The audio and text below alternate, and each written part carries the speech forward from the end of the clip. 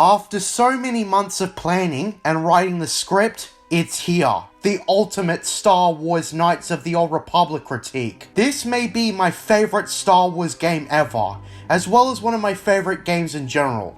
We know that there's a remake coming out for this masterpiece, and depending on how it's presented, it's a rocky build-up. My hopes for the remake personally is to keep the story and feeling intact, as well as being as modder-friendly as the original game, and as well as that, having more player choice in both freedom and RPG standards. Like, perhaps make it more like Fallout New Vegas with the skill checks, where you need a certain amount of points to get something done, because there isn't a lot of it in the first KOTOR game. So first, some context. Knights of the Old Republic was developed by BioWare in the early 2000s. Originally, they were planning a tie-in game for Attack of the Clones, but BioWare decided they wanted more freedom to do what they wanted with the Star Wars universe. And they looked to the Tales of the Jedi comics for their solution.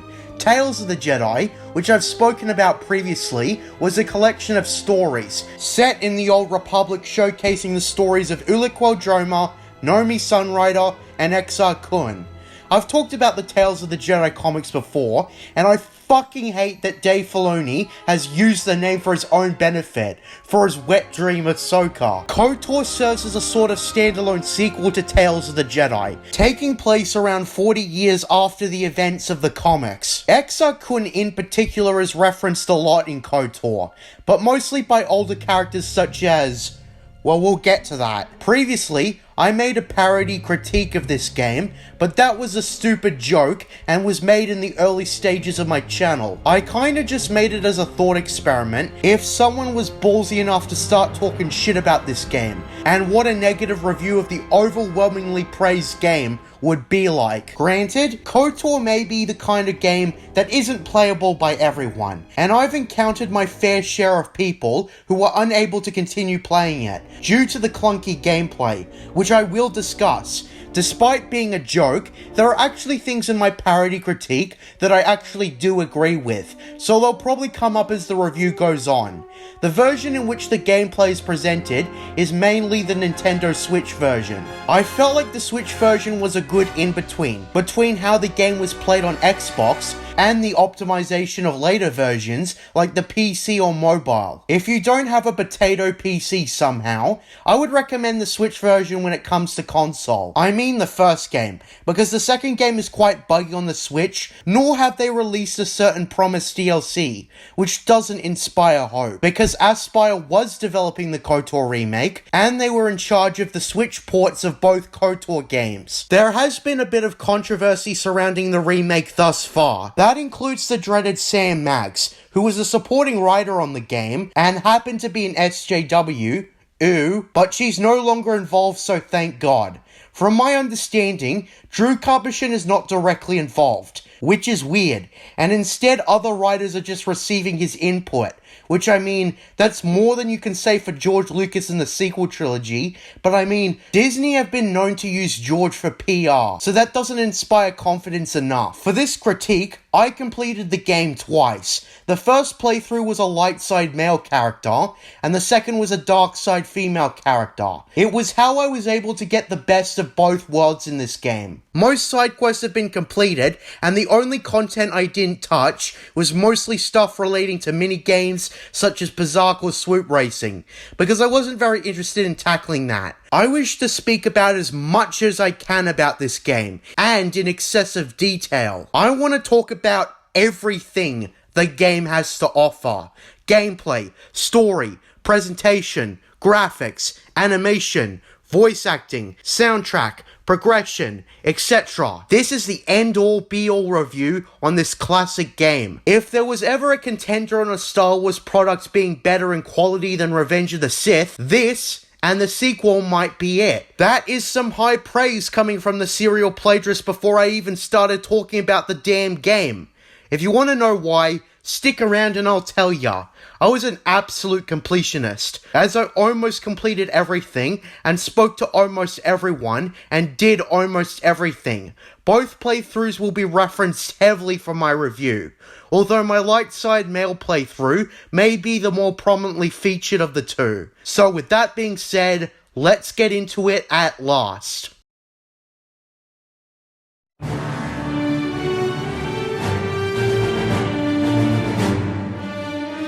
I must say that the main menu was designed to get you playing. My first time with this game felt like a lucid dream. I enjoyed it immensely. The music on the main menu is ominous and mysterious. We got the main antagonist standing there, looking threatening as all hell. Since this is a single player game, let's get into character customization. You press new game and you're presented with a choice of 3 classes and you pick your gender. You are forced to be rigidly a human character, which in the context of this game is understandable. You got 3 classes to choose from: Soldier, the combat-oriented build; Scoundrel, the skill-oriented build; and the Scout, the perfect in-between. For my light side male playthrough, I decided to be a soldier, and that made the most sense to me, because my light side character was strong, loyal, and brave, as well as having more training than Rey Skywalker could ever have. My dark side character opted to start as a scoundrel, because my character was a selfish, narcissistic, and arrogant bastard, only out for the money. Think of her as the utmost extreme of avarice. Next, we're required to pick a portrait, and it's basically a bunch of pre-made character models. One of them has a scarily dead-set resemblance to Star Wars Rebels actor Taylor Gray, who voiced Ezra Bridger. And keep in mind, this game was made when Gray would have been presumably 10 years old, before he even started acting, which is scary to think about. But I ended up picking the canonical early 30s Keanu Reeves looking motherfucker. My co-writer likes to refer to this preset as Mullet Man. To be honest, if KOTOR was a movie, I would have thought Keanu Reeves, 4 years after The Matrix, would have been a great fit for a character like this guy. My female character, on the other hand, I ended up picking the character that looks like basically this preset. I didn't really like the other presets. I mean, they weren't bad, it's just that I liked this one the most for some reason. I do think it was strange that her hair was covering one of her eyes, but that's just nitpicking. It's just a character model. Next, we have to select our attributes. To sum it up, strength is damage done by melee, dexterity makes you able to dodge attacks better, although armors will probably hinder it, because this game treats dexterity like a bastard. Constitution, which is basically your general health points; intelligence, which is what you use to invest in the amount of skill points you have; wisdom, which contributes to your resistance to the Force and your connection to it; and then there's charisma, which is exactly what it sounds like, your ability to charm and persuade others. Then we move on to skills. Whatever you do, make sure to invest as much as you can into persuade. Thank me later. It's a beginner's trap to think that all the other skills are worth something also. Mostly, in this game, there's only 2 I usually worry about: persuade and treat injury. But I feel all the skills are worth describing. So first, computer use, which is used on computers, mostly to lower the amount of computer spikes that you will require to slice a system. Demolitions, which is mostly used for setting and retrieving charges, mostly mines. Stealth, which allows you to sneak around, which I see it as a waste because you will need all the XP for killing enemies as you can. Scoundrel is great, sneak is not. I suppose sneak attack is useful in a way, but that's pretty much the only use. Awareness, which is basically the assisting skill to demolitions, which you'll absolutely need to detect mines in the first place. Then we've got the most important, persuade, which is used to convince anyone to do anything, and unless it's rigged or a false speech check, it works every time, as Billy D would say. Next we've got repair, which is useful for getting droids in the environment to help you, and it's also useful for repairing a certain someone, who happens to be a droid, and one of my favorite companions in the game. Then we've got security, perhaps the most useless skill, which all it does is save you 10 seconds. Do not invest in the skill, ever. I'm warning you. It'll bite you in the ass later down the line.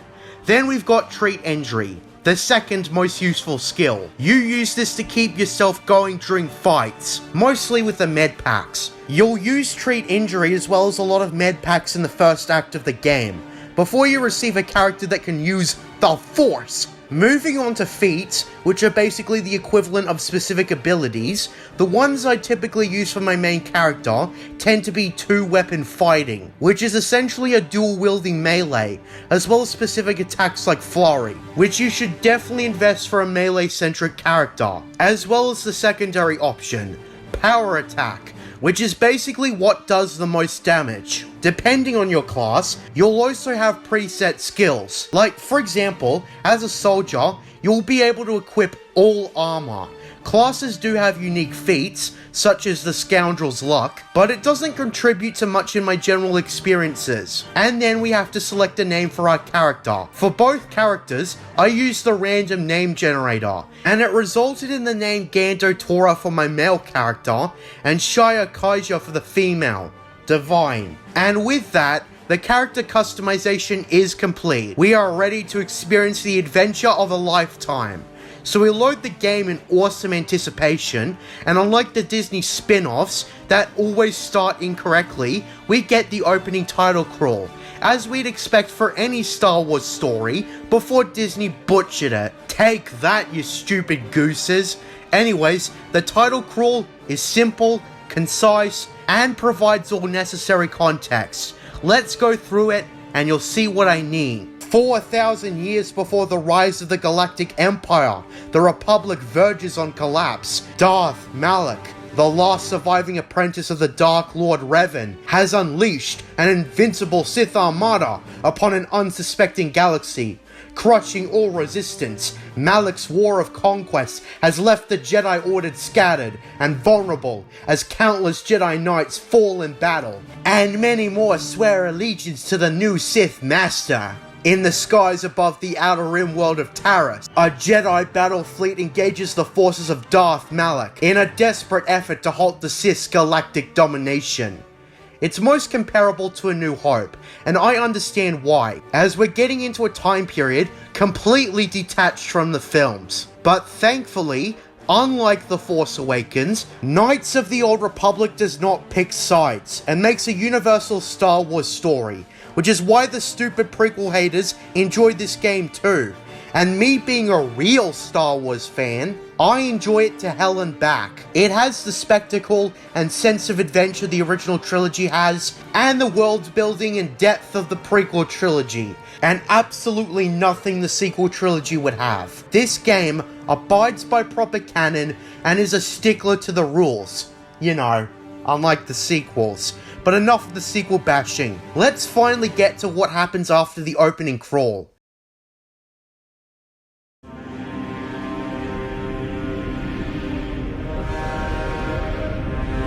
Unsurprisingly, we get those hammerhead ships that we also saw in Rogue One, with a reddish-white paint job, being intercepted by Sith fighters, to which the game starts. Who's willing to bet that the main character's on that ship?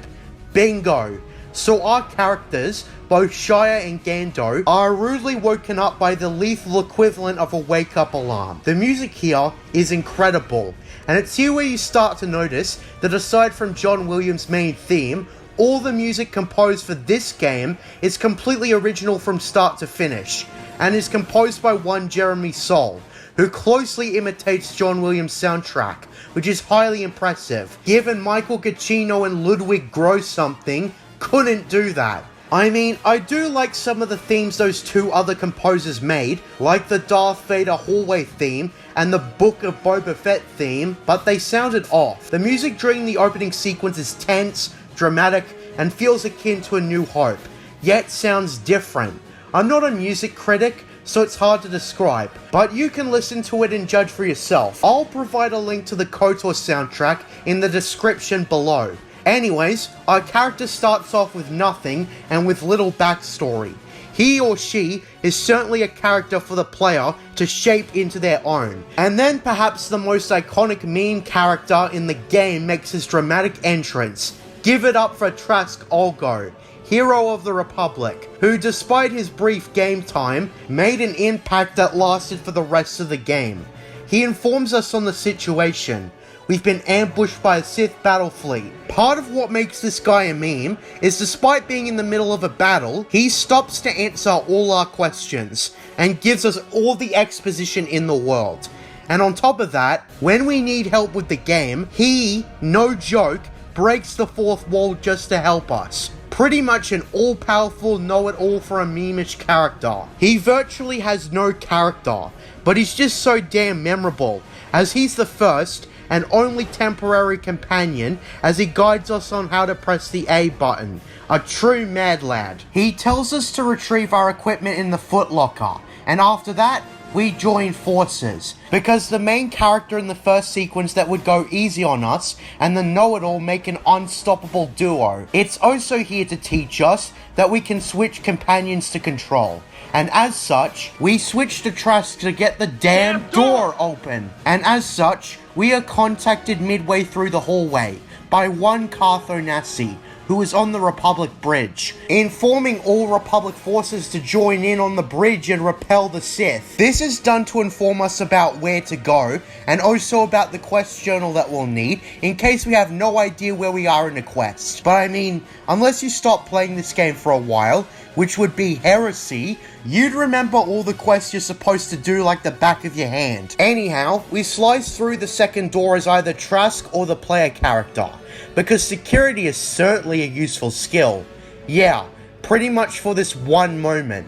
Security can't get you into the Sith base, but that's a discussion for later. Anyways, we get introduced to our first kills, as we watch a Republic soldier fight on his own, and we don't help at all. Trask then gives the order to attack, and it's here where we get our first taste of combat.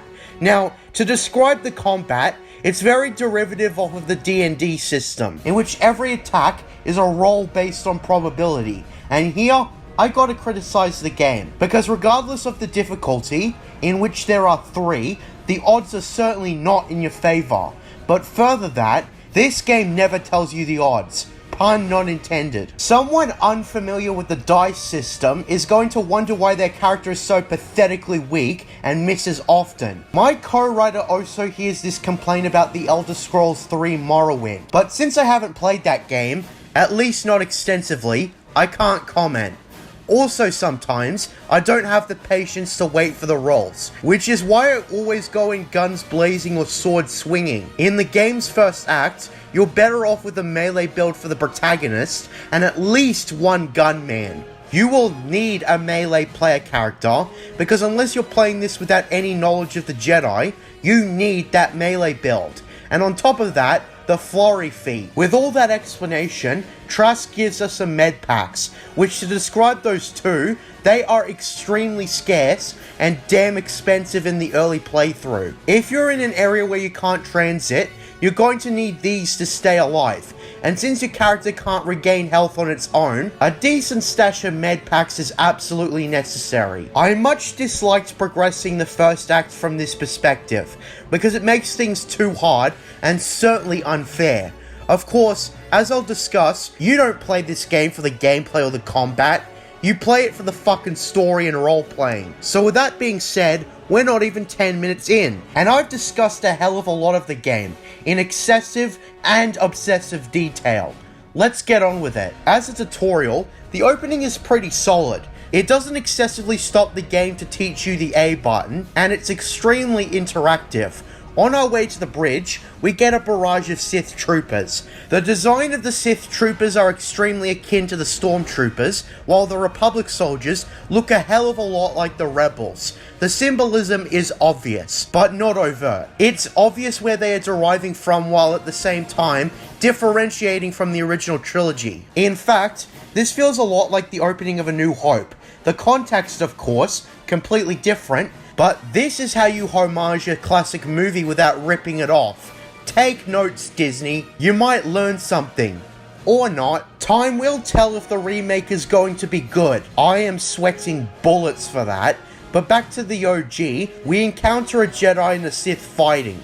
Trask tells us to stay out of the way, as we'd only cause more trouble. The Jedi manages to kill the Sith, but since Michael Bay is a bitch, an explosion kills her, and we are forced to fight some Sith troopers. Making it to the bridge, we fight Sith troopers around us. Republic and Sith alike die from the hands of Michael Bay. Trask immediately informs us that Bastila isn't on the bridge and gives us the next objective, that we must head to the escape pods since Bastila must have gone there too. The Sith want Bastila alive, but the ship is now under threat now that she's taken one of the escape pods. If you haven't already, this is also where we get our first level up, and the game literally will not let you continue until you've leveled up. And since that's the thing that comes the closest to hindering the game in its tracks, but at the same time the game is actually helping you by reminding you to level up, I am not hard on it at all. Also, this is where I'd like to say that I'm a looter.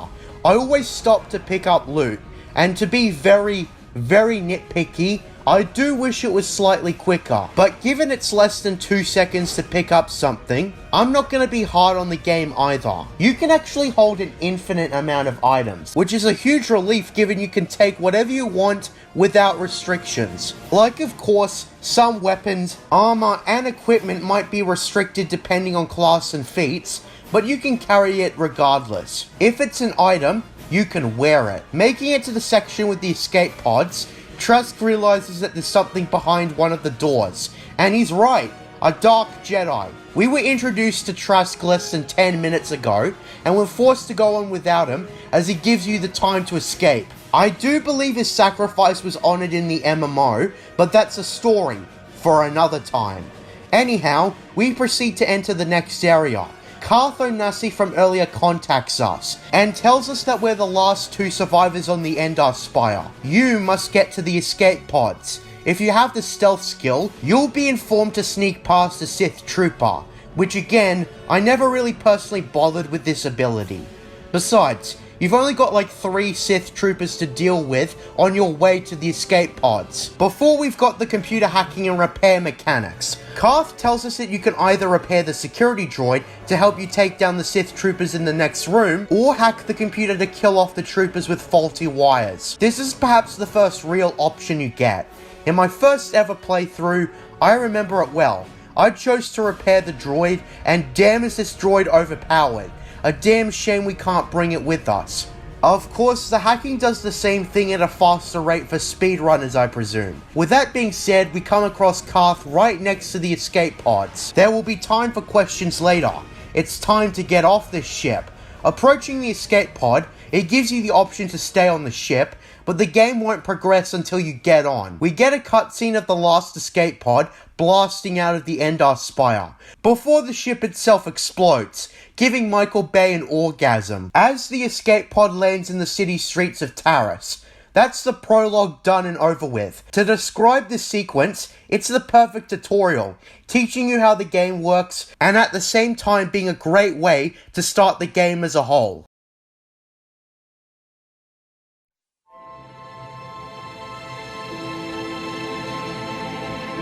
The entire start to the Taris act of the game starts off the most intriguing. Our character has a nightmare. No, a vision of some kind of 2 individuals with lightsabers clashing. On the first playthrough, I assumed we were seeing the memories of someone else, because we were that strong with the Force. I mean, why would we not be Force sensitive? We're the main character, and the game made it no secret in the description that we would harness the awesome power of the Force. I like to praise how the vision is interesting, and it's an incentive to keep playing the rest of the game to learn more. You see, JJ Abrams, that's how you tell a story with mystery.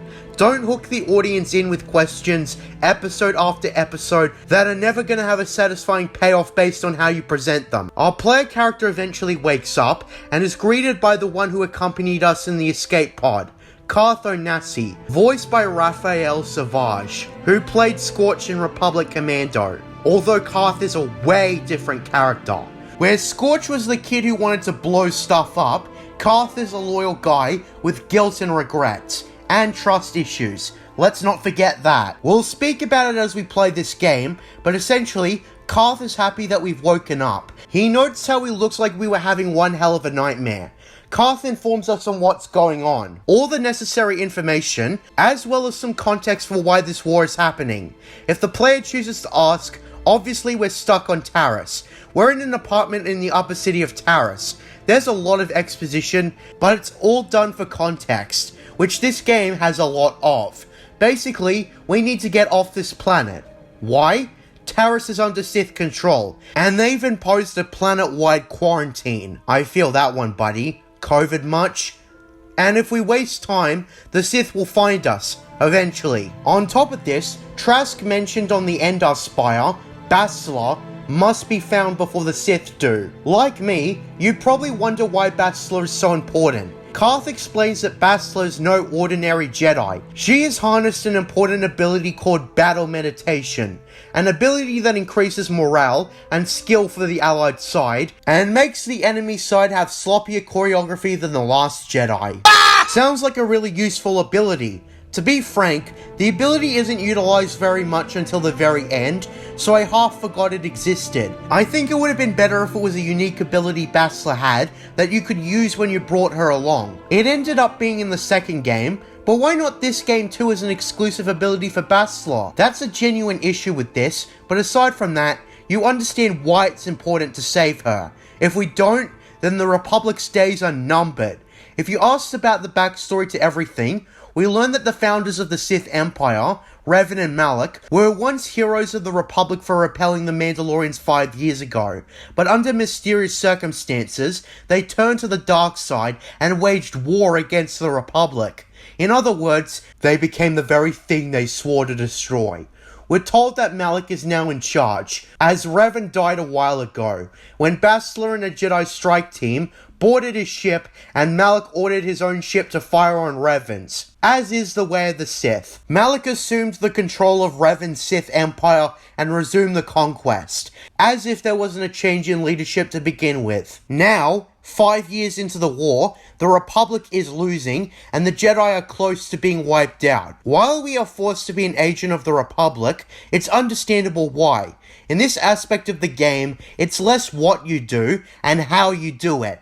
And that's fine. That's what Mass Effect did, but this is far less casual than Mass Effect. If asked for context about the planet we're on, Carth explains that Taris is a city-wide planet, almost a competitor to Coruscant at one point, but those days are long past. Where we are currently, the upper city, is the safest part of the planet. It's where the rich and upper class live, but the further down you go, it starts deteriorating, and it gets worse and worse from there. The planet is very akin to Coruscant, but I'd hardly call it a cheap knockoff. Taris is basically Coruscant in its depressing stage, as it's no longer a beacon of civilization. It's just an exploitative and xenophobic dump. The only people who truly thrive are the rich, and everyone else is below them. Inequality supreme.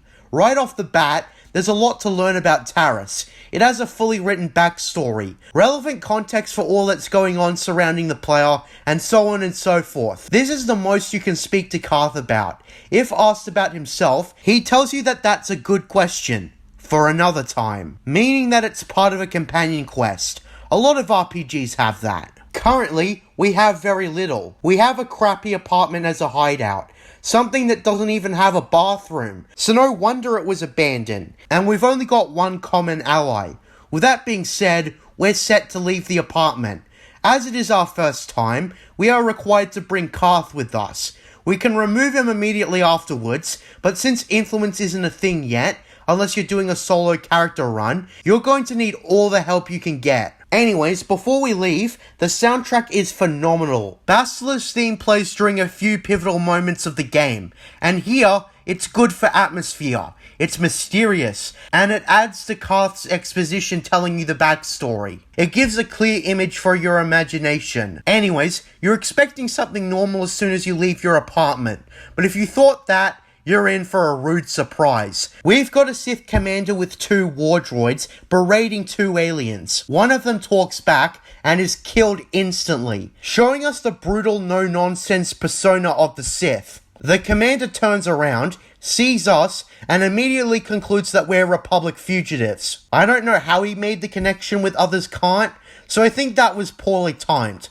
Maybe there could have been more of an exchange, like perhaps a persuasion check to leave us alone. Regardless, we fight the commander and his droids, which are easily defeatable, and the surviving alien thanks us for the assistance. We can choose to thank him or antagonize him, whatever floats your boat. He tells us to not worry about the bodies, he'll deal with them. Out of sight, out of mind. Farewell, he tells us. There's quite a good chunk of content all across the local apartment complex. There's a janitor named Kadir, and the voice actor really indulged his role. A lot of the voice actors have these exaggerated voices, especially for old characters, and it's especially funny to hear. Kadir is mostly here for world building. He doesn't affect any quest, period. He's just here. Again, you can greet him, ask questions, or antagonize him for being a filthy janitor, playing into the stereotype that janitors are pathetic losers like Jake Skywalker. Yes, I seized the opportunity to jab at the poorly written character. Deal with it. Karth will comment if we insult him.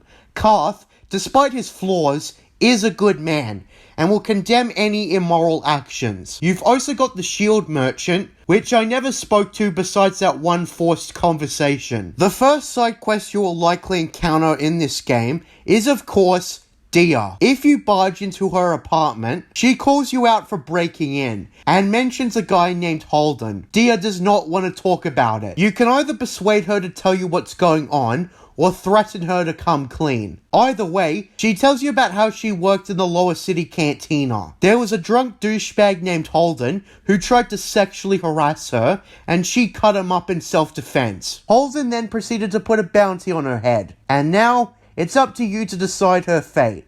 Right off the bat, there's a black and white choice here. Convince Holden to remove the bounty, or kill her for the money. I chose differently for the specific playthroughs.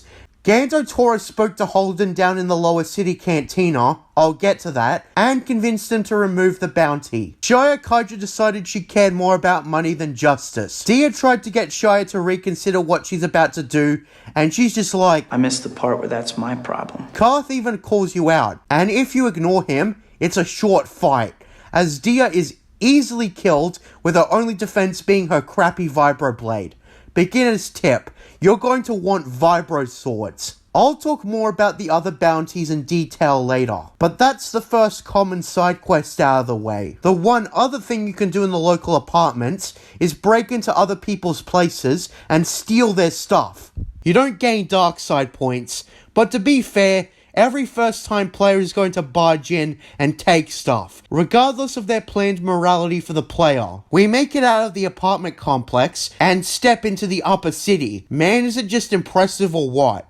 When I first saw this, I was stunned. The scale tells you there's a lot to do on Taris, so you did good, BioWare. The first place most players will go is the upper city cantina, across from the apartment complex. But before that, this is around the time you start to learn more about Karth, if the player chooses to do so. Karth tells you that he's a Republic veteran, seen it all, done it all, and been there. But he reveals that he isn't very trusting because of when his homeworld Telos 4 was attacked by the Sith. He will start to get defensive and riled up on his own.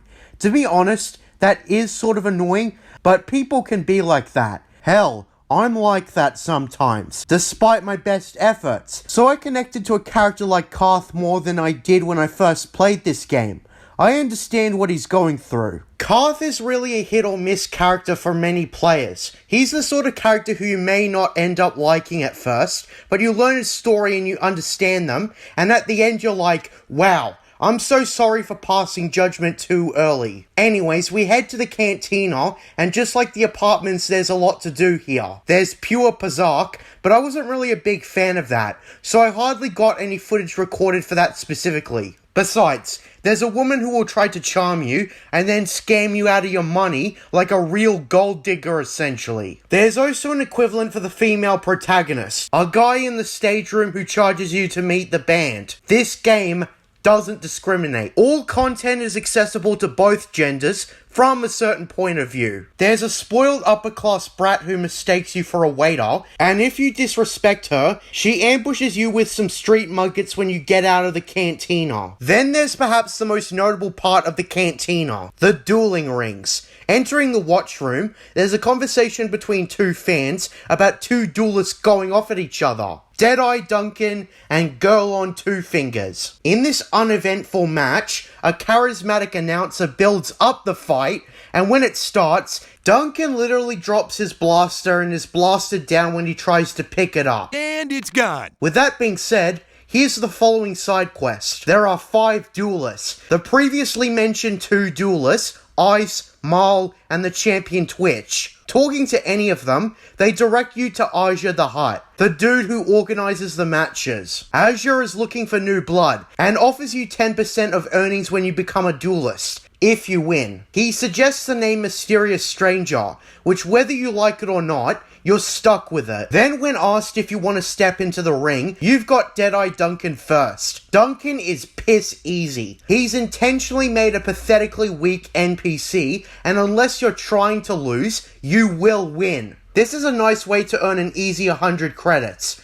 And so the next duelist, Girl on Two Fingers, he's like 10% harder than Duncan, and that's where it's noticeable enough. Since he's established as having a bunch of his fingers paralyzed and non-functioning, he's really easy too. Then comes the challenges that require more progression, so you're going to need to level up some more at this point. But next you've got Ice. Ice isn't too hard, it mostly comes down to bad luck in this one. Then comes the hardest of duelists, Maul. Outside of the ring, Maul is a friendly man who answers all of your questions, but in the ring, unless you're peak or extremely lucky, he just carves health off with his vibro double sword. My only strategy is to flurry, run away, reapproach, flurry, run away, repeat. It's a surprisingly broken, yet effective strategy against melee characters. Hopefully the remake can fix this. Also, I need to mention how the combat gets frustrating if you aren't able to get a single hit on enemies because you're just too low level. And when you do hit, it's partial or low damage. Maul is a tough son of a bitch in combat. If you make it past Maul, you will get introduced to the finalist, Twitch. A trigger-happy Rhodian who Greedo should have taken notes from instead of stopping to talk to Han Solo. Twitch is way easier than Maul, especially if you go melee.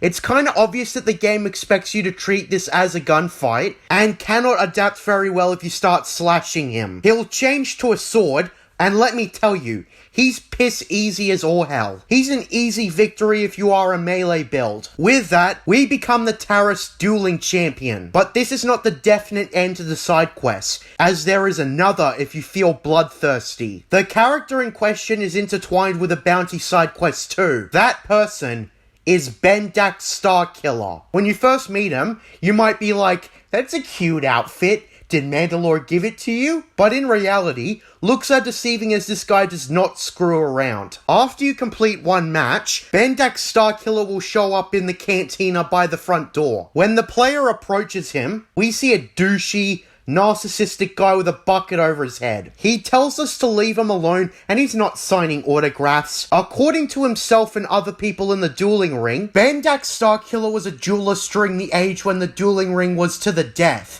As he describes himself, when death matches were made illegal, he got bored with the game. The reason there's even a bounty on Bendak Starkiller to begin with was because he killed opponents even with the ban. They present Bendak Starkiller as an unlikable dick and gives you a major incentive to kill him. Since you can't attack him right there and then, as he explains there's an auto-targeting system in the cantina, and he never ever leaves the cantina, the only way to collect the bounty is to face him in a death match set up illegally, but only if you became the Taris dueling champion. Provided you don't back out, you face Bendak Starkiller in a death match, risking your own life for entertainment. Bendak Starkiller is not undefeatable, and he's surprisingly less frustrating than Maul. He's certainly harder, as he literally lops 50 grenades at you when the match starts, and I'm talking the plasma kind, one of the most deadly grenades in this game, behind the thermal detonator. He also throws concussion grenades, and let me tell you,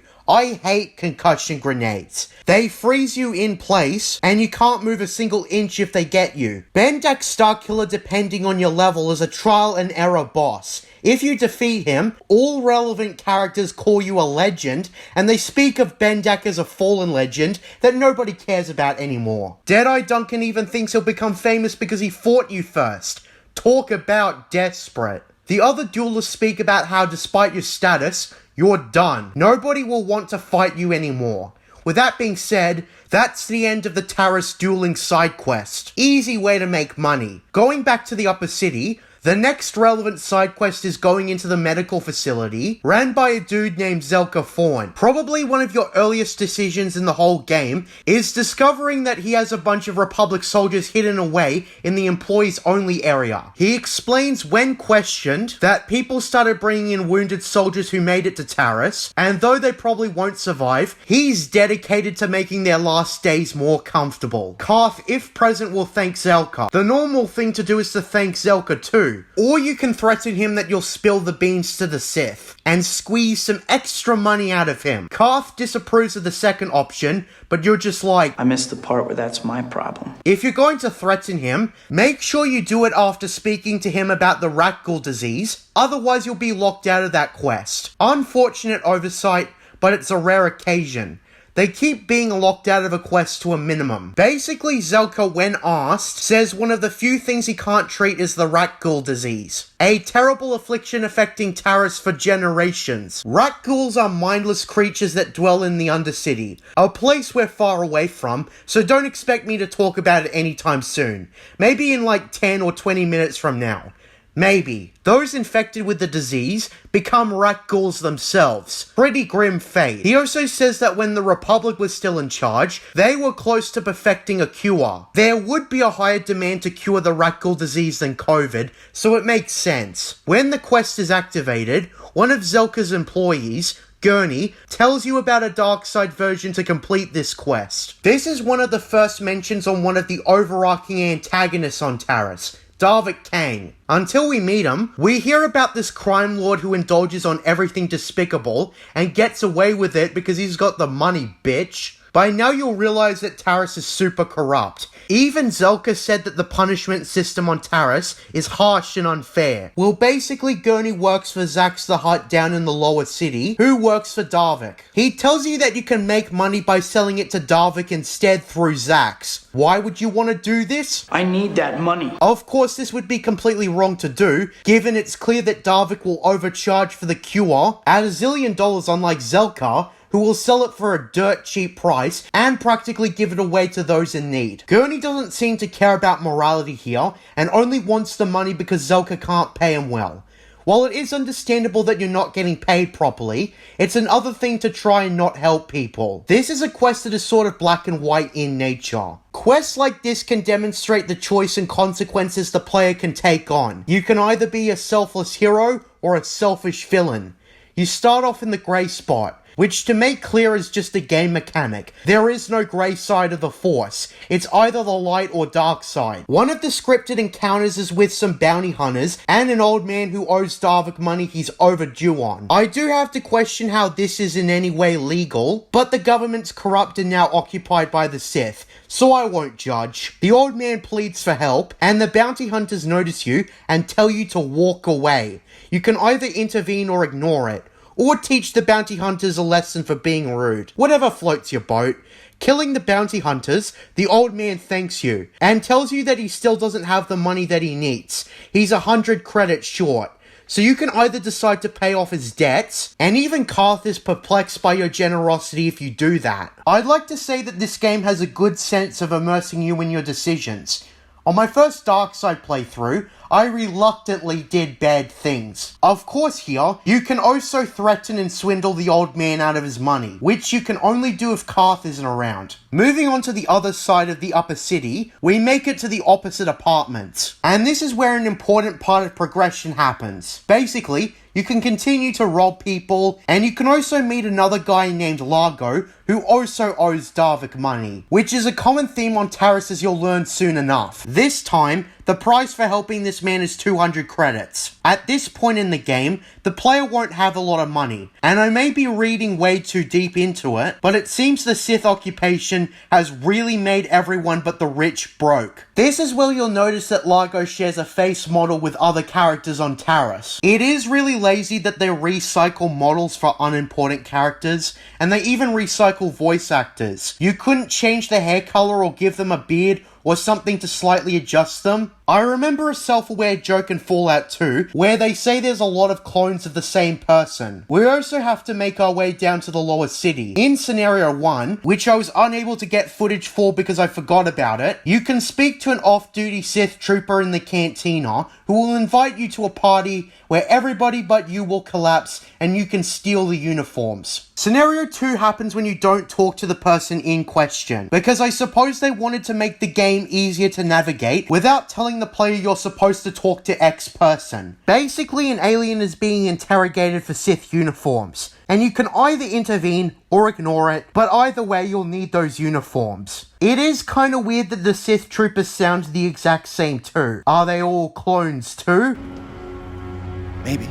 Doing the honourable thing in intervening gets you light side points. If you decide to help the alien in peril, he reveals that he did indeed steal the uniforms, and he did it for a faction in the lower city, a swoop bike gang called the Hidden Becks. This is all set up for an important part of the main quest. Since we are free to take Sith uniforms as we please, we've got our ticket into the lower city.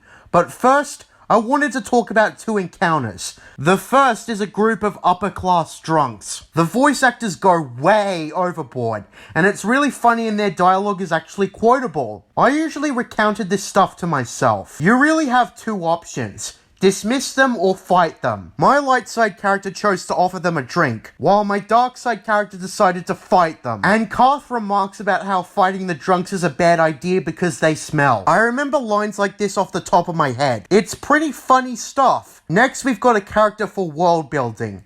An old neo-Nazi. This guy doesn't do much except preach genocide and violence against undesirables. This guy's a stereotypical racist, having conceptions about aliens without even talking to them. He's also probably a huge Trump supporter. Okay, that was a joke. Anyways, if we put our uniform in front of the guard to the lower city, he lets you past. And with that, we're finally at the lower city. To describe our minimal journey so far, it was pretty compelling. Figuring out a way to get closer to Bastila was pretty well written from a presentation standpoint. Making it down to the lower city, you'll notice a huge contrast to the upper city. The upper city was nice and clean and relatively safe, save for bounty hunters here and there, but here, we see a run-down, unsanitary shithole. Our first encounter is a brawl between the Hidden Becks and the violent, bloodthirsty group of scum known as the Black Vulkars. The two smack talk each other, and the Vulkars come up on top. The Vulkars see us and attack us without even saying hello there. This is to show us that the Vulkars attack really anyone on sight. But it's here where med packs become the most valuable. Transitioning back to the apartments is a good way of regaining health, but if transit isn't an option, you're going to need to power on through. To be honest, it seems like a convenient get out of jail free card, and I'd rather it stay like this in the early stages of the game. There's multiple things you can do right after killing those darn Vulkars, and I decided to go into the lower city apartments. These apartments are much less friendly than those in the upper city.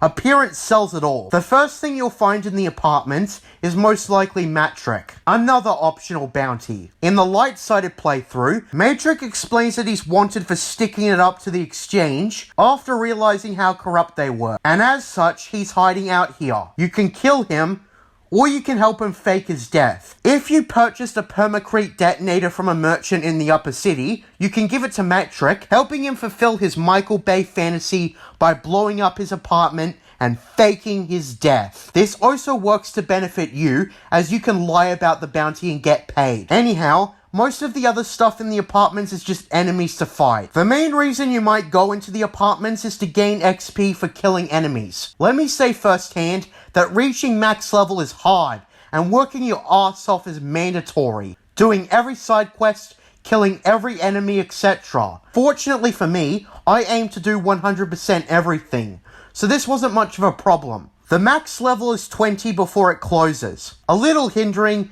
but the way the game is designed, you need to carefully prepare your character for the climax, but that's a long way away. Aside from enemies, there's this one apartment where you need to memorize the order and the combination of band members. Personally, I don't bother. You'll get the reward anyways if you survive the explosion. The reward isn't even that good anyways. There's nothing else in the apartments other than that, so you might as well leave after you've cleared out the enemies. The next place you'll go is probably the lower city cantina, and it's actually quite a bit to do. Ignoring the Berserk players, the first noticeable thing you'll encounter is a supporting antagonist in this game, Calo Nord. This guy has a short stature, but deceiving looks are, as 3 black Vulkars approach him to say hi, and Calo Nord ain't interested, so he tells them to go away quite bluntly. The clueless Vulkars try to figure out why he's counting to 3, and then when it gets to 3, it's far too late. Calo throws out a detonator and wipes those Vulkars on the pavement. Despite him killing scummy people, part of the same faction that attacked us when we first entered the lower city, we can see that this guy is no hero. He kills people who bother him. With that being said, if you try to talk to him and you bother him for too long,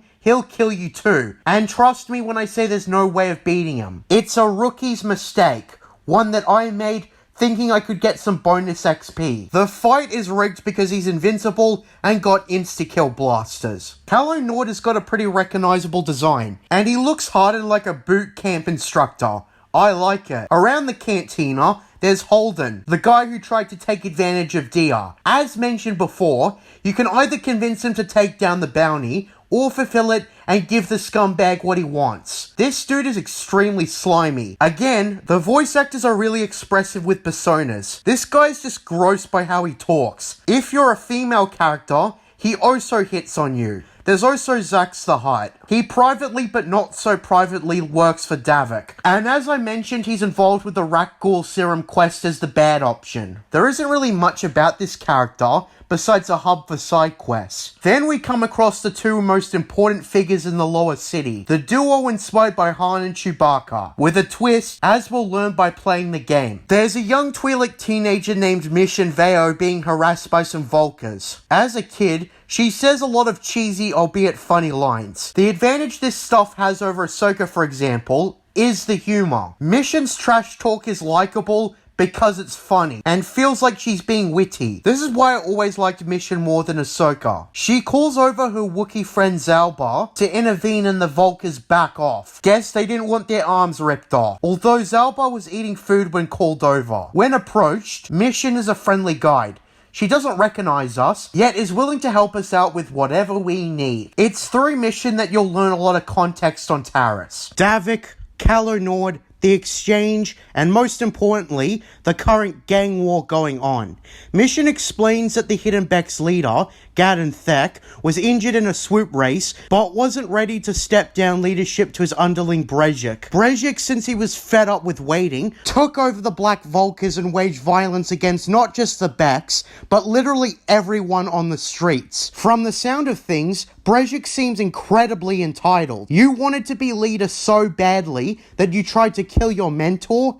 Thinking about it, it does seem kinda strange, but I suppose the intention is to show that Brejik is clearly in the wrong. Black and white decisions always. This game rarely makes you question whether or not you're on the right side. There's good and bad decisions. We won't be able to ask Mission and Zalbar's backstory until much later.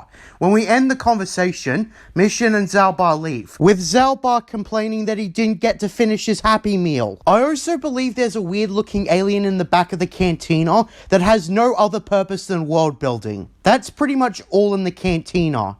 The next spot to stop at is the Hidden Beck base. A guard halts us, and given speaking to Gadon is critical to the main quest, she requires minimal convincing. But the game explains this by saying that no one is stupid enough to attack Gadon at the heart of the Beck base with all his followers. So we are let in. The Beck base is pretty small, and looks like a mediocre dump, and we also can't access much the first time. And so keeping that in mind, Gadon's personal bodyguard stops us right there, and we see a bit of Gadon show his character. He's a wise and extremely honorable man. He tells his bodyguard that he will never start attacking strangers on sight, like the Vulkars do. When speaking to Gadon, we receive vital information to the main quest. Aside from the gang war stuff, when asking for information on Republic escape pods that crashed into the Undercity, he mentions how his scouts reported that the Vulkars captured Bastila and is now holding her hostage as a prize at the upcoming swoop tournament. Gadon offers to help you with all of this if you do him a favor. Basically, to win the swoop race, the Becks invented a fast-ass prototype accelerator, but those darn Vulkars stole it. This is the setup for the next part of the main quest. You need to get inside the Vulkar base, but going through the front doors ain't an option. We need to speak to Mission Vale about getting the codes. Where do we look for her? The Undercity. How do we get to the Undercity? We trade our uniforms for security papers that actually work on the lower city guard, ironically. It's a sacrifice you must be willing to make. That, and you don't actually get a choice. It's either trade the uniforms or be stuck in dialogue. And with that, we've got our entrance to the Undercity. But first, we got some other stuff to do. Fighting through more Vulkars, we come across another important character for later. Basically, these two Vulkars are refusing to give a guy who works for Darvik a cut of their money, and so he calls in the services of mercenary Canderous Auto. This guy is a hard ass. He embodies the tough guy trope when we first meet him. Voiced by the late John Saigan, the voice actor really went through with his character's voice as the tough and gruff, no-nonsense, battle-hardened mercenary. After this encounter, we don't have much to speak to him. Approaching him, he ignores your questions and tells you that he doesn't have time to stick around. But this isn't the last time we'll meet him. Not at all. Also, Canderous has a tattoo on his arm. Because of course he does. Anyhow, the last place we investigate before we make it down to the Undercity is the other lower city apartments. We see Calo Nord again. I noticed that they reference Greedo's dialogue when Calo Nord shoots these two Rhodians. With that being said, there's a bit to explore in the apartments. Or maybe the same amount of parallel content as the other one. There's an assassin hiding out, provoke her too much, and you're going into battle with her. For the most dangerous assassin on Taris, she is kinda simple to beat. She can kill if not treated seriously, but she isn't too hard. Aside from that, we've got the weirdest unmarked side quest in the whole game. Basically, we're supposed to open a footlocker, but we need to unlock the password. Since it's impossible to know conveniently, it's very lucky that there's an email on the desk in the apartment giving us all essential information needed to crack the code. This is extremely convenient. Maybe it should have had limited information and you had to guess the rest. Also, I feel kind of bad for the unseen character we're robbing because they gave this guy a sympathetic backstory and we're stealing stuff from him. It's a bizarre side quest that makes no sense. The lower city now is cleared, aside from side quests that relate to multiple levels of Taris. Approaching the lower city elevator guard, we present him with our security papers and he lets us down to the Undercity. From a presentation standpoint, the lower city is pretty dingy and dirty, and every other gross adjective in the book. The lower city is a rough place, but let me tell you, you ain't seen shit yet. Just like the lower city, we have bad first impressions the moment we step out of the elevator. We see two guys in greyish filthy rags that try to shake us off for money. If asked, they tell us that they are the outcasts. Based on conversations you can have with Zelka in the upper city, for example, he says that the punishment system on Taris is pretty brutal. Many who committed crimes were banished to the Undercity to live in absolute poverty. Karth comments to the beggars that the planet just gets worse and worse the lower we go. You can choose to give the beggars money or threaten them to go away. Either way, they are chased off by a young woman, another outcast named Shalina. This NPC is basically your true introduction to the Undercity, as she tells you about how poorly things are down here. She mentions Rukil, one of the most important side quests in the Undercity. The Undercity is extremely convincing with its looks and characters. The voice actors once again give a convincing performance. The leader of the outcasts, Gendar, sounds exactly like a wise leader, trying to keep his kin up on their spirits. Gendar is good for general information. You can ask him where Mission Vale is. Then we've got Rukil, the village elder in the literal sense. He's over 100 years old, and they deceive you with first impressions.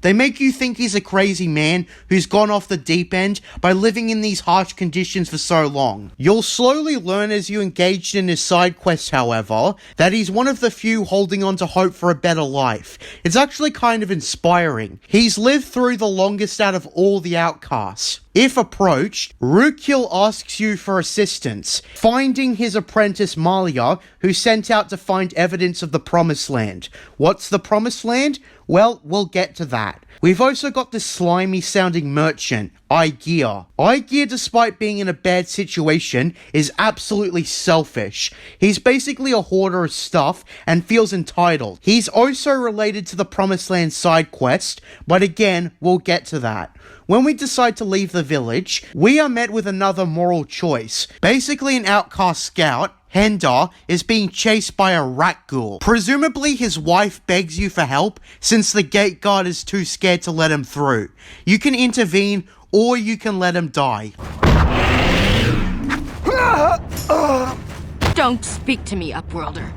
You could have saved Endar. You just stood there and watched him die. I missed the part where that's my problem. In the event where you do try to save him, he isn't invincible, and can be tough to save, since the vicious rat ghouls always attack him first. And since rat ghouls give out poison, it's a pretty tough fight. You are sort of unskilled early on, and it can be frustrating that your hits don't land on tougher enemies. I sometimes don't have the patience to plan out attacks, and I just opt to rush through it. I mean, after all, before you get force speed, your runtime is way too slow. You'll be always on the move for a few minutes straight. When you're running for 5 minutes straight, it can get tedious.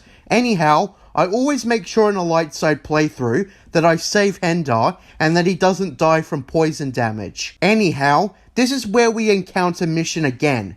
She comes up to us in a panicked state, telling us about how Zalbar has been kidnapped. When told to elaborate her problem, she says that while exploring the Undercity and the sewers, she and Zalbar came across Gamorrean slavers, who took him and intended to sell him into slavery. As such, Mission joins our party, and you won't be able to progress until we say yes! And with that, we finally got a 3-man squad. Oh, I'm sorry, I mean 2 men and a girl. But Mission doesn't like being called a girl or a kid. Her random interactions with Karth during roaming is hilarious, and demonstrates what I just said. Anyways, with that, you're finally happy that you can actually max out your squad.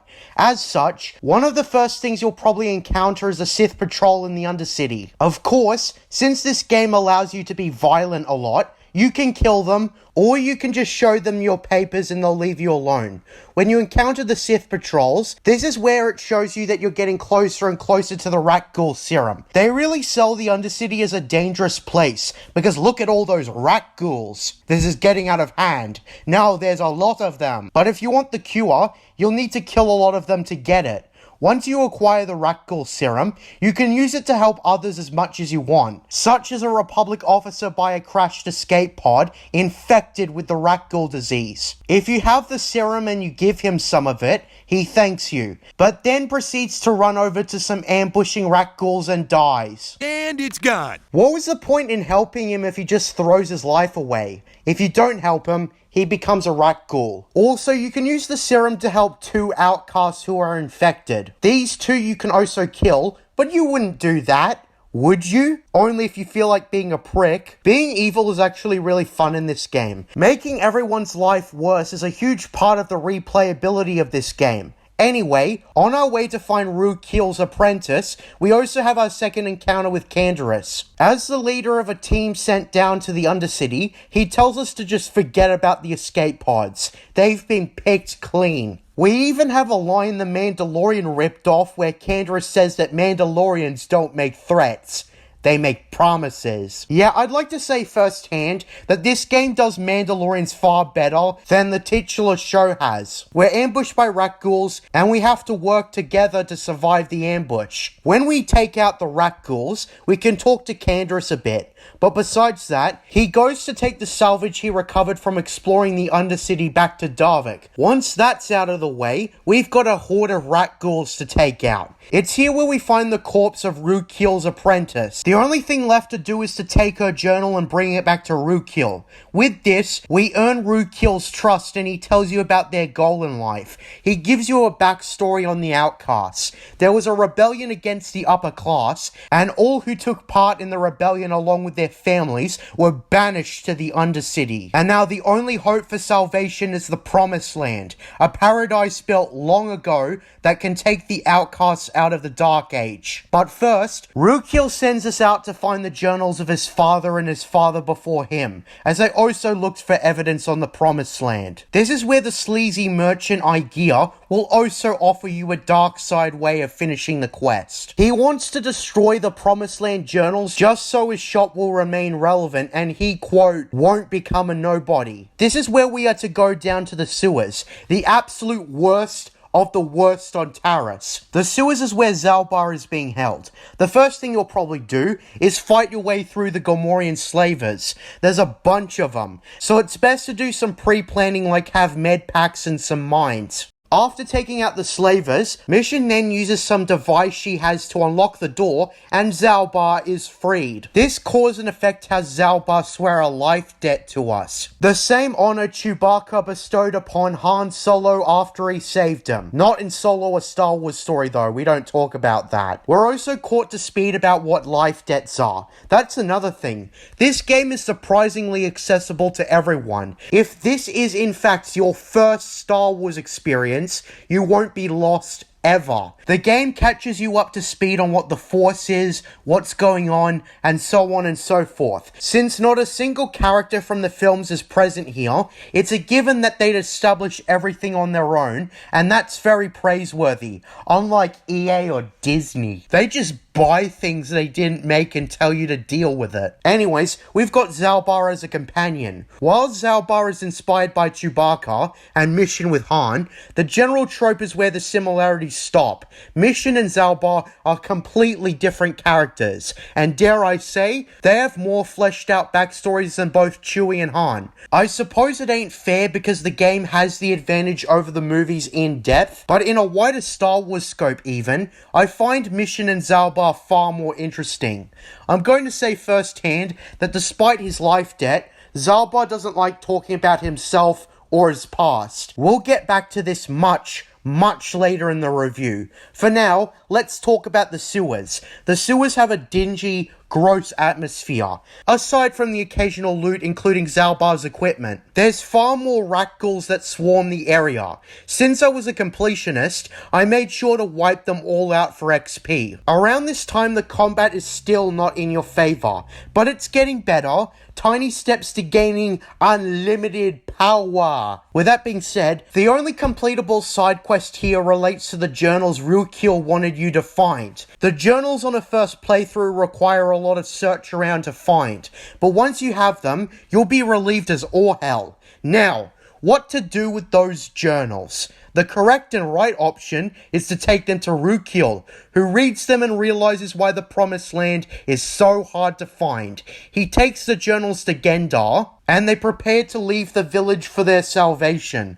Rukil gives you a heartfelt goodbye, and the village leaves and you feel happy having done a good deed. In the Old Republic, I heard they sort of cheapened this, but that's a discussion for another time.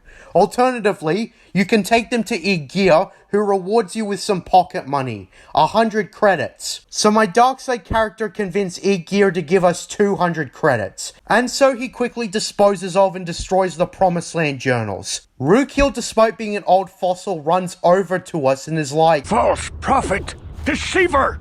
You have betrayed me! You have sold the hope of the entire village to the selfish and damnable Igear!" I missed the part where that's my problem. So the outcast village is damned forever thanks to our selfishness. While the reward is quite pitiful, it was worth it if you feel like being cheap and selfish like Mr. Krabs. So back into the main quest. With Mission's assistance, we make it past the shield generator that leads to the Volca base. There's a lot of fighting past enemies, typical video game shit, until we meet a Rancor. When we freed Zalbar, mission mentioned a Rancor that found its way into the sewers, and so we gotta get rid of it somehow. We can't pull a Luke Skywalker and crush its neck, we've gotta find some other way. Thankfully, there's a solution. Right before we make it to the Rancor, there's a severed arm with some Rancor attractive odor. So what you're supposed to do is place a grenade in the piles of the body parts, along with the odor, and let him swallow it. I remember I didn't realize this, and so I opted to throw conventional grenades at the Rancor until it died. With that bullshit out of the damn way, we come across a poor sight for already sore eyes. The Black Vulkars seeing us and attacking us. These two tend to have energy shields, an item that I didn't really have an interest in at all. Just run in guns blazing or swords drawn, I say. With that, we make it to the Vulkar base through the back entrance. Surprisingly, there's more to do in the Vulkar base than the sewers. Side quest wise, the sewers just have the Promised Land journals, while the Black Vulkar base has a bunch of stuff to do. The difficulty in the Vulkar base is moderate. The Vulkar base was really the first time I got quote-unquote stuck in my first ever playthrough. No force heal certainly didn't help one bit. Specific encounters includes a girl in slavery who asks you to free her. Since you have the opportunity Qui-Gon didn't, you can free her from slavery, or you can kill her. Whatever floats your boat. Man, this game's evil choices are especially cruel when you sit down and think about them. There isn't much else to say here. We've also got a Black Vulkar who surrenders immediately, and he tells you that he isn't interested in dying for Kashyyyk, since his takeover of the gang made OG Vulkars like him worthless, and essentially on lame jobs like sanitation. You can let him go, or kill him. Also in the base, if you have enough computer spikes, you can take out a whole room of Black Vulkars by causing a tragic accident in the power supply. This also grants you so much XP at once that in most playthroughs will grant you a level up. So with that being said, one of the Vulkars in said room holds a key card to make it to another important half of the base. The garage. This is where the prototype accelerator is at. To get the prototype accelerator, you need to get security doors open. This leads to massacring more Vulkars. Aside from the main quest, there's a gate that, if opened, holds some pretty impressive loot, including a lot of money and plasma grenades, which is a useful late game item that you wish you could get for most of the game. Well, here's your opportunity for a head start, but you gotta get past perhaps the hardest enemy, a combat droid that has a carbonate freezing attachment. My advice is to use ion grenades. Ion grenades damage droids the most. Then we've got one of the first boss battles in the game. Camden, Kashyyyk's right-hand man, and the one who stole the prototype accelerator, is at a standoff with us. This guy doesn't immediately shoot at us. He recognizes that we aren't one of the hidden Becks, but instead a third party. He offers us a chance to work for the Vulkars instead by taking out Gadon Thek for a healthy sum of credits. While the eventual outcome is the same, the game gives you the choice to betray Gadon. First option, you decide to stay loyal, so Camden orders us killed immediately. The boss battle here isn't too hard for an experienced player, but for a beginner, this is where you might run into problems. I tend to just lobby grenades at all the enemies to stay on top. We take back that damn prototype accelerator and go out the front door to the Vulkar base, all the way to the hidden Beck base, in which Gadon thanks us as we retrieved it just in time for the big swoop race. Gadon tells us that we'll be able to secure Bastla's freedom if we are able to win the race. Gadon, as an honorable character, says that he will let you use the swoop with the prototype accelerator, despite the advice of his bodyguard. He tells us to have some rest, and tomorrow we'll be taken to the swoop tracks. To describe this, I was so invested in the story at this point that I wanted to keep going. Swoop racing also turns out to be really simple. In the swoop track, there's a lot to interact with. Different swoop races, and Bastla herself locked in a cage, right out of reach from us. Basically, what you're supposed to do with the prototype accelerator is beat the fastest time. As an experienced player, you have to be lenient with the time you beat, because if you go as fast as possible, it's unlikely that you'll actually beat the time when you try for the second time. And there's always going to be a second time. Also, the swoop swoop will blow up if you use it too much. But this sequence isn't too hard. The prototype accelerator is used as an excuse to make things super easy for you. While swoop races themselves are kinda lame and far from lore accurate, this is the one and only time you need to do this. All other times are optional. With that being said, we win the swoop race, and when presented with the tries, the bitter Kashyyyk is a sore loser. He exclaims that we, the winning rider, cheated. I missed the part where that's my problem. Well, it turns out that it is our problem, because Kashyyyk says that he intends to withdraw the victory prize, then out of nowhere, Bastila intervenes. She force pushes her cage open and kills the Vulca guard. Turns out Kashyyyk underestimated the mind of a Jedi. So what's our rational, sane gang leader to do? Declare absolute bloodshed, of course. Kill Bastila, kill us, kill everyone who ain't a Vulca. Now I wanted to talk about the other option. If we decide to betray Gadon, we are sent out the front gate and make our way to the Beck base. Until revealing otherwise, the Beck still think we're an ally. I love this, because you can plan your attack and blow your cover anywhere in the base. For my dark side playthrough, I did it with Gadon's bodyguard in the main room. Given she didn't trust us to begin with, she ain't surprised and attacks us. The Becks, while limited compared to the Vulcas, make pretty tough enemies themselves, especially in the main room. The base isn't as big, and thus we're able to go through it a lot quicker. When we make it to Gadon's area, he greets us with a second bodyguard. His bodyguard realizes that we're the assassins sent to kill him, and so we take him out, although it may take a couple of tries. Gadon's second bodyguard has a double vibro blade, which in the early game is a huge hassle and hard to combat. I don't have a feasible strategy. Just hope that you get lucky. We return to the Vulcas with Gadon dead, and Candon basically has us do the same thing for the Vulcas. Compete in the big swoop race. Kashyyyk excuse in this option is that the Jedi is too dangerous to have as a prisoner, but he offers us a different prize with great regret. Then, of course, Bastila frees herself and the same thing goes as usual. So let's talk about it. Since Bastila is not a proper companion at this point, she can take infinite hits, and she's useful for drawing off attention away from you. But she's a mediocre fighter based on the AI. The Black Vulcas in general aren't really hard. The real bastard is Kashyyyk, who blocks a lot of the attacks relentlessly. But when we finally kill him, remember to loot him before speaking to Bastila, because that's where you get Bastila's double-bladed yellow lightsaber. Unfortunately, non-Force user characters can't use it, so I was really bummed out. What does Bastila do as soon as we speak to her? She starts to sass us. She acts a lot like Princess Leia actually after she was freed from her cell. Bastila's dialogue is quite excellent, as she demonstrates the same kind of commanding persona that Leia had in the original trilogy. Again, this game is full of homages to the original films in particular.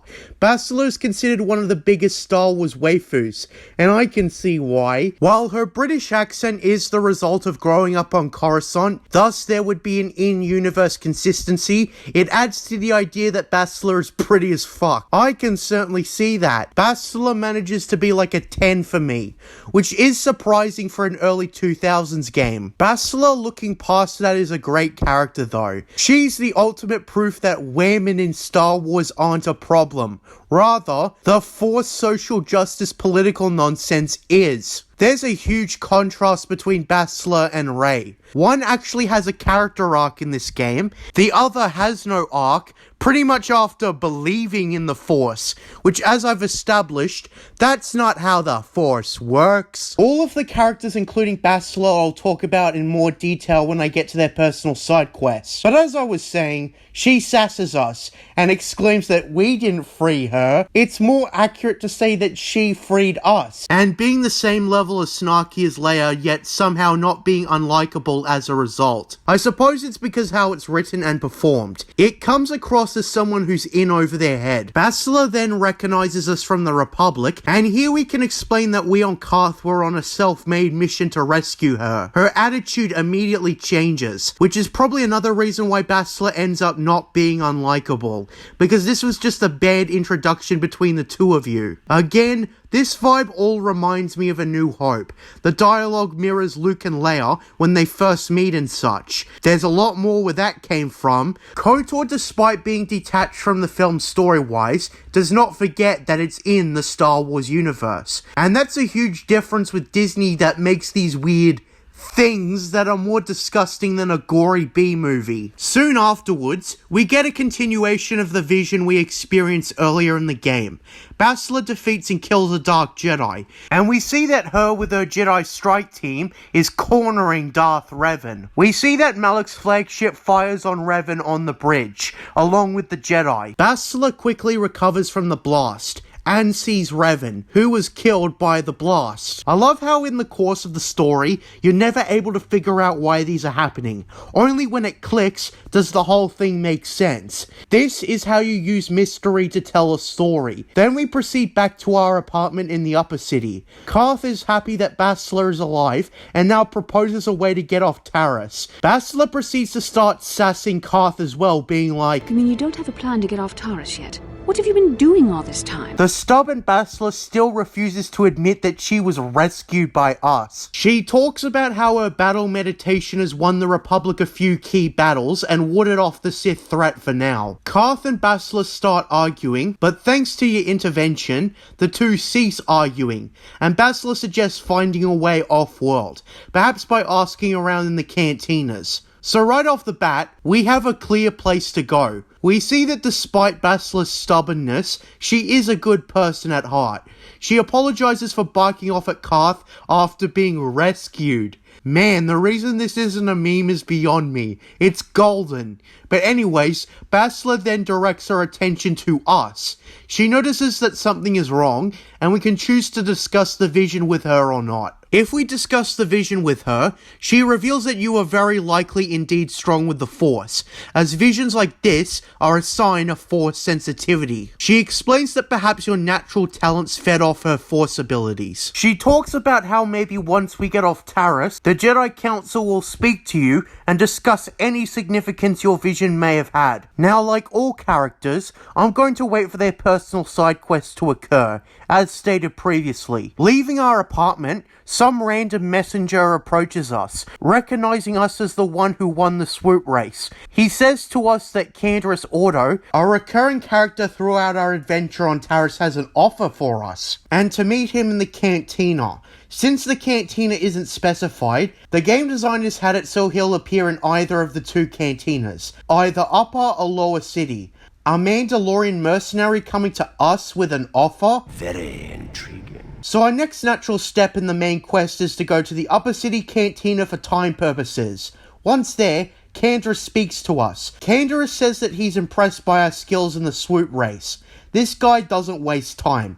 He explains that he joined the exchange, the criminal syndicate Darvik is a part of, for a fortune. And since he couldn't find much other work, he took the job.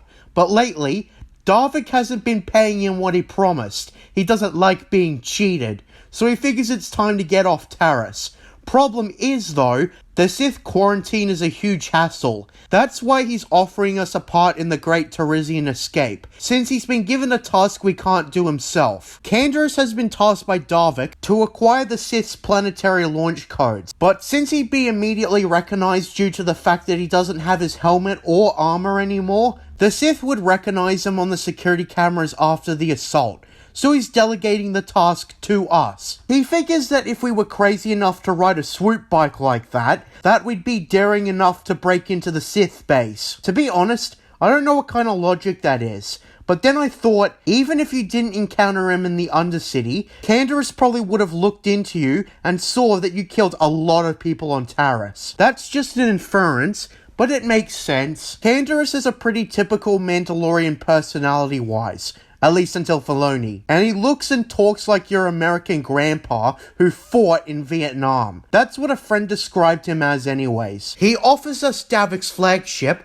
the Ebon Hawk, as an escape vessel. And it's here where he tells us about the plan to get into the Sith base. Darvik is having a droid custom built by Janice Null, which is a top tier droid good enough to slice into the Sith base. It's around here that we are about to get a new companion. Also, Bastila mentions if you bring her along that she doesn't sense any deception from him, surprisingly. Heading over to Janice Null's droid shop, which is basically only used for droid-related merchant stuff. I mean, there is a part where you can buy a useless droid that blows up immediately, and then you get your money back. Speaking to Janice though, she charges a hefty sum of 2,000 credits for T3M4. At this point in the game, that's a lot of money, so you can either pay the money, convince her to go lower, or threaten her to get the droid for free. Only a light side playthrough would you do the latter if you're dirt poor. If you spent that money, you're extremely out of luck if you wish to be a saint. Anyways, however you wish to approach it, we've got T3M4, the weakest companion out of all the characters. Why do I say this? While he is actually a great character in the sequel, in this game, nada. He's only got one bit of relevance to this entire game, and that's slicing into the base. He has no personal side quests, and he sure as shit ain't a fighter. Again, they improved him in the sequel, but this foundation was extremely rocky. I'd also like to mention that this game becomes a lot easier with Bastila. When you get her, absolutely invest in leveling her up and choose the first stage of Force Heal. This way, you won't need med packs every single time. And believe me, if you weren't a great strategist in combat, you needed med packs often. Either that, or you return to base and then come back via transit. Entering the Sith base using T3M4, we come across a Twi'lek receptionist. She of course doesn't recognize us, but she's extremely easy to persuade to abandon her post. But if you feel like being bloodthirsty, you can wipe them out. All of them. With that being said, the Sith base is surprisingly tough. If you're a completionist like me, seeking all the XP, you're going to face a moderate amount of resistance of Sith troops, officers, and war droids, plus some turrets along the way. We also encounter the Duros from the start of our exploits on Taris. Remember him? The one who said he'd dispose of the bodies? Well, now he needs your help again. We need to do one of the crappiest puzzles in the world. All red, and he's free. All green, and he's dead. Be careful not to make a mistake if you plan to set him free. Anyways, with that out of the way, we must confront the Sith Governor. We need to get past a big-ass droid and 2 turrets, and man is this so difficult. I commonly had to use my cheap-ass strategy of run, hit, and basically exploiting the bad AI in general. I also remember before I fought the Sith Governor, Bastila and Karth, who were the 2 characters I brought with me, stopped to chat with each other. Now let's talk about the Sith Governor. This guy senses the Force within us, and figures he will able to get his lightsaber once he kills us. So we don't fight someone with a lightsaber just yet. Instead, this guy has a vibro double sword, but worse than that, he has the Force, and he's way better at it than Bastila is. At best, you'll barely survive. He takes a lot of pre-planning to beat. Maybe place mines, try using Bastila's Force abilities, and hope to God they work, or some other method. I tend to die on the first try on a playthrough, but once you kill him, you should take the launch codes from him and loot his office. With that being said, we've got the planetary launch codes, and we can return to Canderous. Canderous down in the lower city cantina knows immediately that we were the ones behind the theft of the codes, and so he proposes his plan to us. Basically, getting us into Darvik's estate is pretty easy. He'll tell Darvik that we're interested in joining the exchange, using our exploits in the swoop race to show that Taris has got talent, and Darvik will do a background check on us.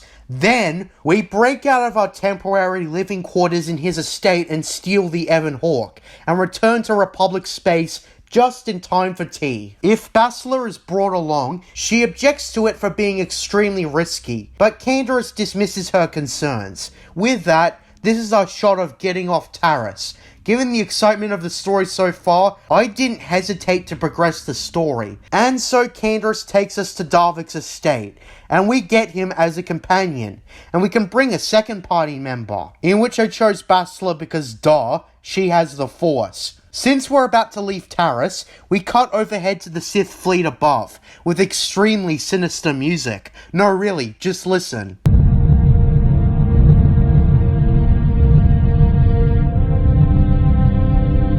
see Admiral Saul Karath summoned by the big bad himself, Darth Malak, in a super intimidating voice. Gotta hand it to the voice actor, Raphael Ferrer, for such a sinister voice. This guy follows the trope of Sith Lords being menacing as all hell. Without any hesitation, he tells Admiral Karath that the search for Bastila is taking too long. Destroy the entire planet. On a first playthrough, the way he says it so coldly is haunting. Saul questions the order. He points out the billions of people on Taris, not to mention their men still on the surface. Malak turns around swiftly, using his stature to get the Admiral to do what he wants, and so Saul immediately obeys the order, informing him that it will take several hours to position the fleet. Malak tells Saul that he suggests he begin immediately and dismisses him. Now, I've commonly complained about the villain kills his own men cliche, and how Malak doesn't even care to evacuate his troops from the planet, but I can see why he did it. It was to eliminate one threat by destroying an entire planet. He valued Bastila so much that he was willing to carry out a genocide. I heard that according to the writers, this was done to seal it in that Malak and the Sith were absolutely evil, without a shadow of a doubt to the player. Malak steals the scenes he's in. While the player's companions take many conversations to fully establish, Malak is established in one scene.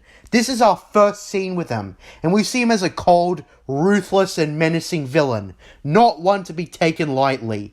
JJ and Ryan, take notes. Right after seeing him, we know that he's an absolute monster, ordering a genocide to kill one person. Malak doesn't care for proper conduct of war, it's kill or be killed to him, and that's all that matters. Victory at any cost. This gives us a sense of urgency, as we must leave the planet soon.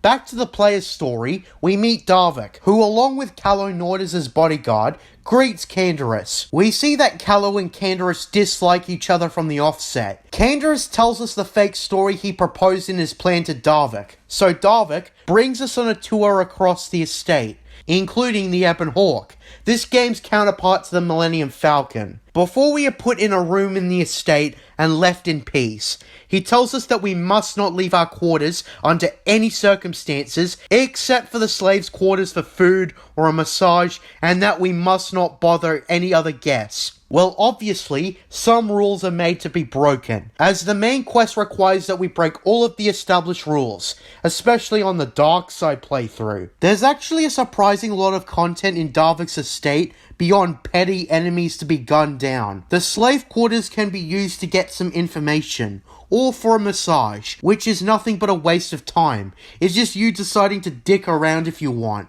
Aside from that, the slave quarters don't offer much. With that being said, most of the other stuff to do relates to bothering guests. The first of note is a bounty hunter who is in the middle of something with a slave. When we barge in, he says he'll call the guards, and the slave runs away scared since they aren't allowed to leave the slave quarters. Now the bounty hunter is pissed.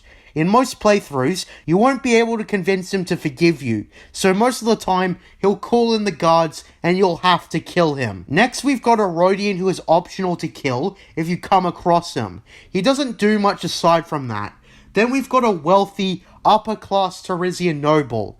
This guy is a spoiled, entitled brat with an annoying voice. Really sells the persona. Most of the time, he'll think you're an assassin. In my dark side playthrough, I just opted to murder him outright. Whatever floats your boat.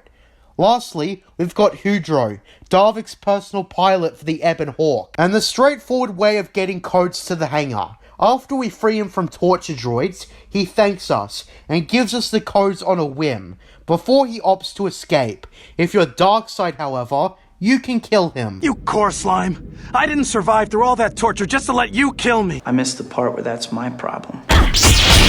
Once we've got the codes, I tend to take out all the remaining enemies for XP, then go straight to the hangar, remembering to save beforehand. With that, the Sith bombardment begins. But, looks like Davik and Calo Nord caught us in the middle of our getaway plan. Calo Nord wants to seize the opportunity to kill us and Canderous, quoting Greedo in the process. Yeah, that's right, I noticed. And so it's a boss. Here's the trick. Ignore Davik, focus all your attention on Calo Nord. If you can get his health down to half, you'll be able to beat both of them. When we do this, Darvik dies in an explosion, and Calo intends to blow us all to bits, until the detonator goes off prematurely due to the Sith bombardment, and then he's buried by collapsing debris. So that's presumably the end of him. We can take Darvik's armor along the way, and now our last step is to get onto the Ebon Hawk. And what a super appropriate time to do so, given this planet's going down. Kendra says we'll pick up the rest of our friends and escape off the planet. With that being said, we narrowly escape the Sith's bombardment, using the Ebon Hawk to escape. But soon afterwards, we are pursued by Sith fighters. Bastila explains that we have to punch in hyperspace coordinates to Dantooine, where there's a Jedi Enclave we can take refuge in. And just like A New Hope, we, the player, have to hold off those fighters. Immediately, we are met with the most clunky turret section I ever played. The Ebon Hawk's turret is really slow, so it takes precise positioning to take the fighters out. If you can't get a good shot right off the bat, your ship's health will go off immediately. Meanwhile, Malik observes the destruction of Taris, being informed that the city is being reduced to rubble, and in case you weren't convinced that this guy was mental, he tells Admiral Kareth to resume the bombardment, Commander.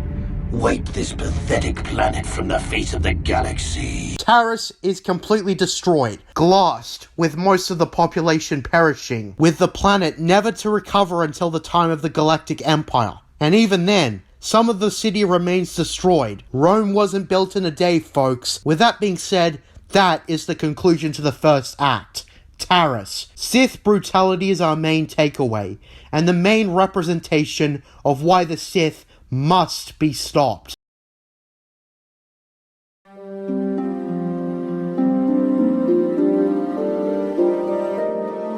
While the player is probably excited that they finally got off Taris, what we left it with was pure shock value. Bastila talks about Dantooine, which is home to a Jedi Enclave. We also see Karth, still horrified at what the Sith have done. Bastila tries to reassure him that even the Sith would think twice before attacking Dantooine. This line feels insignificant compared to others, but later in the game, you'll be like, Ironic. Karth also speaks about Mission, as she's probably taking the destruction of Taris the hardest. After all, the Sith genocided her home for most of her life. Mission has unique dialogue, in fact, if you speak to her after the destruction of Taris. After that, we land at the Jedi Enclave. Bastila informs us that she will speak to the Jedi Council at the Enclave about recent events, including how you rescued her. Man, that never gets old. The humor here is gold tier. Way better than the stupid one-time jokes of The Force Awakens. Right off the bat, the first line of dialogue once we get to the Enclave is Bastila telling us that the Council wants an audience directly with you. Karth points out how strange this is. An audience with someone who isn't a Jedi? Strange. In your first playthrough, you assume it's because you're Force sensitive. I mean, this game kind of did make it clear that you would be a Jedi later on. The Steam page, for example, gives that away. So we follow Bastila until a young woman interrupts us, Belaya. She assumes you are a Jedi, given she feels the Force within you, but questions you as you don't wear the robes. While this character interaction is mostly there, it is a rather interesting subplot if you recruit a certain companion, play as a female, and deal your cards right. Anyhow, there isn't much else to Dantooine. There are characters you can speak to, but they don't contribute much. A lot of the characters in this game are here for world building or side quests. It's nothing special in an RPG. Anyhow, we make it to the Council Chambers, and we meet the Council of the Jedi Enclave. The way the Jedi talk, you can tell they are Jedi. It's very similar to how the Jedi of the prequels talked. But since the Jedi here have more dialogue since this is a role-playing video game, we hear more of them. The Council kind of feel like they are based off of Jedi from the movies. We've got Master Zar, the pink Twi'lek Jedi. Then we've got Master Vrook, voiced by the late Ed Asner. Ed Asner was known for being Carl Fredricksen in the 2009 Pixar film Up. I believe he passed away in 2021, and since Up is ironically my favorite Pixar movie, as well as him being the voice of a character in a Star Wars video game, I paid tribute to him on Discord, since he was in Star Wars to a minor extent, playing Vrook Lamar in both the Knights of the Old Republic games. So personally, I recognize Ed Asner as both Carl Fredricksen and Vrook Lamar. Those are his two standout roles to me. Out of all the Jedi Masters, Vrook is the one with the most attitude. He's a rather dogmatic and strict Jedi. Ed Asner portrays him well as a traditionalist Jedi, who is way too detached. You see, Vrook Lamar has been commonly described as a Jedi that strays too much to not feeling any emotion at all. The Jedi actually encourage emotions like compassion and love. It just wanted their members to be mindful, and to regard all emotions as secondary to the will of the Force. That isn't the same as being totally emotionless. Vrook is kind of like the trap a Jedi can fall into if they become too strict. To be honest, he is sort of like Mace Windu in relation to Anakin Skywalker. I'll talk about this more when we progress through the game. Next we've got Master Vandar, who is voiced by the now retired Tom Kane, who voiced Yoda in the Clone Wars micro-series and the Filoni show. He is commonly recognized as the secondary voice of Yoda, replacing Frank Oz in less mainstream Star Wars projects, although as of now, he is retired after a stroke. Tom Kane does a good Yoda impression, as well as the narrator. I don't like the Clone Wars that much, but most of the voice actors do a good job, including Tom Kane.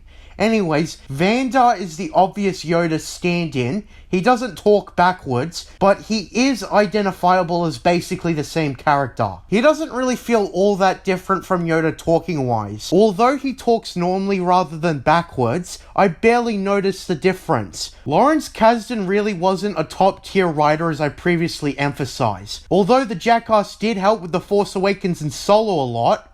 Woo? Anyways, lastly we have Master Doorak, who is basically just the guy you talk to for exposition dumps. He speaks to you a lot about Exar Kun and all that history from Tales of the Jedi.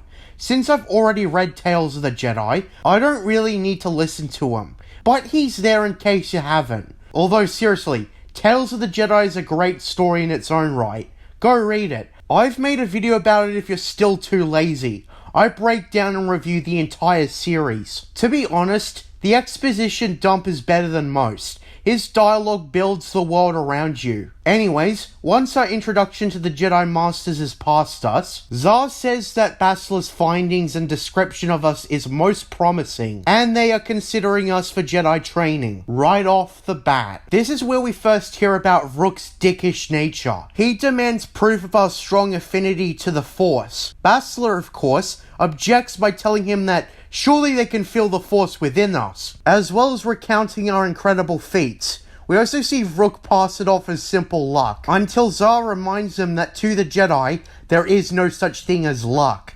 You know, I sort of see Zar sort of like Obi-Wan in the original trilogy, just kind of without the happy and joyful nature. I've said that this game has the spirit of the original trilogy and the world building of the prequels. Vrook is still skeptical on training us. Doorak also gives his opinion. He says that traditionally the Jedi do not train adults, but we are a special case, as are a bunch of others in the history of the Order. If you're playing this, you might be thinking of Anakin Skywalker, although beforehand, a more relevant character would be Nomi Sunrider. I think another thing this game does well is make you strongly relate to stuff in the films. This game has a lot of tropes from the films repurposed for its own context. This is literally what The Force Awakens tried to do, but failed at it, mostly because KOTOR works and The Force Awakens does not. Also, this game makes it clear that training is required, and it's a long and hard journey if done so. Vandar also agrees with training us. He points out that many of their own have abandoned the Jedi to follow the Sith teachings, and that they need more recruits. And with Darth Revan gone until Vrook interrupts him, proclaiming that how do they know if Revan is truly dead? What if they train us and the Dark Lord returns? This line went completely over my head the first time. I think the arrogant nature of Vrook makes you assume that he doesn't think that we're worthy, and that we'll eventually fall to the dark side akin to Revan and Malak. Nothing more. How naive I was. Also, they don't overplay it, as Vandar soon tells us that they will discuss this in private, and that we and Bastila should return to the Ebon Hawk. And I love how right after this too, they misdirect us with another distraction. Back in the Ebon Hawk's bunks, our character has a dream. Not the MLK kind, but a vision of the past. We see Revan and Malak in front of a gate, strolling around. Malak says that he can feel the dark side, and ponders with Revan if they can use the power of the Starforge. The way they talk about it, it encourages mystery in the player, especially why we still don't understand why we're getting these visions. Oh, what are stories but mystery boxes? When we wake up, Karth tells us that Bastila had a strange look on her face and went straight to the Jedi Council, and that we've got the same look she had. This makes something as simple as traveling to the Council so interesting. When we make it to the Jedi Council, Vandar informs us of an unusual development. We and Bastila have shared a dream of Revan and Malak searching around the ancient ruins, exactly like what we saw the two doing in the vision. If asked, it's explained that Bastila felt our presence during the vision, which is how she knew. It's here where it's revealed that we have developed a strong bond in the Force. We are tied, and our destinies are intertwined. I remember this one article that tried saying it was a Force dyad. To that, I say... But point is, the way the story unravels is so intriguing. We keep getting so many revelations and new details right until the end. It's established that together, we may be able to stop Malak and the Sith, so it's still straightforward enough for anyone to grasp. We are warned again not to fall to the dark side. Many Jedi have already done this, and it's the ultimate doom for any who gives into it. Thank you, Drew Karpyshyn, for understanding how the Force works. I know it sounds like a simple compliment, but there's so many who don't. The stakes are well established by now. The Sith will enslave and push the galaxy into tyranny. We will investigate the ruins once we are deemed ready. For now, it's time to begin our training. We must learn to channel the light side, so that we may be able to resist the dark. So cue the classic Rocky training montage. Imagine the song Gonna Fly Now playing over the training montage. I can't do that because of copyright, but hey, you can use your imagination. The result of the classic Rocky training montage is us mastering the basic powers of the Force in a few weeks. Now, in case you're wondering, it doesn't break canon. Some Force users are naturally gifted and can breeze through training faster than others, especially if they are adults. I mean, look at Luke Skywalker, or hell, even Kyle Katarn.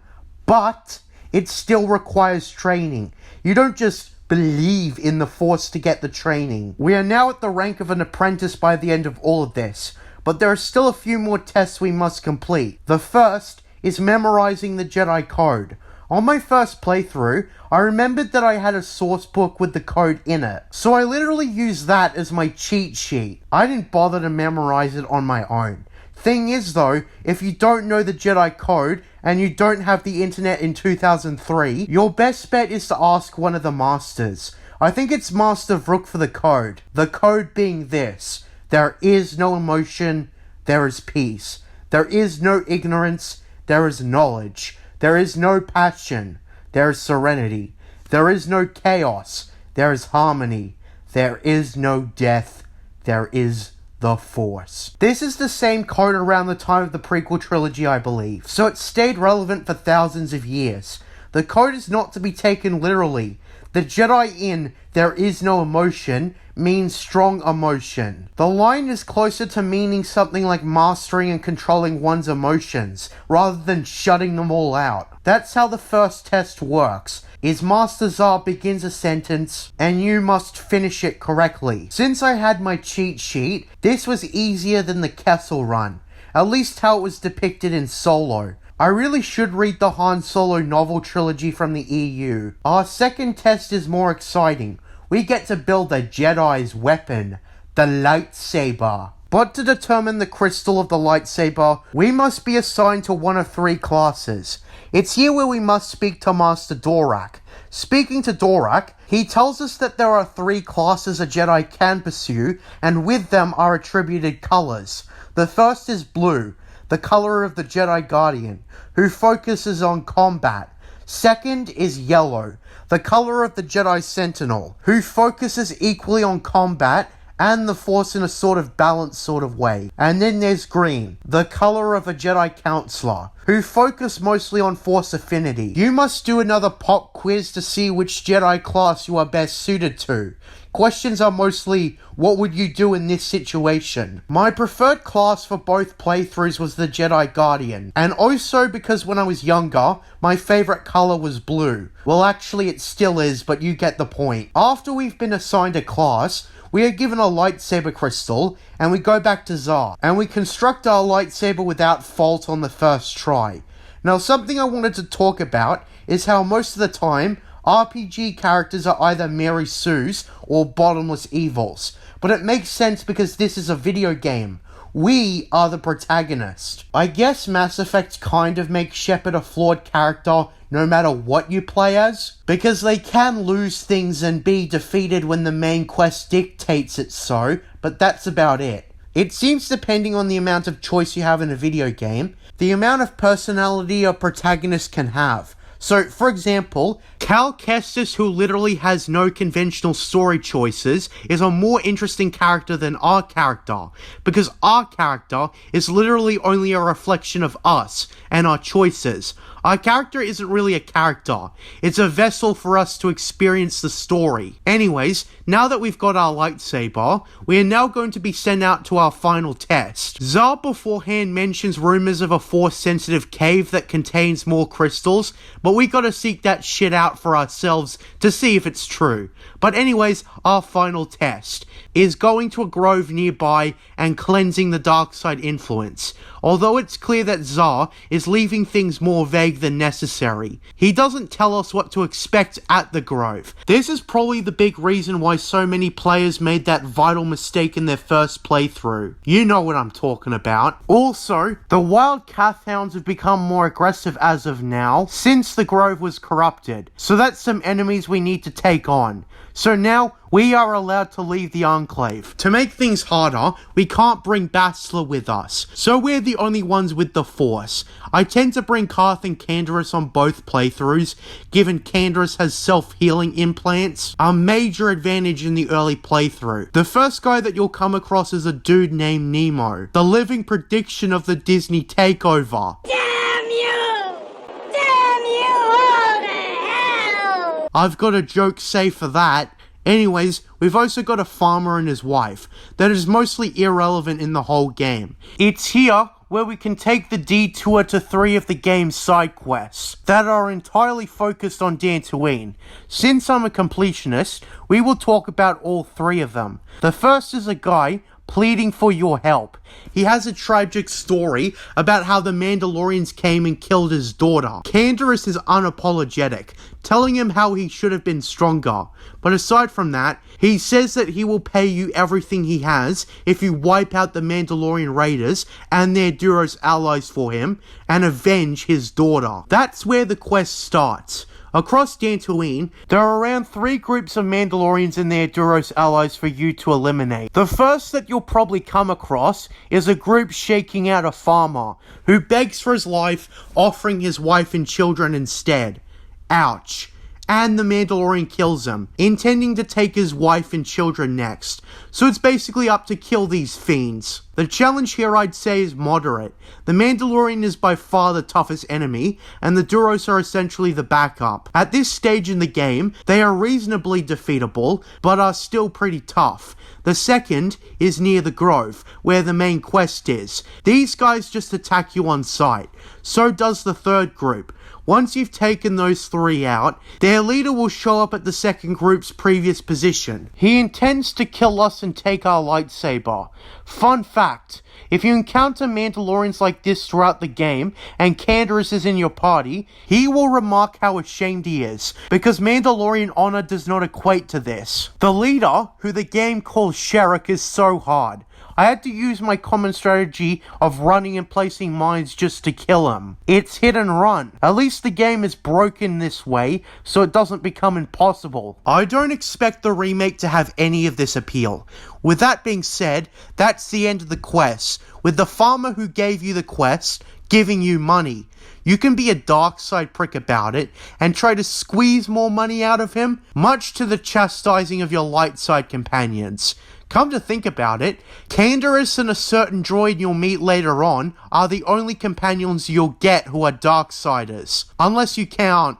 Okay, we're getting ahead of ourselves. Anyways, we should proceed with the second side quest. We meet a woman who is obsessed with her droid companion since her husband's death. This one I would define as the first of the morally grey quests. When you meet the woman, named Elise, she obsesses over her droid for companionship, and you can tell it's not healthy. But on top of that, she says that her husband built it, and it's the last memory she has of him, and begs you to find her droid and bring it back. Once the quest is activated, you'll find the droid around the north area of Dantooine near a cave. We'll talk about that right after. The droid is being attacked by Cath hounds. When you rescue the droid from his attackers, the droid, when questioned, says that he ran away with the intent of letting Elise socialize more than she has. She treats him as her dead husband, and the game only implies what goes on.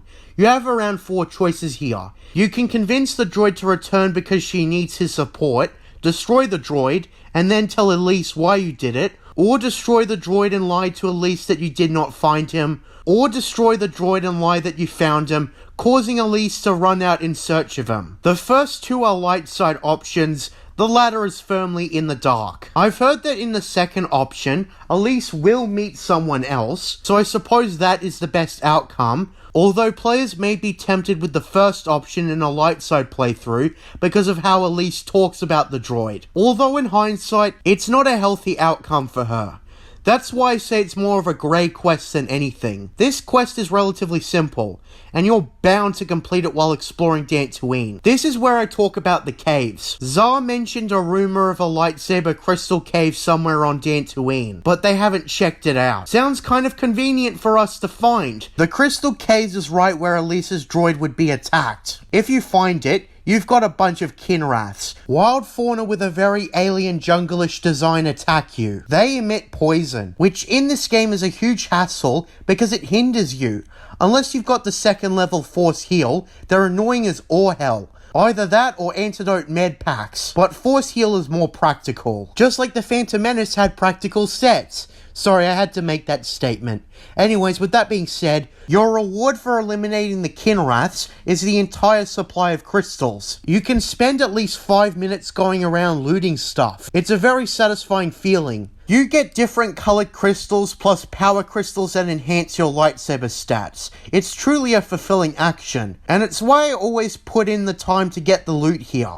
Little side note, they're not called Kyber crystals because that's Disney canon shit. I was told that a Let's Player made that mistake and I just needed to clear that up. Anyways, that's the Crystal Caves. Another thing I should mention before the last relevant side quest is the albino Cath Hound, a unique enemy that gives us the most XP. And it also has a healing factor. There isn't much else to say here. I just wanted to mention it since it's unique content. Lastly, we've got the detective murder side quest. One with a surprising lot of backstory. This side quest is pretty well thought out, and the outcome on the first playthrough depends on the player's observing nature. A Twi'lek Jedi asks you for assistance with a murder investigation. He says that earlier this morning, a dude named KOTOR was shot in the back, and the 2 suspects around the area blame each other for what happened, and are eager to get each other arrested, so you gotta figure out what happened. Since this is a murder investigation, we get backstory on these 2 characters, plus the murder victim. It becomes clear quickly that both of them are lying about something as the quest goes on. The first suspect, Handon, lies about how much he knew the murder victim. There's also an analysis droid during the investigation that gives you revelations based on records and stuff. The droid reveals that Handon and KOTOR rented a speeder together. Slowly, Handon reveals that his wife was cheating on him with Kaldor. They slept together while he was in the next room. But he tries to assure you that he isn't the murderer. He tries spinning his story, as him walking out in the plains to get it out of his head and whatnot. Ricard, the second suspect, also reveals that there isn't much he likes about Kaldor either. He cheated him out of their business, and so he too has a reasonable motive for murder. There's 3 stages of the investigation, each that leads us closer and closer to the truth of what happened. Both characters hated Kaldor, but only one of them could have killed him.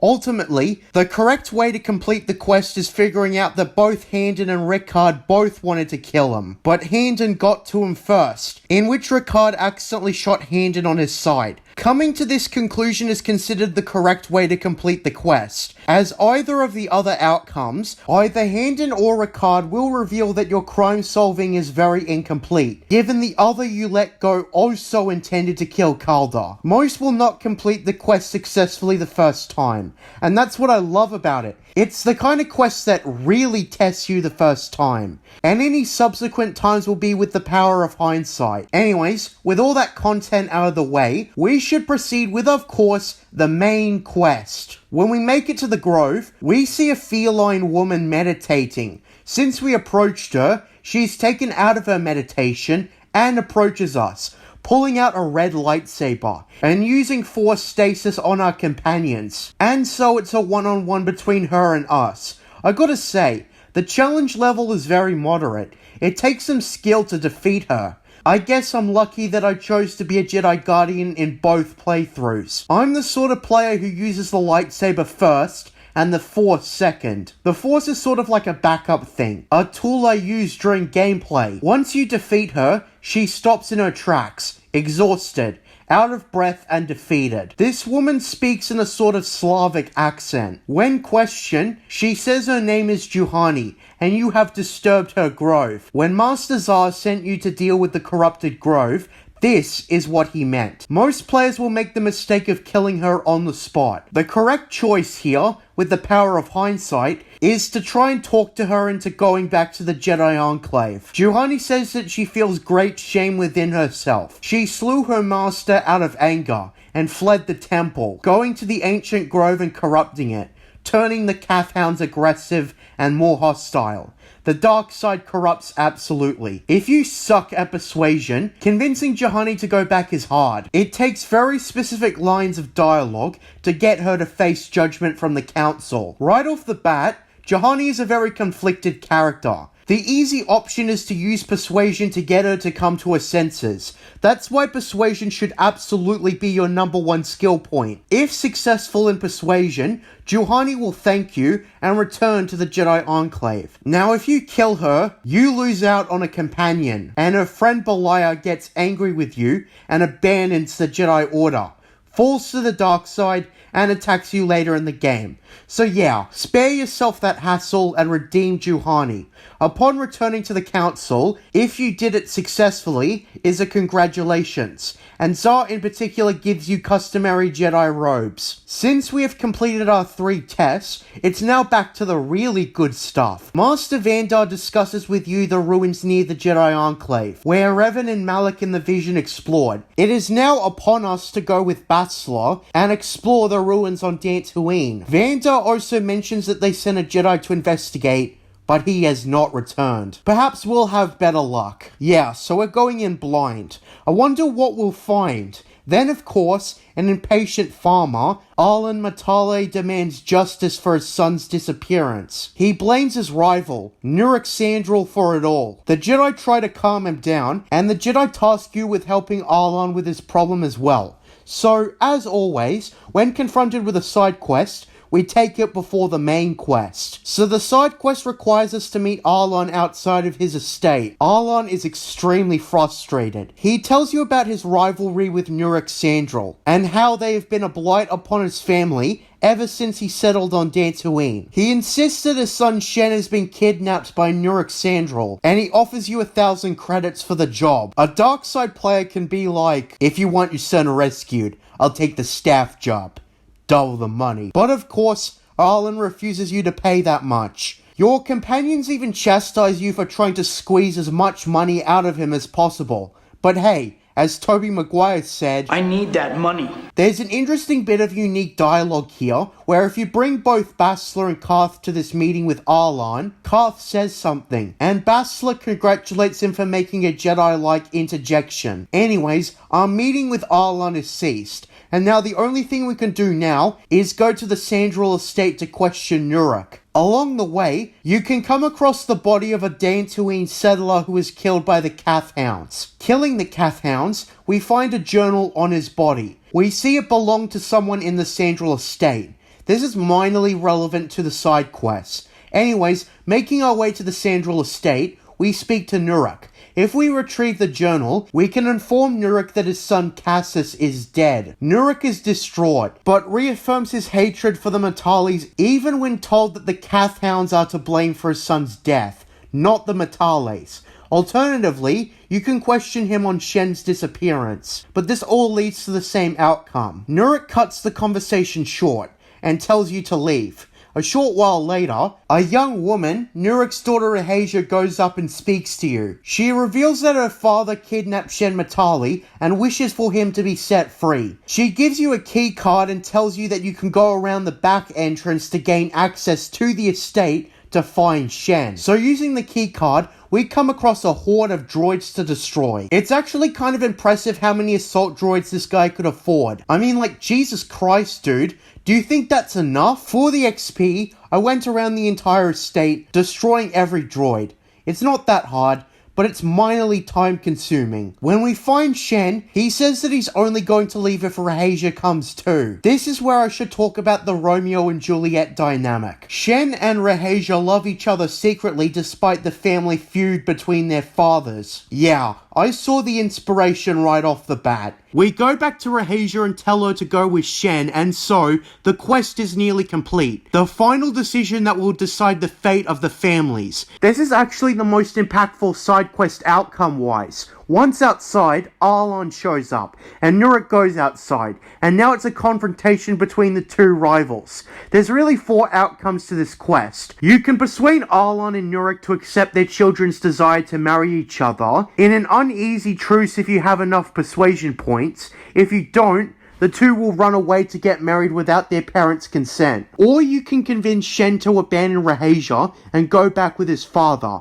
Or, the most fucked up of the outcomes, when Nuruk suggests an uneasy truce, you can lie to him that Arlan did actually kill his son rather than the Kath Hounds from before, and the rage-filled Nuruk shoots Shen dead. Arlan then proceeds to kill Rahasia as retaliation, before being killed himself by Nuruk. The droids Arlan brought with him turns their guns on Nuruk and blast him dead, before the droids on both sides attack us and our party. This is a decision that feels so evil the first time, and it's that hard to stomach. This game does that a lot on your first dark side playthrough. Sometimes even, I forced myself to do these things that felt so inhumane.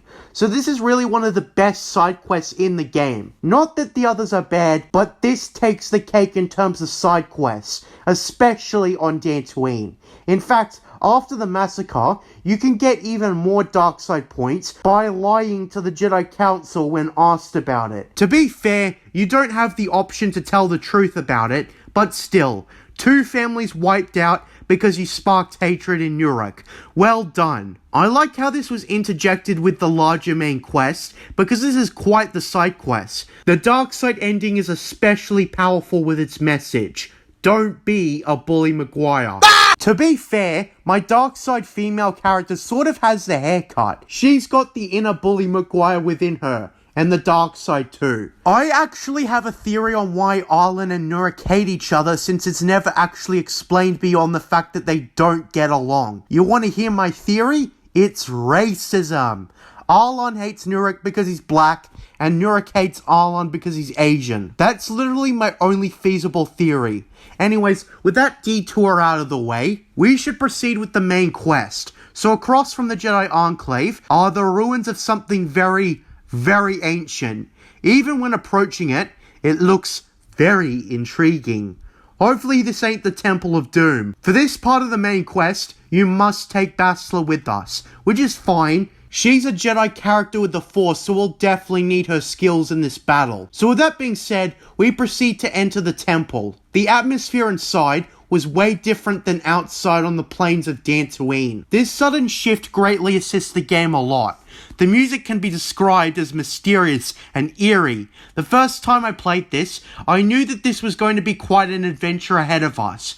Walking across the temple, we come into a room with a droid on the other side. Immediately, the droid speaks a language we don't recognize. Why would it be nice to have C-3PO here? He is fluent in over 6 million forms of communication. The droid seems to be cycling through languages. It just needs to set itself to English. Well, it doesn't actually. But it does transition to a language we do recognize. The language of the Salkarth on Manaan. Bastila remarks how it's strange that a droid on Dantooine can speak the language for a species in another place in the galaxy. Now that we can understand the droid, it speaks to us about its function and purpose. It is an overseer on this temple, and has been here for over 20,000 years, which shocks Bastila, as that long predates the Republic itself.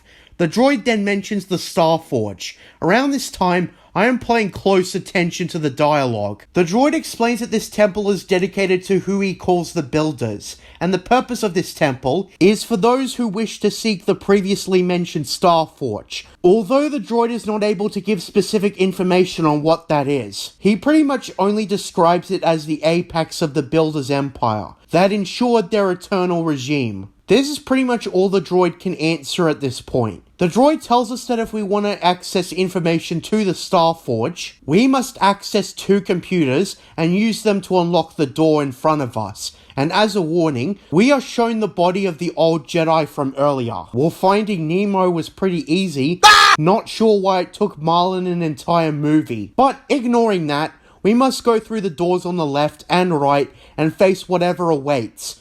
Both rooms essentially have the same enemy, a droid who takes forever to kill.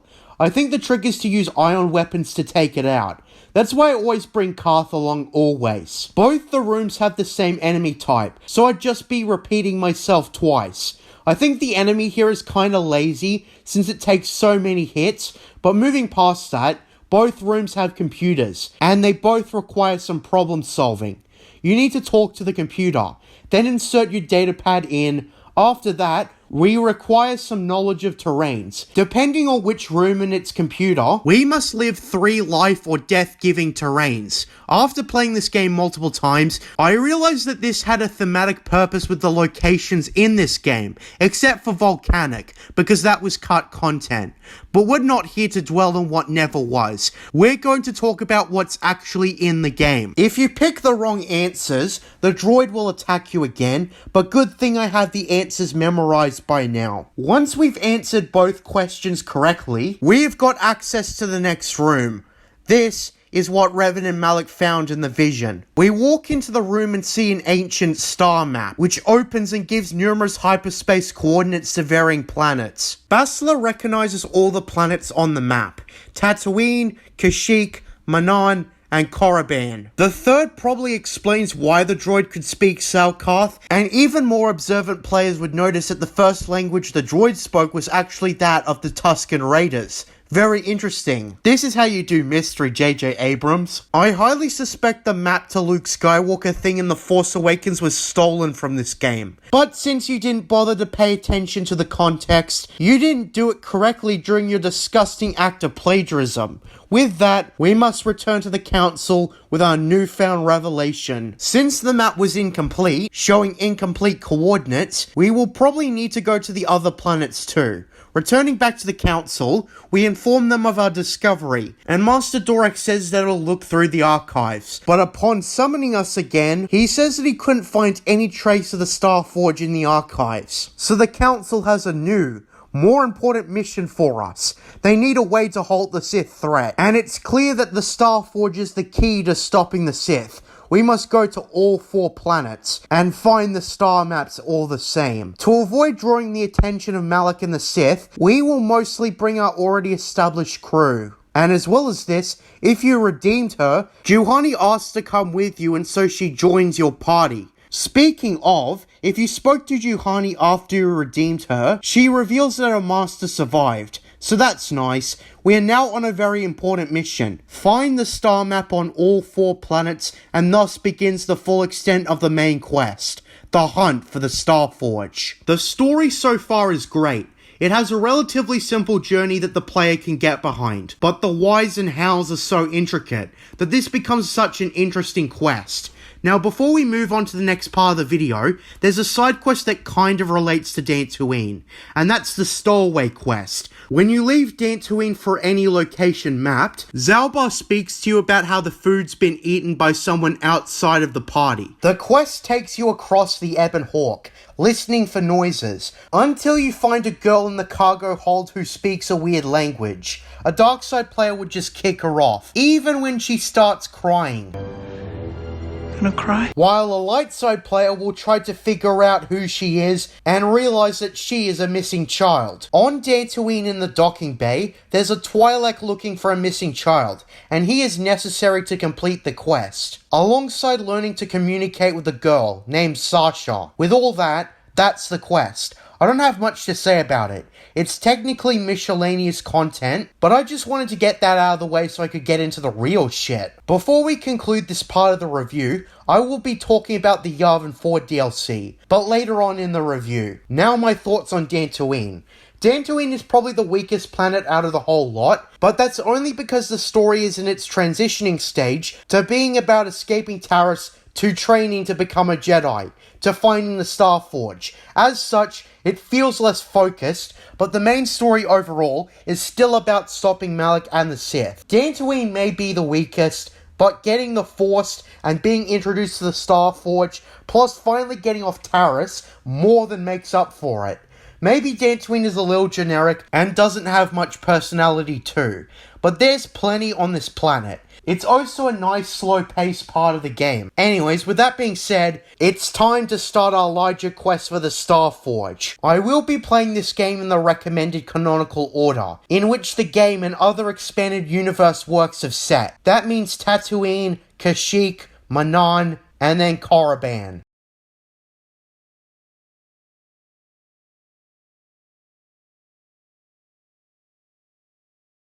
Before we discuss what happens on Tatooine, we should first discuss the intercut cutscene in which we see what the bad guys are doing. We see Admiral Kareth approached by Darth Malak. Saul tells him about the Star Forge's impressive output, but Malak is more interested in how Bastila escaped the destruction of Taris. Saul informs him that she was aided by Carth Onasi, a decorated war hero of the Republic. Malak then proceeds to ask him how he acquired this information, to which, holy shit, Calo Nord is still alive. Saul says Calo encountered both of them, and they left him for dead. Calo Nord is then contracted by the Sith to hunt down Bastila and her crew. Malak desires Bastila alive if possible. To close the cutscene, Saul reveals that there's something else about Bastila's companions that require a private discussion.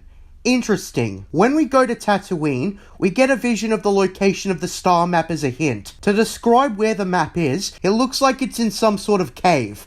Discussing it with Bastila, she gives us essential information on Tatooine. The planet is one big desert, commonly referred to as the Dune Sea. Now, when I originally played this game, I was thinking about how fan-servicey it was to have Tatooine be a heavily featured planet in the game. But after playing the game as a whole, they utilized the planet to its full advantage. Like all the other planets, Tatooine has a unique and distinct personality and cast of characters.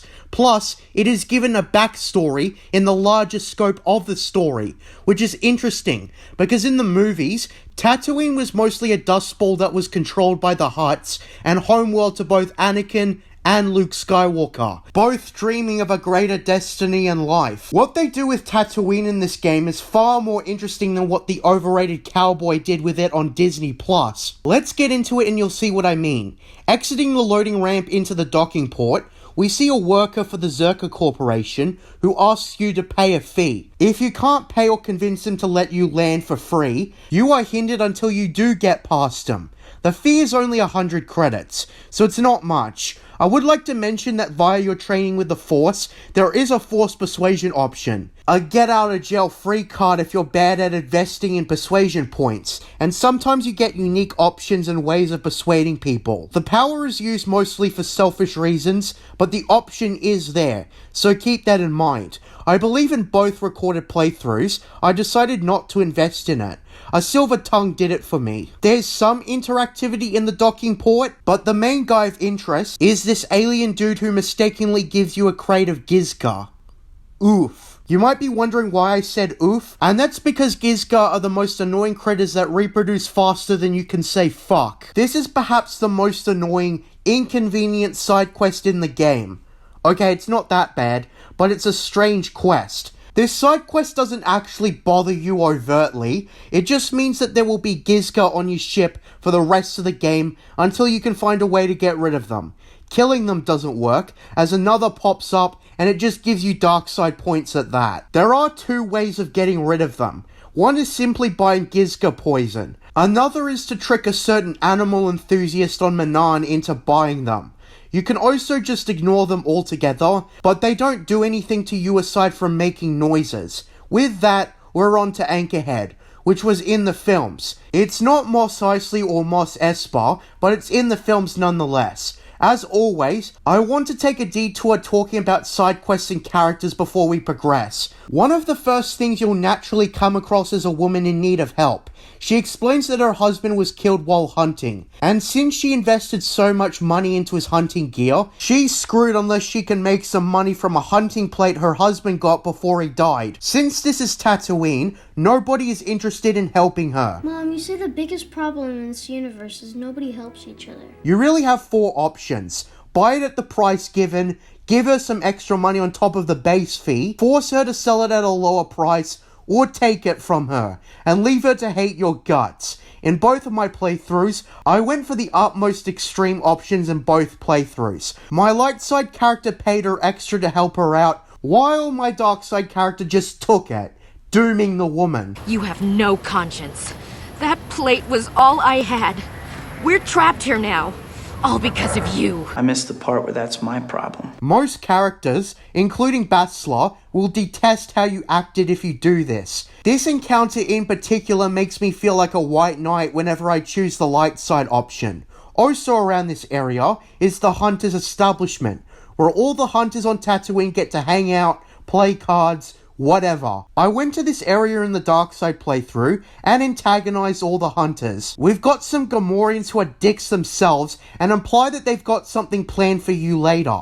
We've also got a dude who is clearly cheating on his wife, given how he talks to you if you're a female. You've also got Bib Fortuna's ancestor Comad. Okay, it's probably speculation, but there's been many theories that say that certain characters via their surnames are related to characters from the films. Hell, the Organas are even mentioned in a certain conversation, so it's likely that in the Star Wars universe, surname changes and evolution are rarer than you'd expect in 4,000 years. I thought it was a nice touch to have characters who may or may not be ancestors of certain film characters. Anyways, we've also got an unimportant guy, who has no relevance in this game aside from this one encounter.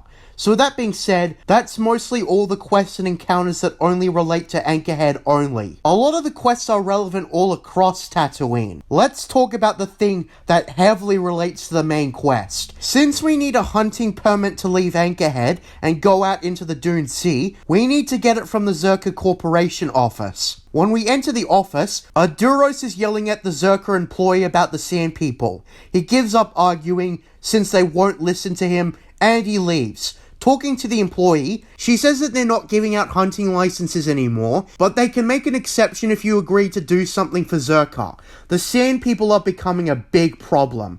They commonly attack Zerka miners, killing them, and there seems to be no reasoning with them. That's why there's a bounty put out on them. Zerka will pay us money for every gaffy stick collected from the bodies of Sand People, plus a bonus for the gaffy stick of the tribe chieftain. When you agree to do this, you are given a hunting license, and thus a way to get to the Dune Sea. But leaving the office, the Duros from earlier speaks to you on his opinion on the Sand People. He suggests making peace with them. He says that a translation droid could probably be used to negotiate with the Sand People, and that one can be bought from the droid shop outside the gates to Anchorhead. Now, I've spoken my opinion on the Sand People. They're bloodthirsty nomad savages, the same ones who attack indiscriminately, and the ones that brutalize Shmi Skywalker. The Sand People are far from sympathetic. This is why I wanted to talk about this option in the game. Some have argued that the Sand People are hostile because they see the immigrants as outsiders that don't belong. The expanded universe has presented Sand People as negotiable under the right circumstances.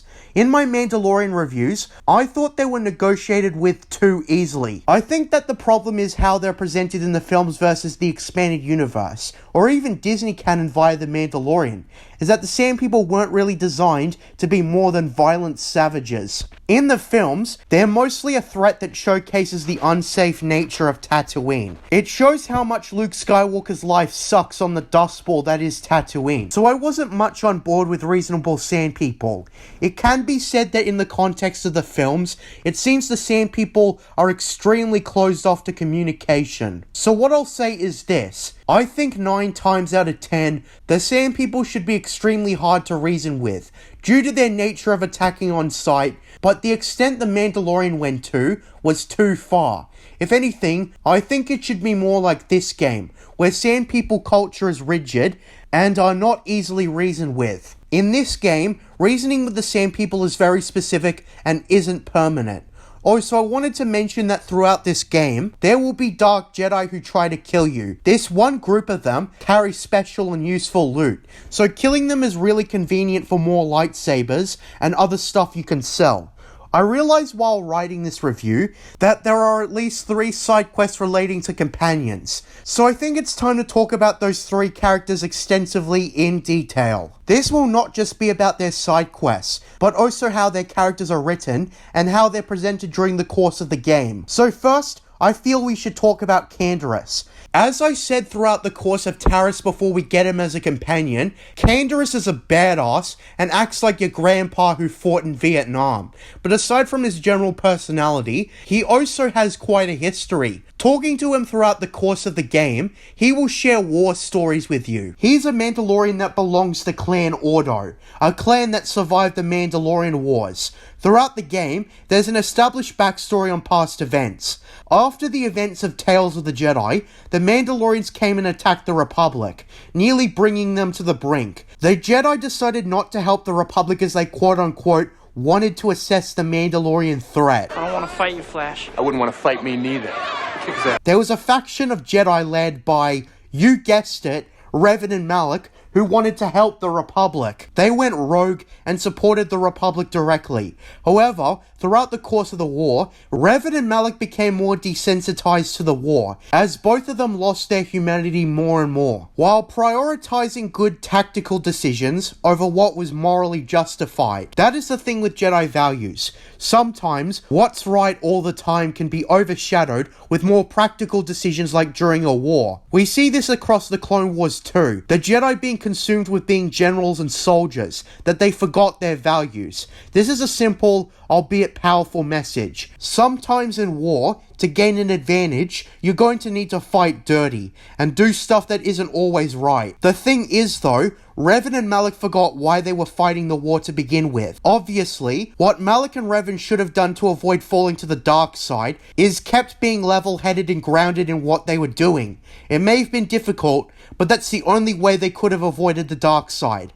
But then again, many Jedi fall into that trap during wartime. I was talking about this just so Canderous' stories had more context. Anyways, Canderous explains that he was one of the toughest and meanest Mandalorian warriors around, second only to Mandalore the Ultimate, the leader before the clans were scattered. Canderous' war stories, to me at least, were unlike the other characters when they described their backstories, but it's still interesting now that I think about it. It's just that when Canderous describes them, I kind of get taken out of them. I don't know why I never really fully connected to his stories. It was some problem I had with listening to his stories. So maybe take this as a small criticism, that how Canderous describes his past isn't as interesting as the other characters. Canderous is still a cool character, but I more so enjoyed his banter with other characters and what he says when we do evil shit. Canderous tells us many battles he was in. His first battle, for example, was his rite of passage via Mandalorian customs. The more interesting battles are the ones relating to the Mandalorian Wars. He describes when the Mandalorians entered into early contact with the Republic, and how he and the other Mandalorians were unrelenting, butchering civilians when the enemy forces hit amongst them. Canderous, as a traditional Mandalorian, could be considered a war criminal in many ways. And this is what makes Canderous so interesting. He has a code of honor, but it's not the same as most people's sense of honor. And Canderous himself does not see pride or glory in all the people he's killed. The bad things that he's done, like what I just described, he does not see honor in, but he saw it as necessary to win the battle. There's also a war story that can slip over your head, where he tells a story that strongly implies that he came across the Yuzong Vong.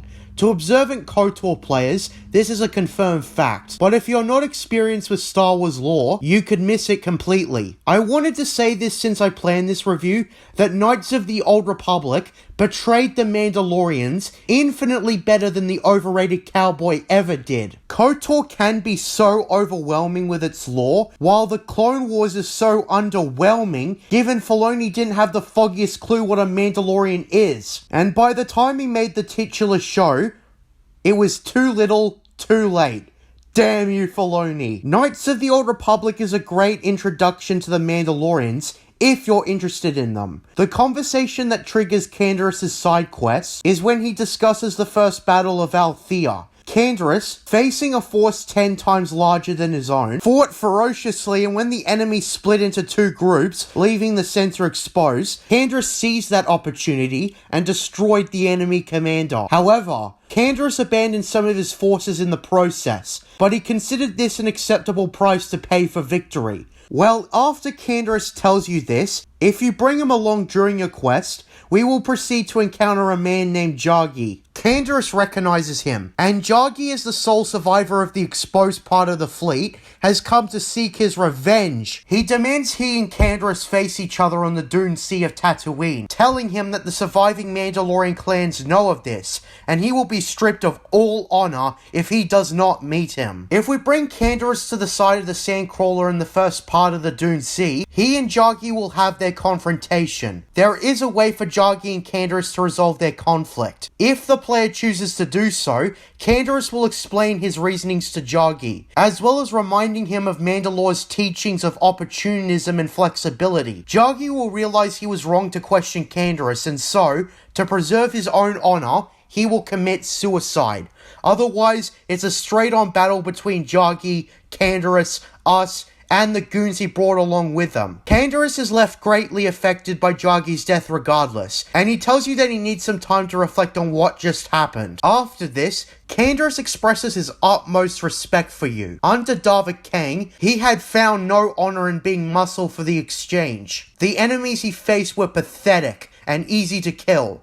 There was no honor in killing them, but with us, there is an opportunity for honor. The opponents we face are more than worthy, given they are pretty tough in gameplay. But looking past that, Canderous' arc is essentially finding the right person to serve under. Us, the player. We are a worthy person to fight under, and thus Canderous sees us with respect. Towards the end of the game, Canderous will also probably give us a sort of goodbye by telling us that he's our man till the end of the final battle. But that's going way ahead of ourselves. Canderous is a great character. Maybe not the most complex or in-depth, but he is a great representative for Mandalorian characters, as well as having quite a history himself. He's probably the third best companion in the game in my opinion. So that's Canderous out of the way. Let's talk about Mission Veo. I've said previously that Mission is the naive but good-hearted girl. She and Zalbar are the general trope of Han Solo and Chewbacca, but both are completely different characters. Like, both Chewie and Zalbar are both Wookiees, and both Mission and Han are scoundrels, but that's where the similarities stop and end. Mission can be sort of bratty at times, but Mission is still admirable, given she is resilient and independent, even before she met Zalbar. Naturally, you'll be on Taris when you start asking Mission about her backstory. She seems sort of joyful and happy that someone is interested in knowing more about her. The first topic of conversation is how she and Zalbar met. She says that she was just a lonesome drifter on Taris until she came across Zalbar harassed by some Black Vulkars, trying to pick a fight with a Wookiee for some reason. Mission tried to intervene, but ended up being smacked in the face. That set Zalbar off, who then scared off the Black Vulkars, and so Mission and Zalbar became the iconic duo they are when we meet them on Taris. Mission also mentions in passing that she has a brother. Mission's backstory is surprisingly interesting. I suppose it's based on the way she talks, since she's a joyful teenager of sorts. Later on, if asked about her brother, she says his name was Griff, and he was quite a bit older than she was. Mission presumes that her parents are dead. Gonna cry? And that Griff was essentially the one who raised her. Mission sees her brother as a protective sibling, although it's clear through the dialogue that Griff probably wasn't the best person. Mission does get defensive when it comes to Griff, trying to defend him at every turn, and later, she seems to really hate someone called Lena. Who's Lena? Well, in the next conversation, Mission says that Lena was Griff's girlfriend, and that she blames her for taking her brother away from her. She thinks that Griff was forced to leave her because of Lena, and she became extremely stubborn when stopping to talk about this. By chance, Lena can be encountered after this interaction. For me, I encountered her on Dantooine. Mission is immediately antagonistic towards her, and Lena does everything to defend herself. She gives her side of the story. She says that Griff was essentially a freeloader, always complaining and relying on her, essentially a gold digger almost. But beyond that, she says it was Griff's idea to leave Mission, and that he tricked her just as much as he tricked Mission. Of course, Mission's first instinct is to not believe her, but Lena says that if she really wants to see her brother again, he's on Tatooine last she heard, and takes that as her cue to leave. Right after this, Mission in subsequent conversations starts wondering whether or not Lena was right. She starts thinking more about her brother and what he was like. The first clue on Griff's whereabouts is walking into the Zerka office and asking the woman who gave you the hunting license about a Griff. At first she forgets who you're talking about, and then remembers that Griff is one of Zerka's worst employees ever, always complaining and faking injuries to get out of work, and the only reason they didn't fire him was just because they needed more workers. But then the Sand People attacked his work group, and now he's missing. So any chance Griff is alive is with the Sand People we have to hunt down. We'll come back to this, because the Dune Sea is host to a whole load of side quests. In other words, let's get back to the mission. Before we leave Anchorhead, we should naturally get the droid the Duro suggested that could communicate with the Sand People. While it is optional, not getting him is a missed opportunity. Right outside the gates to Anchorhead, there is a droid shop, belonging to one Yuka, an Ithorian. This is where we meet one of the most iconic characters of the Old Republic, HK-47. When you first speak to him, this droid is hilarious. He openly talks trash about his current owner, and indirectly begs you to purchase him. He says that he's a combat droid as well as a translator.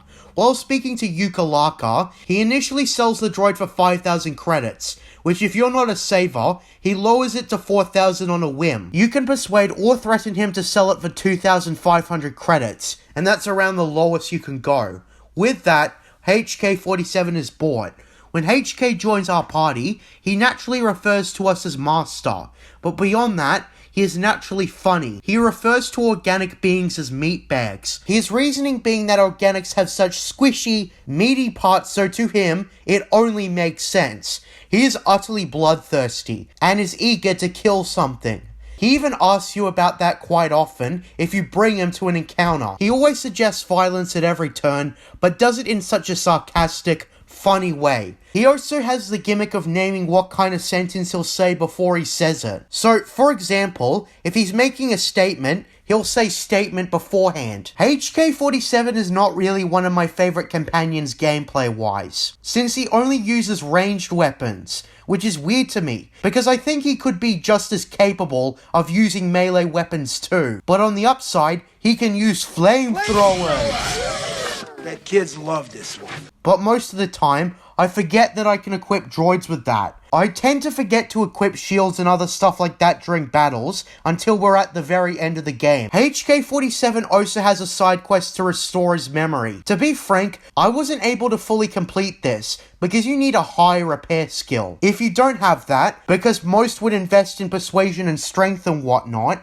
you probably won't complete it. The furthest I got was learning that HK-47 once belonged to a hut on Slatheron, one of the cut planets from the game. So anyways, when we leave Anchorhead, the first thing we'll come across is a woman, who pretty much says that she's got a gift for her husband Taris. In other words, she gleefully wants to kill him, and she's not reluctant in spelling it out to us. She also says that when we see Taris, tell him she said hello. And so she leaves. What exactly was she talking about?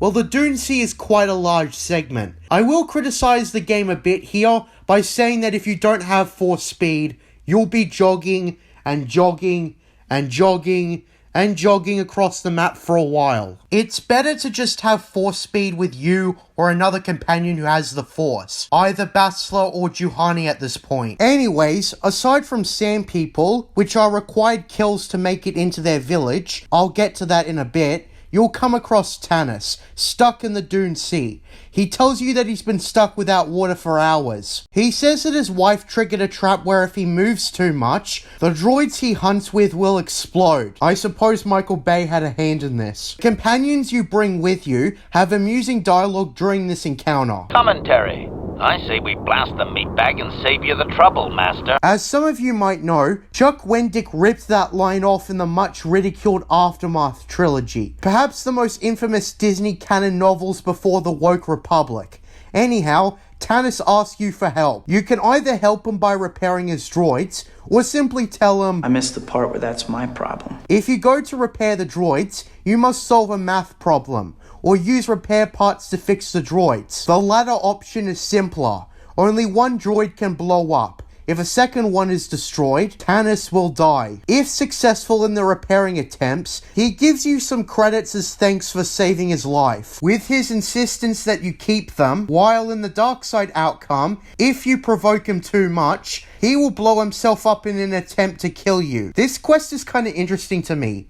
It's mostly implied, but once you piece things together, you realize that his wife has a valid reason to be pissed. But she went way overboard in punishing her husband. That's my take anyways. There's also the Zerka employees who are ambushed by the Sand People, and you can help them fend off the Sand People. There isn't much to say here. Aside from Sand People disguises that you use to enter the village, you need at least 3 of these outfits if you want to enter the village. There's also Desert Raid, which are tougher than you'd expect, and to top things off in this part of the Dune Sea, we've got an ambush from the 3 Gamorreans from earlier. The leader tells you to pay them money, otherwise they kill you. You've got 3 options here. You can kill them, you can persuade them to go away, or you can pay the fine they charge you with. I usually just settle with persuasion or killing, depending on the playthrough. The Gamorreans aren't very hard to beat, especially if you take Jedi with you, which I mean, other companions like missions become sort of irrelevant later on, and the only use they serve is for their side quests and unique dialogue and whatnot. I suppose in some ways, the game is kinda broken, but not like the glitch bugfest kind. Anyways, before we make it to the Sand People village, we first make it past the Sand People guarding the entrance to the Sand People village. I tend to just kill them instead of using a disguise just for the XP, because believe me, you'll want to level up as much as possible in this game. Anyways, with that, we've got a clear entrance to the village. We can see just across from them is the Sand People village. To get into the village, we need to dress like them so we don't get fired upon by the turrets guarding the village. Once we do that, I just go ballistic on the Sand People. Now, there is an option to reason with the Tusken Raiders by bringing HK-47 along as a translator. I forgot to do this in my light side playthrough, so in my dark side playthrough, I decided I should demonstrate it. If HK-47 is in your party, you can talk to the guard properly, and he takes you to the chieftain. The chieftain finds us untrustworthy, and says that he'll lower the attacks on the settlers if you give him some water vaporizers, which requires buying them from the Zerka officers. So it's all the way back to the Zerka office, in which you can buy it, then go all the way back, and then finally the chieftain trusts you, and decides to help you find the star map when questioned. For all the shit the chieftain put us through with all the hassle, I decided to attack him right after helping him. And so in both playthroughs, I killed them. I killed them all. And not just the men, but the women. And well, there weren't any children, so mostly just the men and women. And just like Anakin, I hate them.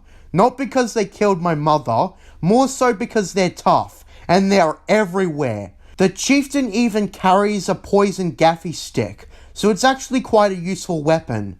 As a completionist, I went around the village, killing everyone I found. The Sand People have taken some prisoners. The first are the Jawas. A Jawa named Isis in Anchorhead tasks you with freeing Jawas captured by the Sand People, and these guys are it. This quest is straightforward.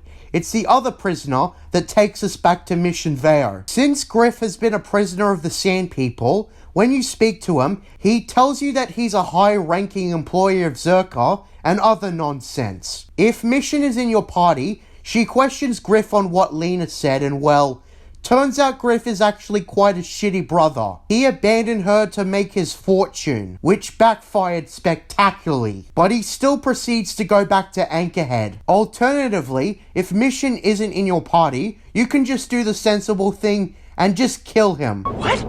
No! This isn't right! No! I missed the part where that's my problem. I used the Force to drain his health, and he died in one hit. If Griff does live, however, he tries to con you out of a couple hundred credits. And then when you meet him in the Zerka office, he has a job for you. He spoke to a guy who works for the Exchange about reproducing Tarisian ale since Taris was wiped off the map. But since the Tak are gone from Taris, the only place to find them now is Kashyyyk. I'm not going to specify how to get Tak because Kashyyyk is the next segment, but if you retrieve the Tak glands he needs, he cons you out of a couple hundred credits, saying it's for investment purposes, and then he leaves. If you return later, the Rhodian in charge of the desk at the Zerka office reveals that the Tarisian ale reproduction was unsuccessful and Griff is on the run. Again. Did I mention that Griff told you in the side quest that he already told the guy who works for the Exchange that he already had the Tak glands? And by now, you're probably like, man, this guy just keeps getting into trouble. Mission by this point is extremely angry and upset with her brother. And by the end of all of it, she says she'll delegate looking for her brother for another time. Now, they'll continue looking for the Star Forge. So that's Mission's character and side quests. But there is one last thing I wanted to talk about in regards to Mission. I didn't understand why a 14-year-old was allowed to search for the Star Forge and participate in the war against the Sith. I've been critical of Ahsoka for being an underage commander. I don't care if she's an experienced Jedi, she's underage and therefore not qualified to be an official part of the army. At least with Mission, I guess, she wasn't an official member of the Republic Army. She was mostly a companion the player character brought along with them. And I suppose in context, the Republic was getting kinda desperate. Plus, her helping in the Taris segment makes perfect sense, because technically, she was helping you get off Taris. I suppose the loophole you could use is that Mission was an independent companion, thus it made sense for her to participate in a war. I don't know.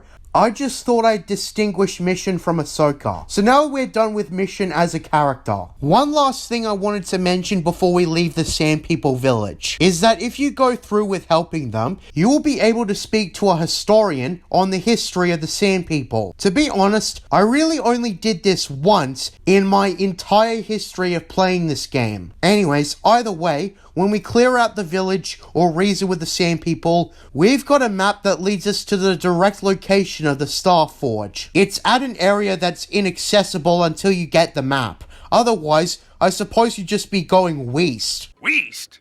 What kind of compass are you reading, lad? This one, sir. That's west, Patrick. You're fired again. Anyways, going out to the eastern part of the Dune Sea, we see it. The cave from the vision. It's just within our reach. But it looks like someone else found the cave. Comad Fortuna from earlier. When we approach him, his one and only buddy that he brought along with him is too impatient to hold a signal, and so he goes in. Figuring the dragon isn't that big, he goes into the cave and gets eaten. And it's gone. Well, looks like Comad needs another hunting buddy. When we approach him, he asks us for help in killing the crate dragon.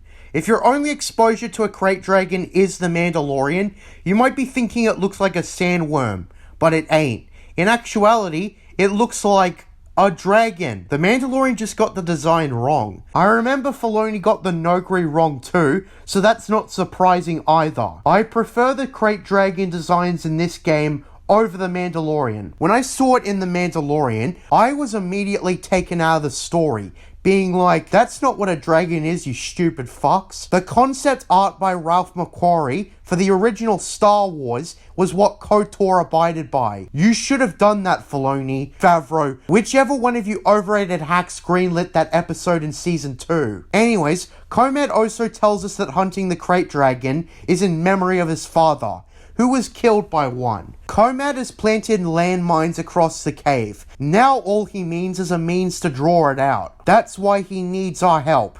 There are some banthas nearby, herded by some more aggressive sand people than the tribe we were hunting for Zerka. This is the game way of telling us that there's harder enemies for us in advance. We need that bantha fodder to lure them out. So I hope you looted some from the Tusken Raider village if you didn't buy some from Anchorhead. So with that, we need to attract the nearby banthas. What do I mean by that? Well, we simply need to interact with the banthas, which will cause some tougher sand people to come and attack us. These fuckers throw grenades, and are actually very much tougher than the usual wave of sand people. But after killing all of them, we need to bring the banthas to Comad. We do so, and with that, we draw the crate dragon out. The crate, of course, comes out wishing to eat the banthas for lunch, but the landmines kick in and kills the crate dragon. The crate dragon is defeated. Comad expresses regret denying the creature a final fight, but thanks us for our assistance. He shares with us a crate dragon pearl, something that proves that Filoni and Favreau knew about OG crate dragons, so it's even more baffling than they went with a sandworm, instead of an actual dragon. Now, we can depart with a mutual understanding with Comad, or we can betray him. This makes even Canderous detest. He tells you that Mandalorian honor dictates betrayal as the worst sin once you have allied with someone. Bastila also doesn't like it, simply for being a dishonorable betrayal. But if we go through with it, we attack Comad and kill him, taking the other crate dragon pearl, which I'd like to mention can be used for lightsaber power-ups as sort of like a secondary power crystal. Either way we approach our goodbye with Comad, we proceed to get rid of the crate dragon corpse, as well as enter the cave. There's a bunch of loot inside, including something relating to Bastila's side quest, but we'll get to that. Making our way inside the cave, we finally come across the star map, showing off more coordinates that brings us closer to the Star Forge. Since I brought Bastila and Canderous with me, Canderous comments that finding this in the back of the cave is more than just a coincidence, while Bastila comments that the crate dragon was probably consumed by the draw of the dark side to this cave. I suppose the crate dragon did find this cave and thought, this is something else. oh, but who should show up when we walk out of the cave but Calo Nord, accompanied by some goons, handpicked from the scummiest of the scummiest. He's here to kill us, and he ain't interested in credits, given we're the only ones who have gotten away from him. Little nitpicky here, but it's kinda weird that Calo Nord and the player can hear each other from the distance apart they are. Shen! A panda stands between you and your destiny. What? I made a joke about this in the mock critique I originally made for this game, but with that being said, this is a major boss fight. His goons are easy enough to take out, especially on Tatooine. If you started your quest on the other planets, Calo Nord is a pretty decent boss fight. He's one of the few that actually uses med packs to revive himself. So this may lead to a dragged out fight if you can't drain it fast enough, although the reward for killing him is pretty substantial. You get his personal armor, which is one of the best in the game, on top of it being upgradable. I tend to equip it on Taris, along with upgrading his heavy repeater rifle as well. With this part of the quest completed, it's on to the next planet, but I still have one more thing to do here, and that's explore Bastla's side quest. Now, on my light side playthrough, I wasn't able to get this quest to trigger, so my only recording of this is on my dark side playthrough. However, everything else relating to Bastla still happened on my light side playthrough. Bastla wasn't made attractive for no reason. Like any companion minus T3M4, she has a personal history you can discuss with her. Since Bastla shares a bond with us, and was previously established as having a gift for battle meditation that has delayed the Sith's galactic conquest, she is perhaps the most important and significant side quest in the game. Hell, she is featured on the front cover of the game, but unlike 6 other companions, there is a romance subplot that the player can pursue if the character is male. Hope the KOTOR remake doesn't just pull a Pando Lando just for the sake of it, because changing Lando's sexuality was subject of ridicule enough. It's quite clear that Bastla is heterosexual. Keep it that way, because that's how she was written. I'm sorry for this tangent. It's just that I'm concerned that the KOTOR remake is going to go woke just because. There will probably be more practical reasons the remake sucks besides being woke, like bad changes as such, but that's the fear that worries me. I like that this game was much more grounded with its representation. I'll talk about this when we get to Juhani on Manaan. Anyways, enough with my fear. Let's talk about Bastla. Bastla throughout the game can be flirted with as a male character, and at the start, Bastla deflects you due to her Jedi training.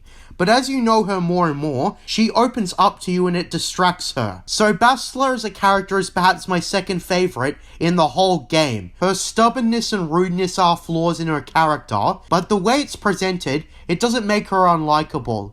Not at all.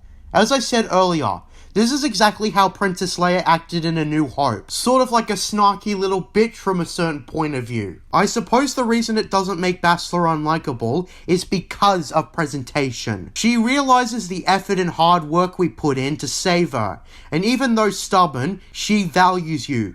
Her flaws come down to inexperience, and less so being a bad person. When we get off Taris, she again says great things about us, and it's moments like this that shows us that she isn't a narcissist, although she can act like it at times, but that's because of Jedi training. Still though, Bastla struggles to control herself. If we play as a lightsider, she observes how we make it look so easy to do the right thing, and it causes her to question herself, since she's not so perfect. I suppose another thing that makes Bastla interesting is her attractiveness. Let me explain. Bastla has plenty of personality, but it's the fact that she's attractive a fuckload that gives her character a sort of boost, especially in the romance subplot, but we'll get to that. Bastla, when asked about herself, explains that she was born on Talvarin, but rarely spent time there. She explains that she was especially close with her father, but hated her mother. Her mother always pushed her father into treasure hunts, which always was based on a false lead. Her father did it over and over again, while her mother reaped the rewards, and that's why Bastla hated her. Bastla also mentions that it was her mother who gave her up so easily to the Jedi Order because she wanted to get rid of her. Bastla, after being given to the Jedi, missed her father dearly, and the way she says it, it's truly saddening. It's only after extensive Jedi training that she could stop thinking so much about her father. Well, after Bastla tells you this, presuming you don't encounter a glitch or a bug, Twi'lek informs Bastla, if she is in our party, that her mother Helena was searching for her, and that she's sick. Bastla for the rest of the quest has her mother on her mind, and it bothers her. Her mother can be found in the cantina on Tatooine. With that being said, going into the cantina, Bastla sees her mother again, and the two start arguing. Helena Shan doesn't talk much about being sick and informs Bastla that her father is dead, and Bastla is pissed, and demands she tell her what she got him into that got him killed. Helena throughout acts selfish, even directing their conversation to you, saying, "You wouldn't treat your mother like this, would you?" Basically, the reason Helena looks for Bastila is because she wants her to retrieve her father's holocron, since her father was killed by the Krayt Dragon on Tatooine. That leads us to the cave mentioned previously. Some tattooed gear will appear, and that's where you can retrieve the holocron. Bastila, meanwhile, is unsure whether or not she will give her mother the holocron. Returning to Helena, this is where the player's influence determine whether or not she gets the holocron, and whether Bastila and her mother resolve their differences. In the dark side option, you can encourage Bastila to refuse her mother, and the two part ways, still as bitter as before. Or you can try to get the two to solve their problems, in which Helena realizes that she wasn't a very good mother, and explains that she is indeed dying, to which Bastila will give her some money to see a doctor on Coruscant. And Helena, before departing, asks us, the player, to take care of her daughter. Since this side quest possibly may not trigger, it fortunately isn't a requirement to pursue the romance subplot. Now, I think part of Bastila's appeal is the fact that she responds to your advances. Flirting with her is rather fun in how she responds, especially as I mentioned how she more and more starts to feel for you as well. Especially as a light side character, she idolizes how kind you are to others, but at the same time, her interest in you evolves to attraction. She starts to think of you more and more. Then she starts infatuating over you, until she speaks to you to have a private discussion with you. The way she talks to you in this private discussion is her trying to come to terms with her infatuation. This here is the lock-in moment. If you're not a chump, you can pull her towards you. Now, I'm not really interested in romance subplots, but this one was genuinely interesting. It drew me in. The way Bastila talks to you is so well written and intricate. If you keep going, you can get her to kiss you, and probably other shit off screen since it cuts to black. When it ceases to be black, Bastila pulls away. She sees what we both did as a mistake, and is embarrassed at forfeiting her Jedi training, and is afraid someone else will see her with you. And so she runs out of the room, and essentially friend zones you for the rest of the game until possibly the end. She refuses to speak to you again directly after that. So yeah, Bastila is a pretty good character, and one the vast majority of male players will be a gutless simp over. There's really only one companion more interesting than her, but to talk about him, we'll have to get to the next planet on our journey, Kashyyyk. Now, as for Tatooine, the introduction felt a little too much like fan service, but the more I played, realizing that Tatooine has a more unique personality and host of characters in this game than I gave it credit for, plus an interesting backstory, this leads to it being a pretty interesting planet in its own context this time, and especially more interesting compared to the movies. Tatooine has an overload of screen time, plus being ripped off in the sequel trilogy and overused as shit in the Mando sub-series. The writers adapted to the overshadowed nature of this planet, and they used it for more than just fan service and familiarity. While Tatooine may be oversaturated in Star Wars media, this game stands out as making it interesting, taking advantage of the culture and history of the planet, and inventing much of it in the process, ironically. So yes, Tatooine is very interesting in this game. Let me say they gave variety to the most visited planet in Star Wars. So with that, let's get on to the next planet.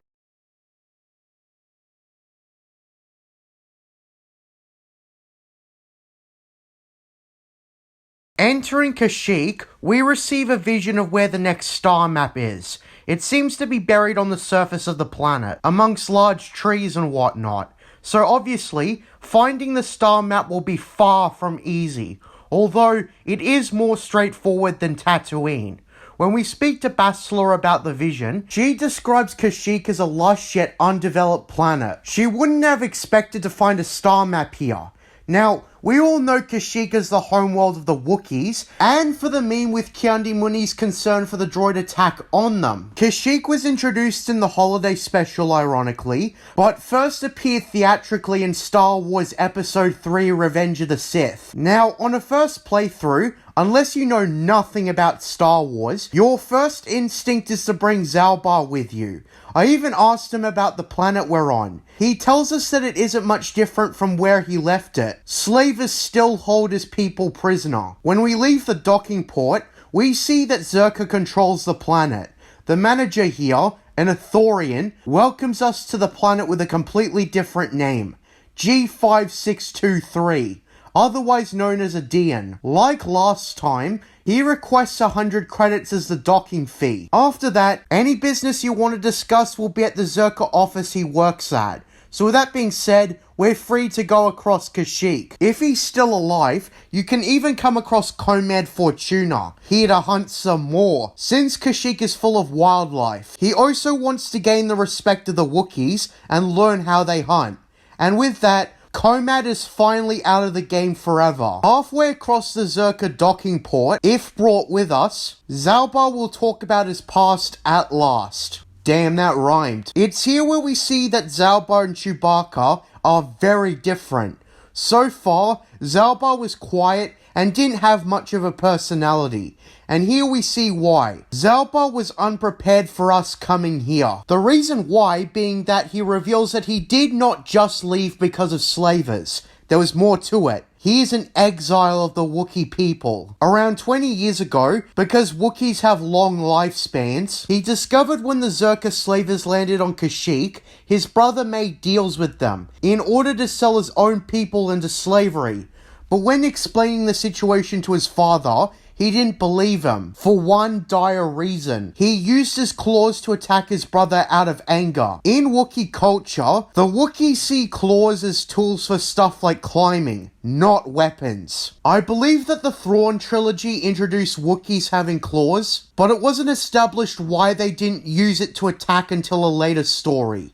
Apparently, from what I heard, Chewbacca got into a fight with another Wookiee who wanted his wife, and the Wookiee in question attacked Chewie with his claws, and was outcast as a mad claw. To Wookiees, using your claws as weapons is one of the biggest sins you could pull. Forever is he an outcast to his people because of his mistake. Even big walking carpets have standards. Walking into the Zerka office, you may speak to a random unnamed Zerka scientist, who if you bring Zaalbar with you, scorns him for being part of the enslavement of his people, although the scientist doesn't understand him. There's also the manager I mentioned earlier. He explains to you all that Zerka Corporation does on Kashyyyk. He doesn't describe what he does with Zerka as slavery, he words it as license purchasing of local species. Of course they wouldn't call it slavery, but it's still slavery. So uncivilized. Of course, despite contributing to slavery, Janos, like the other guy, says that he doesn't do the slavery directly. He just runs the outpost. It seems to be a common theme among Zerka workers that they excuse themselves for what their company is doing because they just want to keep their jobs. I suppose it could be commentary on those who work for bad companies, overlook what their company does because they want to keep their jobs. Finding honest work isn't always a possibility sometimes. A lot of the time, we don't think about how certain products are made. I don't know if the game was trying to critique that, but regardless, there's hints of it. Most of the Zerka workers work for the sake of work. They don't question it, because doing so would lose them their jobs. It is a little bit of complexity regardless. Anyways, before we leave the outpost, the Zerka guard warns us of the dangers ahead. The first threat we'll come across are the Kinraths, similar to the ones in the cave on Dantooine, and later Michaels as we go along. Zaalbar also speaks to us again, mentioning his father and his brother, who has ears out for everything. He implies that he's worried that he'll get caught. The first real encounter once out of the outpost is 3 Zerka employees around a dead Wookiee. Zaalbar naturally is pissed. When asked what happened, the officer explains that the Wookiee slave got rebellious and had to be put down. So in short, another dodgy way of saying they killed him. So uncivilized. There's really 2 ways you could go about this, with different variations. You can convince the officer to get out of here and request a transfer on another planet, despite his heinous deed, which is kinder than he deserves, but it ensures another Wookiee doesn't get hurt by his group at least. If you suck at persuasion, you'll have to kill them. The dark side way to do all this is to extort them for money, and then kill them when you demand more. Once again, there are many ways to approach this that is presented to the player. It's also a good early encounter to show you how Zerka and the Wookiees interact, which to sum it up, it's not good. Across the rest of the treetops, there's the same enemies I mentioned before. I suppose a minor criticism I have are the sound effects of the enemies, especially when they die. They aren't really the most enjoyable of enemies to fight. If trying to reach the Shadowlands, the Wookiee guard will stop you and tells you to go speak to Chundar if you want to enter the Shadowlands. Doing this is a requirement, but it also advances the plot at the same time. Making your way to the Wookiee village, you will come across some Dark Jedi before you speak to the Wookiees. They are easier to kill than the ones on Tatooine, because you've leveled up and grown stronger, unless you came to Kashyyyk first. I wouldn't recommend that, but I know one person who has, just so they could recruit a certain someone first. Trying to enter the village, you are stopped by the Wookiee guard, who ridicules you for bringing a Mad Claw and forces you to see Chundar. In case you're wondering, if you haven't brought Zalbar, Chundar finds out about him anyways via Janos, and has Zerka board the Ebon Hawk. So either way, Zalbar is captured and we are taken to Chundar. Chundar is a black-furred Wookiee, and he is loud and proud about his position. He dismisses you when you say that he sold his people into slavery. This is also a rare time the game does not allow you to engage in violence. At least, not immediately. Within the design of the game, it makes sense, because otherwise every Wookiee in the village would attack you, and you miss out on certain side quests. So it's forgivable. Some RPGs like this do still try to give you as much freedom as possible. This RPG is more so how you do things, rather than what you do. This is a more traditional version of what Mass Effect would end up doing. Also, this was made when BioWare wasn't a fallen king of developing role-playing video games. EA ruined them a lot, didn't they? Anyways, Chundar basically captures Zalbar, and he forces you to do a task for him if you want him back. There is another Mad Claw out in the Shadowlands. You must kill him in order to get Zalbar back. You will get access to the Shadowlands and a means down to them. Chundar is mainly dismissive, giving a whitewashed version of when Zalbar attacked him, and also claims that their father was enslaved, and that he arose to become chieftain when all hope was lost. A master manipulator, like Palpatine. Despite being easy to miss, other Wookiees are very resilient. They're an interesting species, which I suppose out of all the film planets besides Tatooine they could have gone, Kashyyyk was the right choice. Although I suppose Kashyyyk was not recognized as a film planet until Revenge of the Sith. Although you could also make the case that BioWare may have known that Kashyyyk would have been in the upcoming movie at the time. I know that Republic Commando used Kashyyyk with the knowledge that it would be in Episode 3. Anyways, he kicks us out. How rude. Well, at least he gave us a free pass to the Shadowlands to find the star map. The guard from earlier lets us pass, and it's more enemies, who are around the same difficulty, until we come across a Wookiee hunting party, in which we see that they distrust outsiders. But with that being said, we go to the Shadowlands lift guard, who we must speak to gain access to the Shadowlands. He mostly has this one purpose, but he can be asked questions. The most I remember is that he doesn't like the Zerka Corporation, despite the fact that they make him and Chundar powerful. And with that, we've got our entrance down to the Shadowlands. The cutscene is pretty moody at that. Once down the Shadowlands, we can see from just visuals alone that things are going to get very dangerous. And there's probably a lot of things we won't expect. Fallen Order disappointed me a tad bit on what flora and fauna would be like there. The really only intimidating one was the Webweaver, the giant spider enemy. The main thing that makes the Shadowlands interesting is the atmosphere, dark lighting, strange, eerie noises. It's probably one of the scariest highlights in the game. It's got a similar feeling to the ancient ruins on Dantooine. I also never really considered how much the Wookiees avoided the Shadowlands for everything but hunting. After thinking about it, this is a clever place to hide a star map. And keep in mind, Kashyyyk was not a film planet yet. As we're exploring for a little while, we come across this dude with a Jedi's weapon, the lightsaber. He faces off against the animals known as Katans. He shows off quite an impressive talent with his lightsaber, killing all 4 Katans with 1 slash each. He notices us and warns us about more threats. Your natural instinct is questioning him on his occupation. He is very much a Jedi. The old man introduces himself as Jolie Bindo, the second most iconic Grey Jedi behind Qui-Gon and the coolest character in this game. He's my absolute favourite. If you're wondering why, well, stick around and I'll tell you. He suggests going back to his home for a discussion. The way Jolee talks is one of the most recognisable things about him. It's nearly as iconic as HK-47 for different reasons. When we go back to his home, we see that it's a crappy log in the woods. It's actually pretty similar to Yoda's house, although I never directly noticed. This is how you reference the movies, Disney. Take notes. Despite mirroring Yoda in Exile, the context is completely different. We happened upon Jolee by chance, and his character, while similar to Yoda's in some ways in Empire Strikes Back, he is no perfect Jedi, as we'll discuss when we get into his backstory. On the topic of how he speaks, he very much indulges his old age. He's grumpy, and occasionally speaks to you in third person when referring to himself, but despite that, his words, if you pay attention, are very insightful. Jolee Bindo is voiced by Kevin Michael Richardson, and damn is he one of the most efficient voice actors in the game.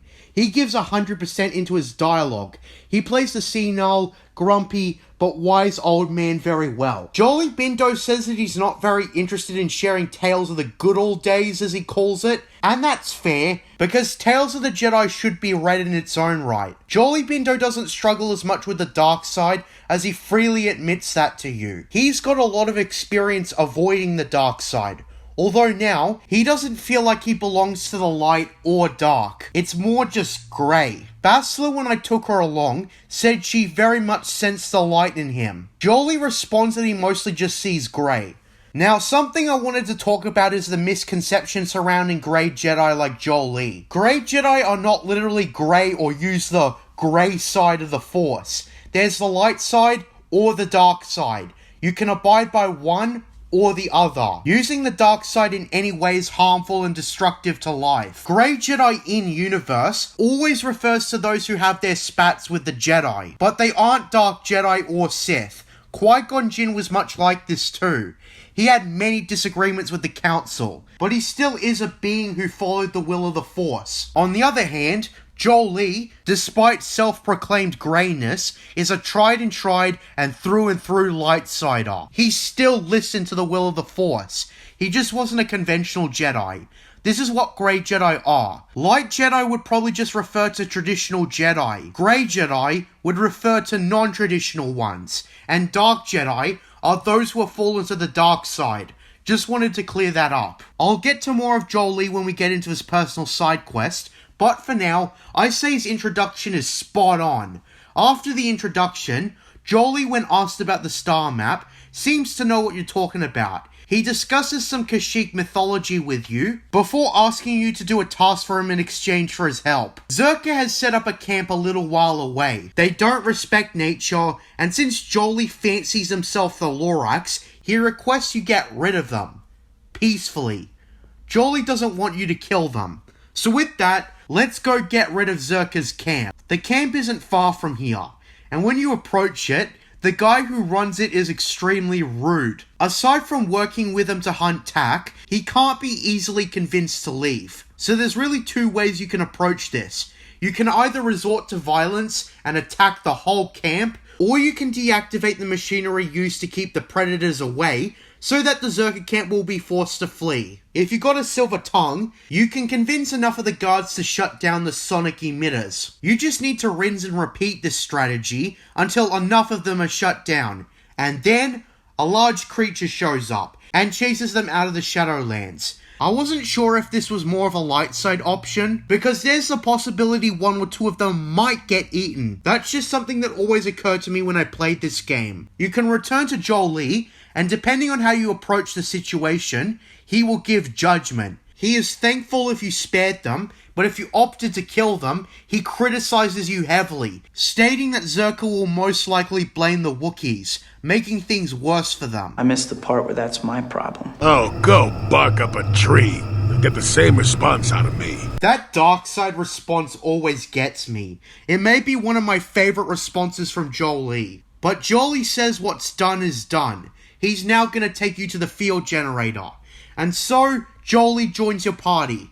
And with that, a lot of amusing lectures from the old Gramps. So with that being said, we've got our passage into the next part of the Shadowlands. Jolee is a required companion, which is fine, because he's the most powerful in the game. Best required companion ever. He has natural force affinity, which means that he's a great help in battles, which you're gonna need while exploring the Shadowlands. Coming across the field generator, he can be asked about why it was put there, although if you want to get to the point, you can just get him to shut it down. Now, there's around 3 relevant quests in this part of the Shadowlands. The first that you'll come across is a Wookiee fighting some Mandalorians. The Wookiee is heavily wounded and takes the Mandalorians on in single combat and comes out the victor. We step in to help the Wookiee in question and kill those darn Mandalorians. The Wookiee right after the battle requests medical aid. You can give it to him or not, whatever floats your boat. If you help him, he discusses how his entire hunting party was killed by those Mandalorians. And this is the quest where you must put a stop to the Mandalorian hunting parties. And there's an extremely unorthodox way of drawing them out. Unequipping yourself and your party, since the Mandalorians only attack the unarmed. It actually took me a while to realize that I literally was supposed to unarm myself in order to draw out the Mandos. I think the second game made it more convenient when it came to switching weapons more easily, but that's a discussion for another time. There's around 3 waves of Mandalorians, including the one we fought at the start. While it is a tad inconvenient to immediately unequip the weapons of our entire party and then equip them when the Mandalorians attack, it is required to complete this quest. Good thing I have the Force along with my party, because that just makes things so much easier. I remember mostly using Force attacks to kill the Mandalorians. The Mandalorians aren't actually that hard. Around this time, and especially since you've got Jolee, you have an easier time with enemies. With that being said, you need to retrieve some data pads from the dead Mandalorians, and then go find some speeder bikes, and then put in a code. This will draw out the boss, who is super annoyed that we're interrupting their hunt, and will attack to kill us. If your force affinity is strong enough, you will be able to get some free hits on him with whatever power you wish. He still is pretty tough. I remember in my light side playthrough, I used stasis and whirlwind to stun him, which I then used to get several free hits on him and take him down. Otherwise, he's a pretty tough boss. If you're doing this quest the light-sided way, you should take the head of the Mandalorian leader and bring it to the Wookiee who instigated this quest, in which he will thank you for avenging his hunting party, and will give you a reward in a Chani Vibroblade, which I kind of feel was a crappy reward. Well, at least I got more XP. That's the important thing, at least.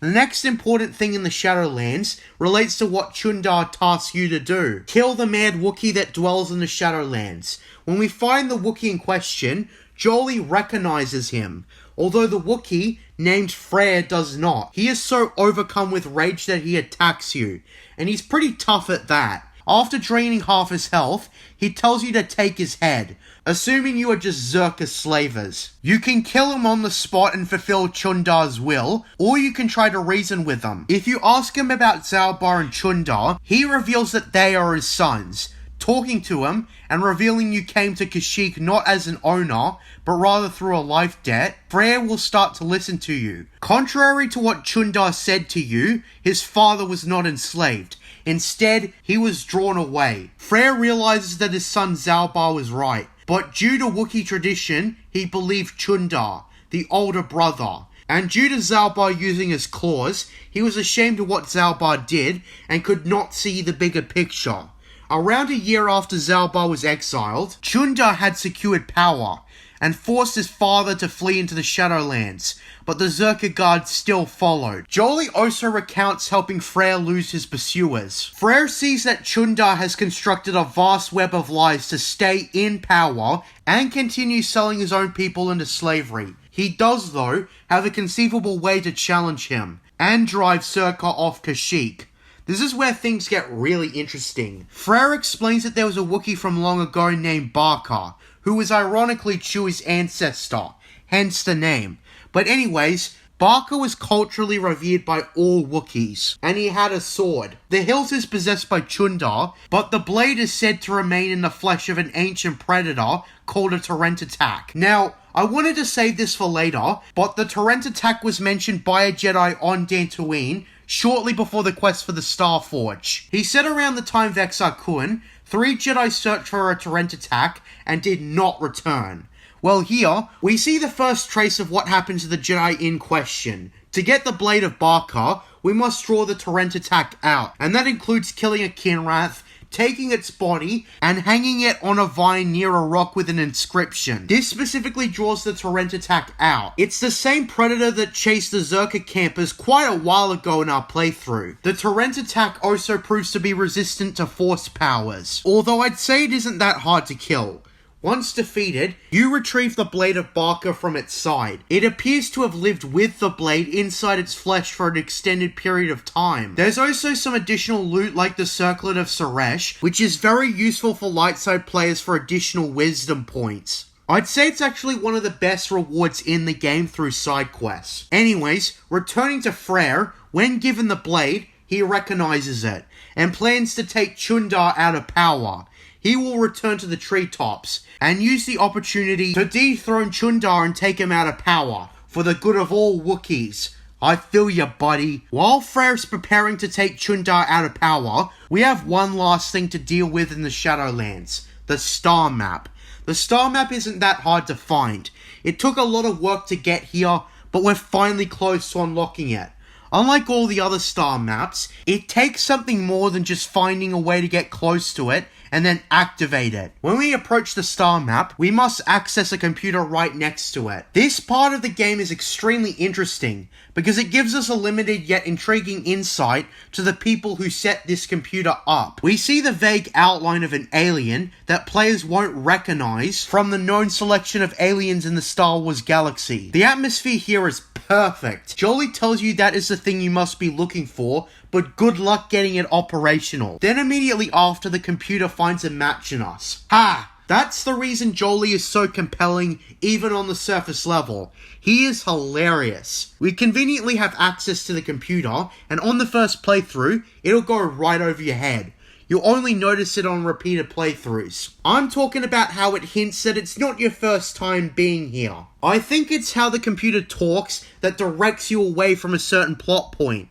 The computer, because it's here for a long time, has some information corrupted, but its functions on the star map remain intact. Thing is though, you will need to complete a test to gain access to it. Unlike the questionable test on Dantooine, which is most likely on terrains, the questions here feel more significant in importance. It's a physiological assessment on who you are that will determine worthiness. It is required to access the star map, so we must begin.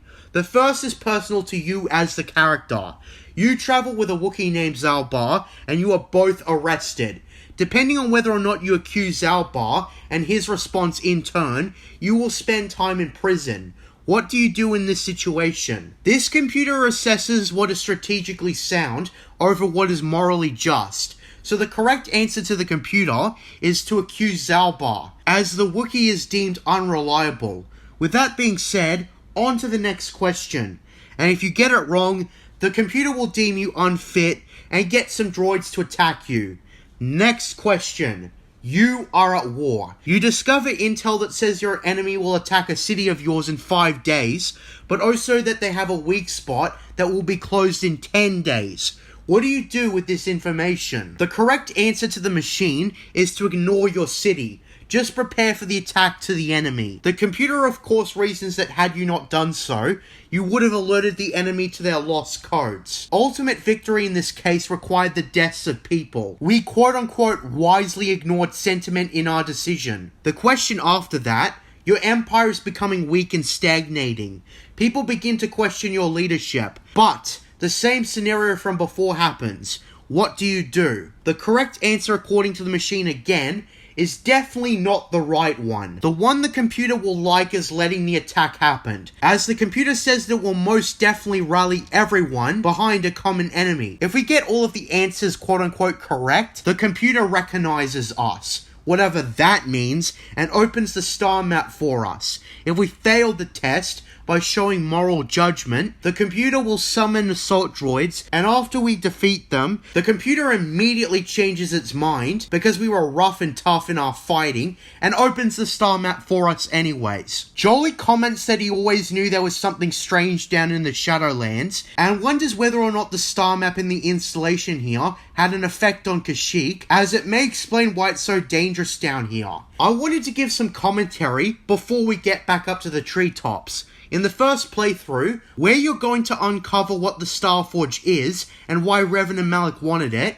you get nuance by following in their footsteps. They must have come across this machine with different questions, and were able to answer them to gain access to the star map. Perhaps part of what made them so desensitized to war was this machine. It's an interesting yet common observation one will make. KOTOR is quite a nuanced story, and everything connects to each other seamlessly. Anyways, with that, we've got to get back up to the treetops. We got Frere to challenge his son Chundar to free his people. We first have to confront the one who brought us down to the Shadowlands in the first place, as he attacks us if we sided with Frere. He's a relatively insignificant threat, and returning up to the treetops, one of the hunters from the Wookiee hunting party from earlier in the game informs us of Frere's challenge to Chundar, and this is our ticket to the main event. Making our way back to the Wookiee village, Frere presents the Blade of Barker to end Chundar's treachery. Chundar responds by saying that he has the hilt. The two are evenly matched in authority in the claim to chieftain. Zalbar tells you that Chundar has been telling him things, and is unsure who to side with at this point. The decision is ours. Do we side with Frere and depose Chundar, ending the Wookiee slave trade for the next few thousand years, until the Galactic Empire shows up? Or do we help Chundar and keep him in power? Well, the righteous one is obvious, but you can choose the other one if you feel like being a dick to Frere. In the light side option, we fight Chundar and the other Zerka slavers. After Chundar is defeated, Frere calls for the Wookiees to unite and drive Zerka off the planet. When we return to the Ebon Hawk, we see that happen, with Zerka slavers being killed off, and the Wookiees thank us for liberating their people. There still are massive implications of Wookiees already sold into slavery, but we know that now they will stop on Kashyyyk. No more Wookiees will go through without bloodshed. Now, we could also just help Chundar, and the status quo on Kashyyyk remains the same. The end. Wookiees continue to be sold into slavery. In both outcomes, Zalbar requests the Blade of Barker, which is a pretty useful sword once you get it, and is a cool reward to end Kashyyyk with. Now, there is two side quests I was unable to get footage for. The first is the Wookiee village, where a Wookiee is put on trial for murdering another. You can step in by revealing that the Wookiee that was killed was making deals with slavers, or you can get the accused executed and get money for it. The second is two human merchants at the docking port. If you go into the Shadowlands and find a recording, you can present it to one of the merchants, who realize he's been backstabbed by his partner, and you can either encourage murder or restrain him so the guilty one flees. You can also encourage him not to trust anyone ever after that. And that's Kashyyyk. Kashyyyk also seemed very cherry-picked like Tatooine, given it is a well-known planet, but just like Tatooine, they gave a lot of context and backstory for it. You never really think about Kashyyyk, or Tatooine for that matter, and wonder how it got the terrain it did. Knights of the Old Republic gives both reason for their terrains. Wookiees in this game are presented as more grounded than other stories. In the films, they're mostly just Chewbacca only, or in the case of Episode 3, meant to show more of the Clone Wars in action. Neither of which is bad, but there's obviously more you could do with them. Since there's subtitles and we can understand what the Wookiees say this time, this makes them seem much more human than one would think just by watching the films. The Wookiees are a proud people, with their own values and customs. The Mad Claw thing explains why Chewie never resorted to viciousness when fighting the Empire. There weren't as many characters on Kashyyyk, but Jolly Binto being the recruitable companion rose the planet up. I'd say highlights on Kashyyyk include all the varied enemies, especially in the Shadowlands. The atmosphere in the Shadowlands, recruiting Jolie, the star map test, and liberating the planet from Zerka. Gameplay-wise, this may be my least favourite, but that's because KOTOR was a game built off of its story rather than gameplay. But it does mean that Kashyyyk is one of the lesser engaging planets. other planets in the game prove to be more interesting. Zaalbar at least finally does open up to you either way, regaining his honor amongst his people. With that, Kashyyyk is pretty interesting in its own right. While I do prefer other planets in comparison, Kashyyyk made for an engaging addition to the hunt for the Starforge, especially when we went down to the Shadowlands. With that, we should progress to the next planet, shall we?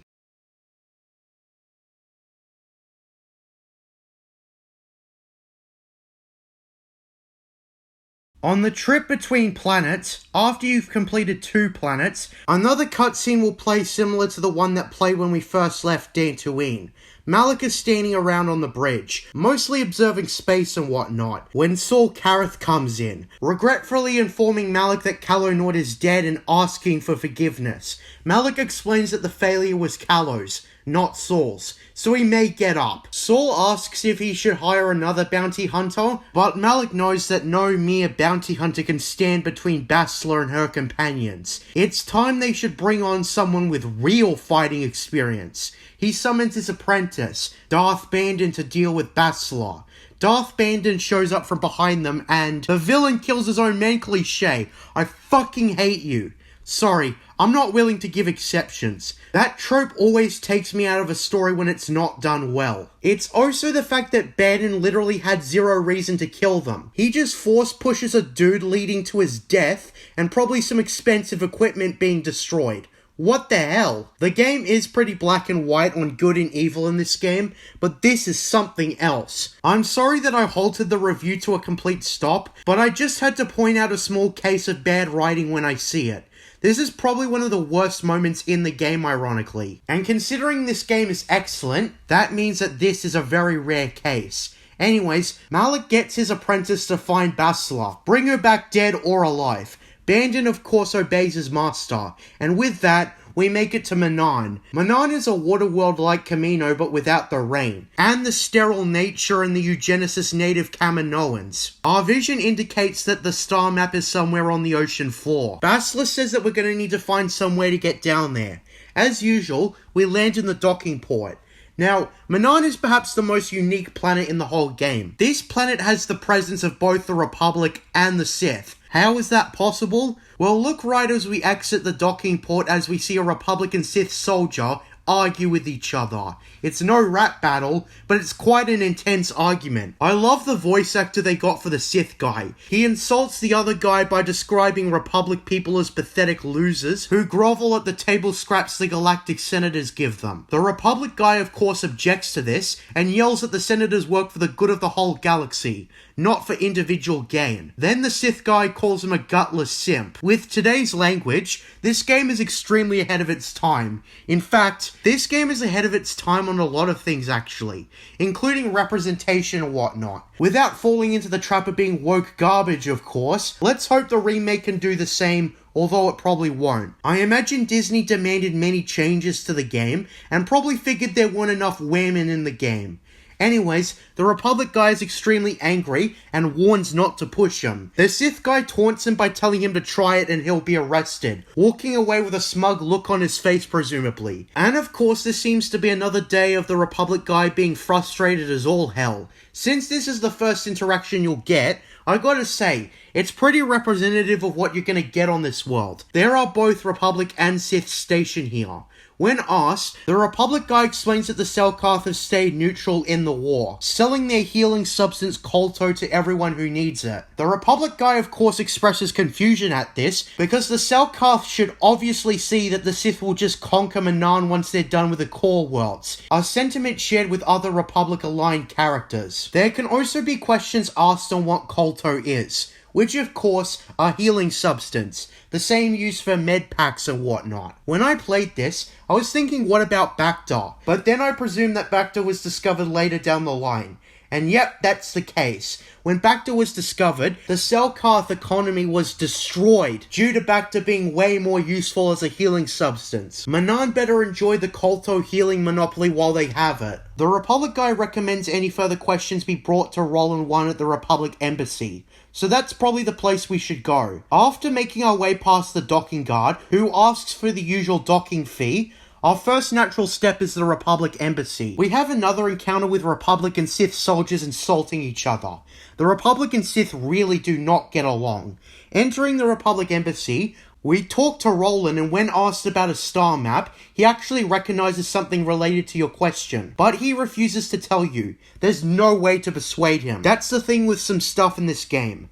There is sometimes the illusion of choice, but fortunately it's kept to a minimum in a game like this. The task, regardless, according to Roland, is to break into the Sith base and retrieve a data module that belongs to the Republic. There's 3 options of getting into the Sith base. The first requires a silver tongue, the second requires mathematics, and the last requires combat skills. So the first is interrogating a spy the Republic captured. I always go for this one, as it's the easiest since I invested so much in persuasion. The second is to decrypt the passcodes by being good at math. Pass. The third is to break into a hangar to get into the Sith base from the backside. Since I usually opt for interrogating the Sith spy, he isn't that hard to convince with high persuasion. You just need to be a tad specific on what you tell him. When he gives in, he gives a long passcode that is hard to remember. Is this seriously the passcode?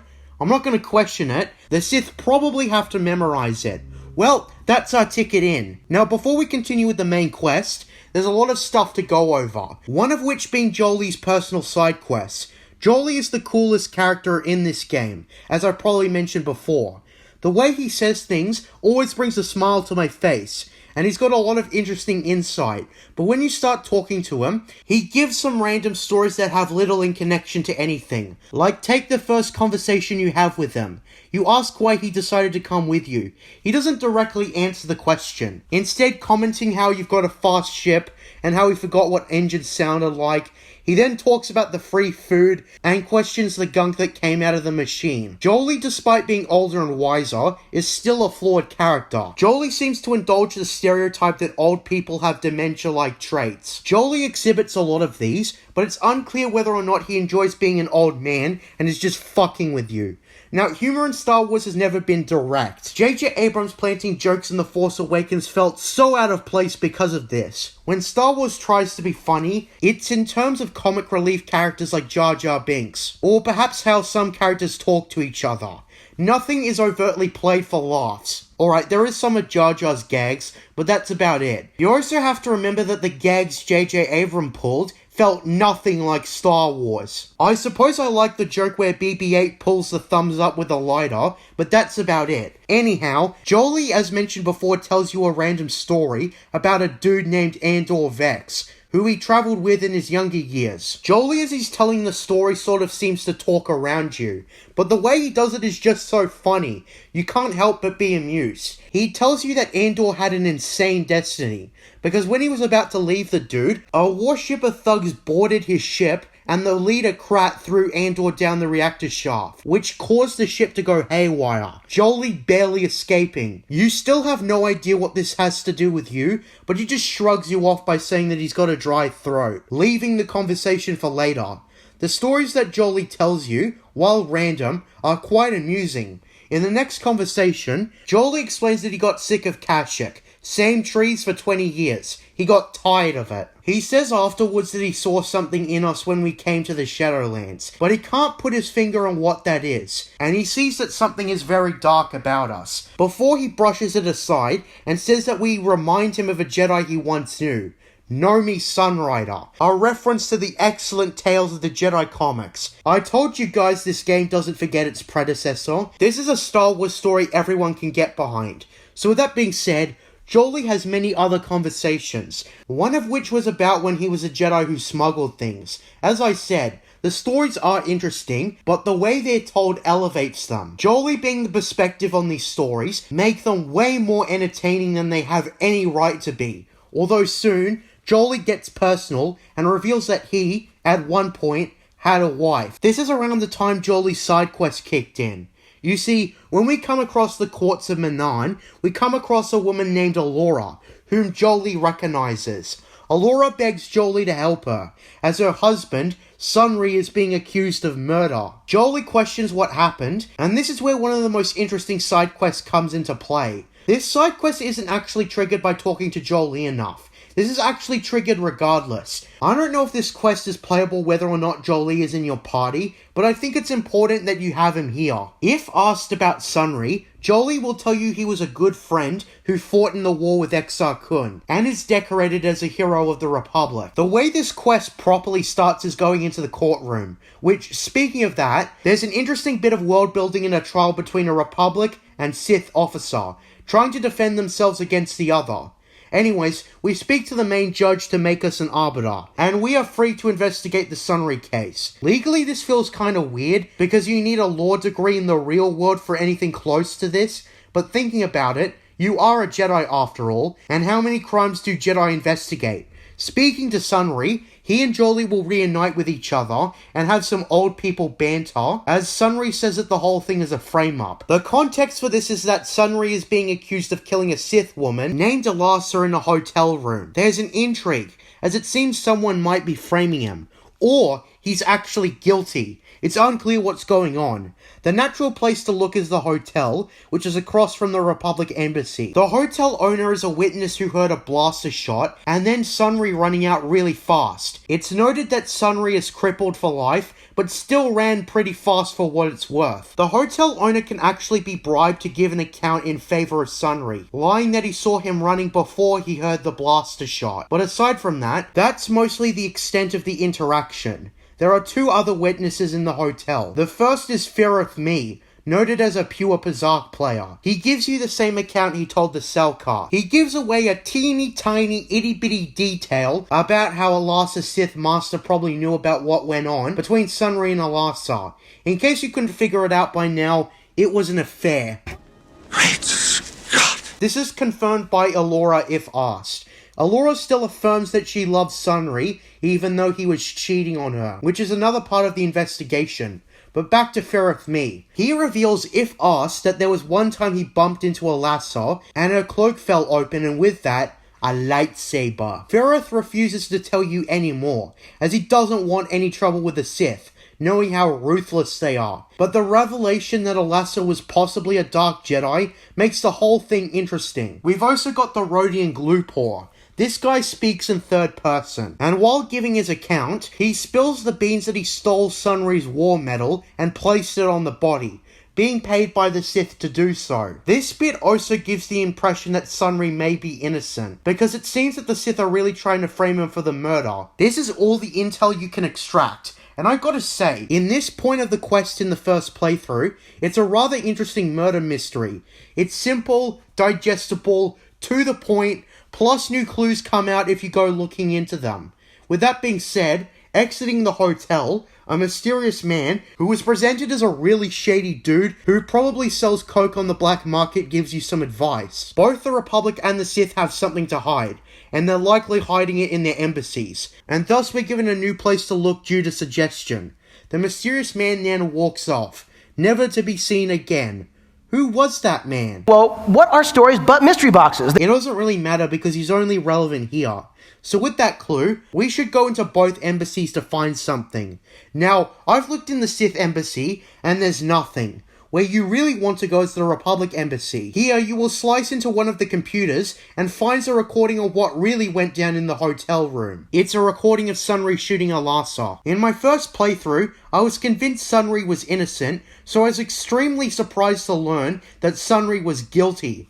When confronting Sunry on the evidence you found, Sunry tries to explain you his thought process. He tried to convince Alasa to join the Republic, but she didn't budge, and at the same time tricked him into giving Republic intel. Sunry suddenly snapped, waited for her to go to sleep, and then he killed her, proceeding to panic afterwards at what he did. He ran and contacted the Republic to get rid of the evidence, given the Sith placed a camera in the room. He figured it was the end of that, but then he was arrested and charged with murder. Despite that, he tells you he's unwilling to confess to the courts. He says that he's looking at 20 years in prison, plus the possibility that the Republic will get sanctions for their role in the murder. You should have thought of that earlier. This is where the dilemma comes in. Sunry is unwilling to confess, but it's questionable whether or not he's in the wrong or not. He made a terrible mistake, but the person he did kill was a Sith who was manipulating him, but still though, he killed her in cold blood while she slept. Even Jolie tells Sunry this. This is why this quest is so complex. It's up to the player to decide what's right in this instance. The implications beyond the fate of Sunry are not fully explored, so this time, the right decision depends on the player. Unlike other choices that are heroic or villainous, this one is shrouded in moral grace. Sunry was a hero of the Republic after all. Personally, I don't know the answer to this specific dilemma. Sunry killed someone who probably deserved it, but he did it unjustly, and he himself realizes his mistake, but now it's up to us to decide his fate. You can either show the courts the evidence once you start the trial, or you can lie to them and try to find Sunry innocent. If you're a completionist, you'll be able to get Sunry acquitted if you chose to defend him. Otherwise, it's straight to the death penalty. Sunry is a standout quest. Its moral ambiguity is rare in this game, due to the other quests that have definitively good or bad outcomes that most of everyone can agree are good or evil. Plus, as Jolie's personal side quest, this is very significant. Those are the factors that make this one of the most interesting in the game. The quest seems to not be that complicated. It's only when you sit down and think about it does it make the whole rabbit hole very deep. My traditional choice is usually to have Sunry be found guilty. This was a reluctant decision, but justice had to be done. This leaves Allura in tears, and you can talk to Jolie about it afterwards. Jolie says that he wished that his friend hadn't done it. Now, for the rest of the game, Jolie has a more serious discussion when talking to you personally. Earlier, I mentioned how he spoke about his wife before cutting it off. If asked about it again, he talks about love and what it means. He gives some philosophy when he says that love doesn't lead to the dark side. Passion can, but it's not the same thing as love. Jolie thinks that the Jedi should teach the nuances of controlling passions while being in love at the same time. That's extremely interesting commentary. We all know that Anakin was deeply in love with Padme, but he was too overbearing, too attached. The Jedi do try to get students to understand that the Jedi are encouraged to love, but to not get attached, as it can lead to possessiveness and lead to the dark side. Thank you whoever specifically wrote this. Drew Karpyshyn or someone else for understanding Star Wars and emotions in relation to the Force. This is also why I say Jolie is a great Jedi. He has many disagreements with how the Jedi Council conducts itself, but he is still a servant of the will of the Force. In short, Jolie is basically what Ahsoka wants to be. Difference is though, Ahsoka is a garbage, oversaturated character, overrated as hell. Anyways, Jolie also says that he never rose above the rank of Padawan. This all leads to the following conversation about Exar Kun and how that was a terrible time to live. Many Jedi joined him, as depicted in the Tales of the Jedi comics, and Jolie implies that his wife was involved with this mess. He reveals that his wife's name was Nayama, and Jolie realized she was strong in the Force. Jolie wanted to train her in the ways of the Force, but of course the Council said no, given he was still a Padawan at the time. So what did Jolie do? He trained her in secret, and Jolie talks about how much he loved her, and he doesn't do it in a generic way. He talks about how this attachment made him blind to her willful nature. He was unwilling to see flaws in her. Then Exar Kun happened, and Nayama was swayed by Exar Kun's promises of a new age. And as Jolie says this, you can tell this isn't going to end well when Jolie's done talking. Jolie says that he tried to reason with his wife, warning her about the dark side and whatnot. And so, his wife attacked him. After a long duel, Jolie managed to defeat her. He disarmed her, but he couldn't kill her, so he let her go.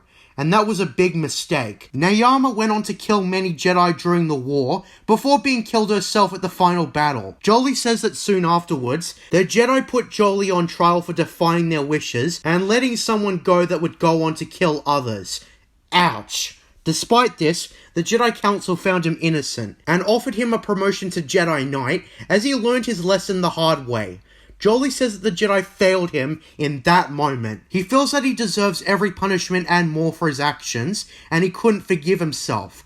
So as we all know, he exiled himself on Kashyyyk to be alone. Mostly when discussing his days on Kashyyyk, he talks about how he socialized with the Wookiees. In the end, he followed us because of our destiny, and he's eager to await what it is. He has great hopes for us. That's essentially Jolie in a nutshell. My favorite thing about Jolie on the surface level has to be how he talks. He's just too amusing to hate. The voice actor does a splendid job, and I'd be insulted if they replaced him for the remake. Jolie ironically being the oldest character and having the most insight may be why he's the best based on how he's written. That's just the thing.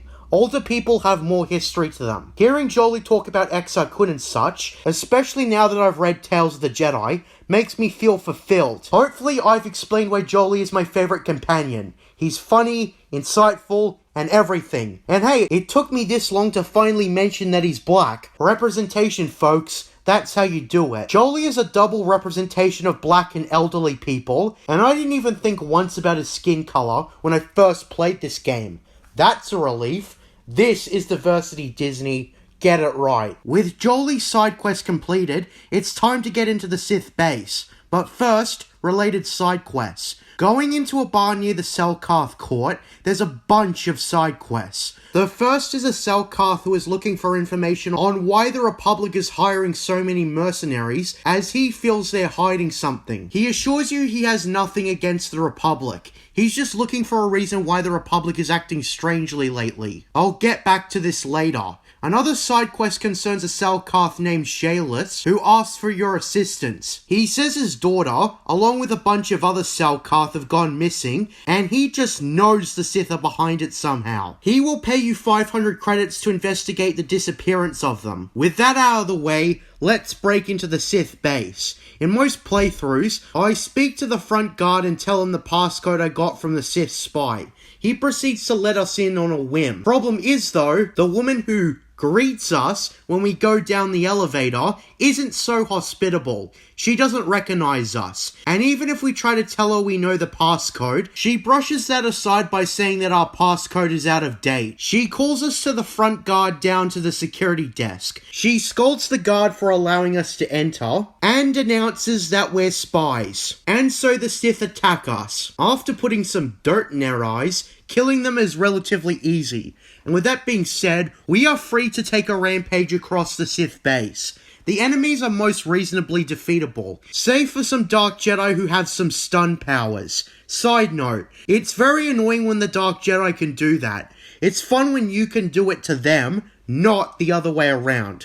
If you go the right direction, you can go and find the Republic data card you were sent to retrieve, but since I'm a completionist, it's better if we do the other required stuff in the base. In order to investigate the disappearance of the Selkarth, you need to get past multiple pressure gates that hold back water. I have no idea why this is here. It makes everything frustrating. You basically have to solve some elaborate puzzle to make it to the other side. Complicated and impractical. Not a very enjoyable part. To this day, I don't even know what the strategy is. I just get at it until I get to the other side. The other half of the Sith base is full of Dark Jedi and Sith troopers, who are oh so very tough. And eventually, you'll come across a Selkarth who walks into a room, and then immediately turns hostile and starts shooting at you. This is your indication that you've come across the Selkarth youth. After this, you're bound to encounter the quest giver's daughter Shasa and her friends. She asks, who the hell are you? Your friendly neighborhood Spider-Man. You'll try to convince Shasa that the Sith are evil, but it proves difficult. They dismiss the destruction of Taris as a Republic lie, and says the Sith treated them with nothing but kindness and respect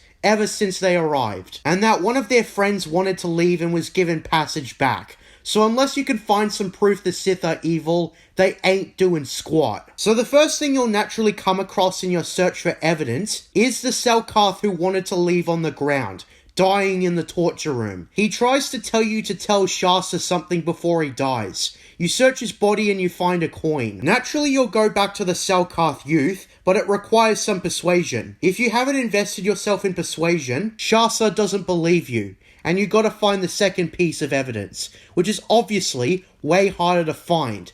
I say that because you're gonna need to fight for it. A Sith Master and some students when they see you, but not before uttering the same line of dialogue said 2 times beforehand.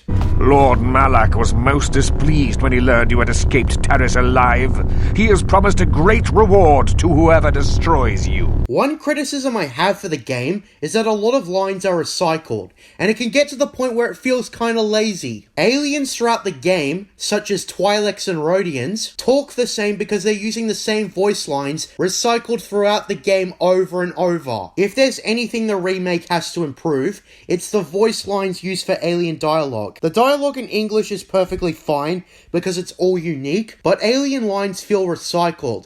I tend to just read what the subtitles say, and then skip the line of dialogue, because what's the point? It got very annoying when ex-Rhodian character spoke the same way over and over again, and you'd wish he'd sound different. There are actually a few times where aliens have unique lines, but they're hard to spot, especially if you're just skipping lines like I am. In my recorded playthroughs, I managed to kill the Sith Master and his Selkath apprentices quite easily. I have many complaints about the combat, being that it's clunky and you'll miss a lot of hits when you start playing, but the one upside it has is that there's actually a decent bit of strategy when you get into a fight. You've got grenades, mines, and shields at your disposal. I tend to only use grenades unless I'm really losing a battle or I'm near the end of the game. The strategy, I will say, kind of hampers once you've got at least 2 Jedi companions. Anyhow, when we defeated the Sith Master and retrieved a datapad that serves as proof that the Sith are up to no good on Manaan, you will present it to Shasa if your persuasion attempt failed,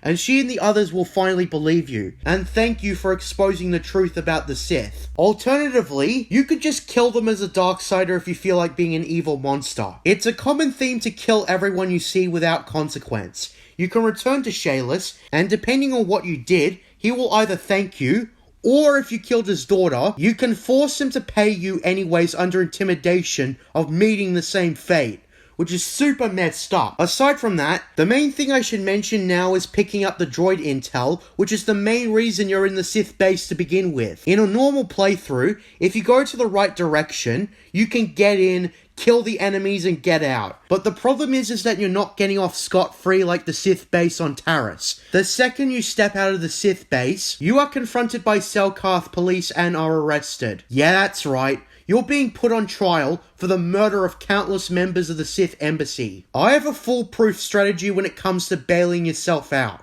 First, tell your arbiter to fuck off. In the real world, it's actually a better idea to have a lawyer, but in this game, nah, you're better off representing yourself.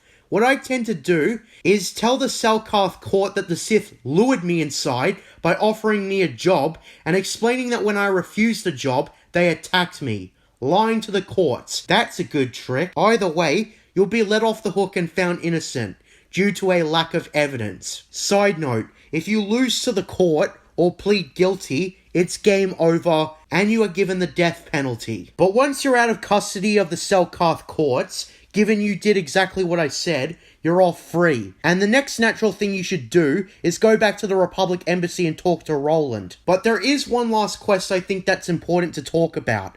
The Geno Haradan questline, one of the most significant in the game, and one that requires a lot of dark side actions, but the rewards are well worth it. After killing Calo Nord, you will be presented with a datapad you supposedly dropped. If you accept it, you will get a message on it that tells you to go meet a dude named Hulis, a Rhodian who hangs around a corner on Manaan. The datapad advises you to come alone, and that's the only way you're going to progress this quest. There isn't much you can talk to him about before you get the quest. It's after you get the datapad that the larger rabbit hole of lore opens. When identifying and speaking to Hulis, he tells you that he is part of a secret assassins guild known as the Geno Haradan, which has existed longer than the Republic itself. His organization works from the shadows, killing targets and affecting the course of the galaxy for thousands of years. The reason he reveals all of this to you is because he is considering you as a potential recruit for the guild. We have proved ourselves worthy, given we took out Calo Nord earlier in the game. Now it's our chance to put some dirt in the other target's eyes, and our targets are far from innocent. To join the Geno Haradan, he tasks us with killing either one of 2 test targets, a Grand Slaver or a delusional anti-Republic T-word, because YouTube doesn't like that word no matter the context. Most lazy players will opt for the one on Manaan, the T word, but given the potential rewards are well worth it, it's also a good idea to be a completionist. The quest itself has an interesting setup, with the Ancient Order of Assassins after all. Despite that, this is a dark side exclusive quest. If you don't want dark side points, avoid this quest. If you don't care about being evil, let's proceed. The first target we'll take out is the T-Word, who is being held prisoner for a T-Word attack on Coruscant and is awaiting trial. Just by speaking to him, he has a delusional hatred for the Republic. So how do you get rid of him? Simple. Slice into the computer and rig it to gas and kill him. Hoolis advised that we make it look like an accident. So oh well, the T-Word is gone. What bad luck he had. In my experience, there's no such thing as luck. Easiest assassination ever. You can opt to force choke him, in which a Republic officer will give you a funny look, but nothing more. You are terminated. Now let's talk about the second target. Scouting out somewhere on Dantooine, he tells you that the slaver opts to kidnap around the estates, so it's either the Matale or Sandral estate. The first one you'll naturally look at though is the Matale estate, which is where you'll find the slaver's speeder. It's here where you get two options. Rig his speeder with a mine, or sound the alarms and get him to return that way. The second option is only if you don't have a choice in demolitions. I opted for the demolitions option, but the slaver isn't very hard to kill.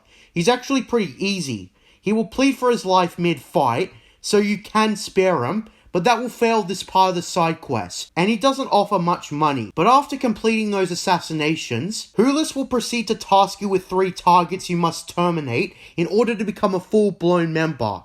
A Selkath on Manaan, a Gamorrean on Tatooine, and a shape-shifting alien on Kashyyyk. Terminate the 3, and you will get to join the Assassin's Club. The 3 are quite different and feel unique, plus you get super cool rewards, like a poison vibro sword. That has to be my favorite reward. With that being said, I want to describe and critique the 3 targets individually. The first one you'll probably do is on Manaan. The Selkath, named Ithora Golda, is a con artist and blackmailer who steals from wealthy families. He's the easiest one to get to, as you can just set up a meeting through his guard, a Twi'lek named Vec. When we go to Vec in the Swoop Racing Cantina, we see he's wearing a Sith uniform.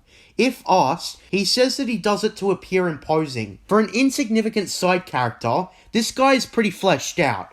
That's the thing. This game has random characters that, despite their insignificant nature, have pretty fleshed out backstories. Vec is constantly disrespected by his boss Thorak, called an idiot among other things. You can set up a meeting either through persuasion or through payment. But come on, if you haven't invested in persuasion, what the hell's wrong with you? He tells you to go to a hangar to conduct the deal. This is where you get a surprising amount of options. You can go through the meeting normally, although the target will catch on to your deception and attack you, or you can bribe Vec to quit before the meeting starts, leaving Thorak to fend for himself. Given how much of a douche Thorak was according to Vec, I consider this the light-sidest option in this dark side playthrough. Either way, he's vulnerable, and you can even send in his droid to kill him, which is what I opted for, using his droid against him. That's a good trick. With Thorak terminated, we've now got to get to the other targets. Next we go to Tatooine to hunt down a Gamorrean named Vaughn. According to Hoolis, Vaughn is a freelance bounty hunter who was last seen hunting on Tatooine. He always has a droid accompany him, so that's our advice before we're off. What makes the Geno Harridan quest here compelling is that it's very broad, requiring you to travel to different planets, and also the lore the writers created for the game. As you eliminate more and more targets, we get more information on the Geno Harridan. A tyrant named Zim the Despot created the Geno Harridan as a form of secret police to crush opposition to his rule. After Zim was defeated around 21,000 years before the events of this game, the Geno Harridan has been working in the shadows up until today. They have influenced the galaxy more than anyone not from the guild could know. Hoolis can also answer other questions, such as why they haven't assassinated Malak yet, and he'll explain that Malak is not an easy target. The Geno Harridan secretly helps the Republic when they can, but they can't do it all the time. The Geno Harridan is very rarely referenced in the expanded universe, despite seemingly being influenced a lot, so lore on them is limited to an extent. The furthest in the timeline they are referenced is the novel Darth Plagueis, but according to Wikipedia, they existed until at least the last decades of the Galactic Republic. so it's plausible that the Geno Haradan was dying out by that time. The Geno Haradan had the same effect as the Clone Wars in A New Hope, back when that was the only Star Wars movie. It makes the universe feel large. I suppose the Hunters Guild are more fleshed out than the Clone Wars originally was, but the same effect applies. Anyways, when hunting down Vaughn, you're bound to find him near the Tusken Raider village. You'll find a droid near a speeder, and after defeating his droid, you can rig a speeder which won't work, and you'll have to fight him directly. Other than that, you can reprogram the droid to fight for you, and bring it to Vaughn. The second option is a lot more interesting, because we see that he killed a crate dragon and came up on top. Impressive. But now we're about to kill him. Regardless, he isn't caught off guard and we gotta kill him. He's the same as every other Gamorrean enemy, so not exactly hard. Finally, we have to kill a shape-shifting alien named Rulin Prolek, hiding out on Kashyyyk. This was pretty much the target I had to look up on where he was, since he's not a target you can easily find on your own, where you'll end up finding him posing as a Wookiee. The only way to get him to change form is to find a datapad that confirms that the original Wookiee he's posing as is dead, in which he transforms into Jolee Bindo. In case you're wondering, Jolee in your party does not have unique dialogue, which is a shame. And after you do enough damage, he turns into a Torrent attack. And after putting more dirt in his eyes, he turns into a tack and runs off, intending to hide amongst other tacks. The only way you're gonna find him is to potentially kill wild animals. All the tacks, including the one Rulin is posing as, are super easy to kill, and when you get him, he transforms into a deceased and withered skeleton, in which you are free to loot. With that, all your targets are terminated. And you are free to return to Hulis to become an official member of the Geno Haradan, but Hulis reveals he wasted your time. The targets Hulis had you kill were the other co-leaders of the Geno Haradan that Hulis tracked down and identified so that he could send you to kill them. And on top of that, he doesn't even let us join. You dick. He tells you if you wish revenge, you must come alone on Tatooine, in which he and you will fight to the death. With that, it's time for some old-fashioned revenge. He told you to come alone, but that doesn't actually matter. It will only slightly change the dialogue, as Hulis is waiting for you amongst the other members of his guild, all under his command. If you're a tough guy, you can kill them all on your own, provided you've leveled up a lot. Hulis and his gang fight you, in which you fight to the death. If you bring a group, the Geno Haradan tend not to be that hard, but if you came alone like I did, I tended to use my runaway and force strain exploit because I like exploiting broken mechanics. That's the end of this Geno Haradan quest, provided you didn't reject Hulis at the very start. As one of the most rewarding side quests, this is definitely the best one for incentive, but the twist is a good way to end the quest, I'll give him that. Easily the most extensive, but one of the best quests in the game. Now where was I? Oh yes, bringing the data card to the Republic Ambassador Roland 1. Returning to the Republic base, we give him the data card, and he lets us in on necessary information that relates to the star map. He tells you that since the war started, the Selkath have maintained their neutrality, but some Selkath with foresight know that the Sith winning the war would be a terrible outcome, and so they assisted the Republic directly. Since KOTOR is the most powerful healing substance in the galaxy at this point, the Republic have been allowed to mine KOTOR down on the sea floor, where they can get access to it directly. It's a violation of the treaty, but it's necessary to win the war. If the Republic gets the KOTOR more than the Sith do, the Selkath can still maintain their guise of neutrality, while they secretly help the Republic more. But recently, the station on the sea floor has lost contact with the embassy, and the reason why that droid was being sent down in the first place was to investigate what happened. All of the information relayed here is an utmost secret, but you can tell the quest giver I mentioned earlier for a reward, but the more important thing is that Roland is sending you down there to investigate, and perhaps hopefully, get the star map you're looking for. Roland gives you a key card, which you can use to take yourself down to the station. This is where the atmosphere becomes a lot more sinister. We make our way down to the station and well, the music and scenery is not one of inspiration. With that, we meet a mercenary terrified out of his mind. He tells you that the Selkath went insane and attacked his group, but at the same time he refuses to get off the station, given some who tried to escape were eaten by the Fraxan sharks. What is he talking about exactly? Well, all the Selkath are hostile and attack you on sight. Not one you can interact with besides combat. The Selkath can also poison you, but they're mostly just easy mobs to get through. Along the way, you'll need to grab an ocean pressure suit so you can walk on the surface. As well as this, the only survivor besides the mercenary you can come across in the area is a dude who locked himself in a locker. This guy has a really exaggerated voice actor, and I gotta hand it to the guy. The guy refuses to come out no matter what you do. So you can either leave him in there or carve into him. No, you can't have me in here. I'm invincible. I missed the part where that's my problem.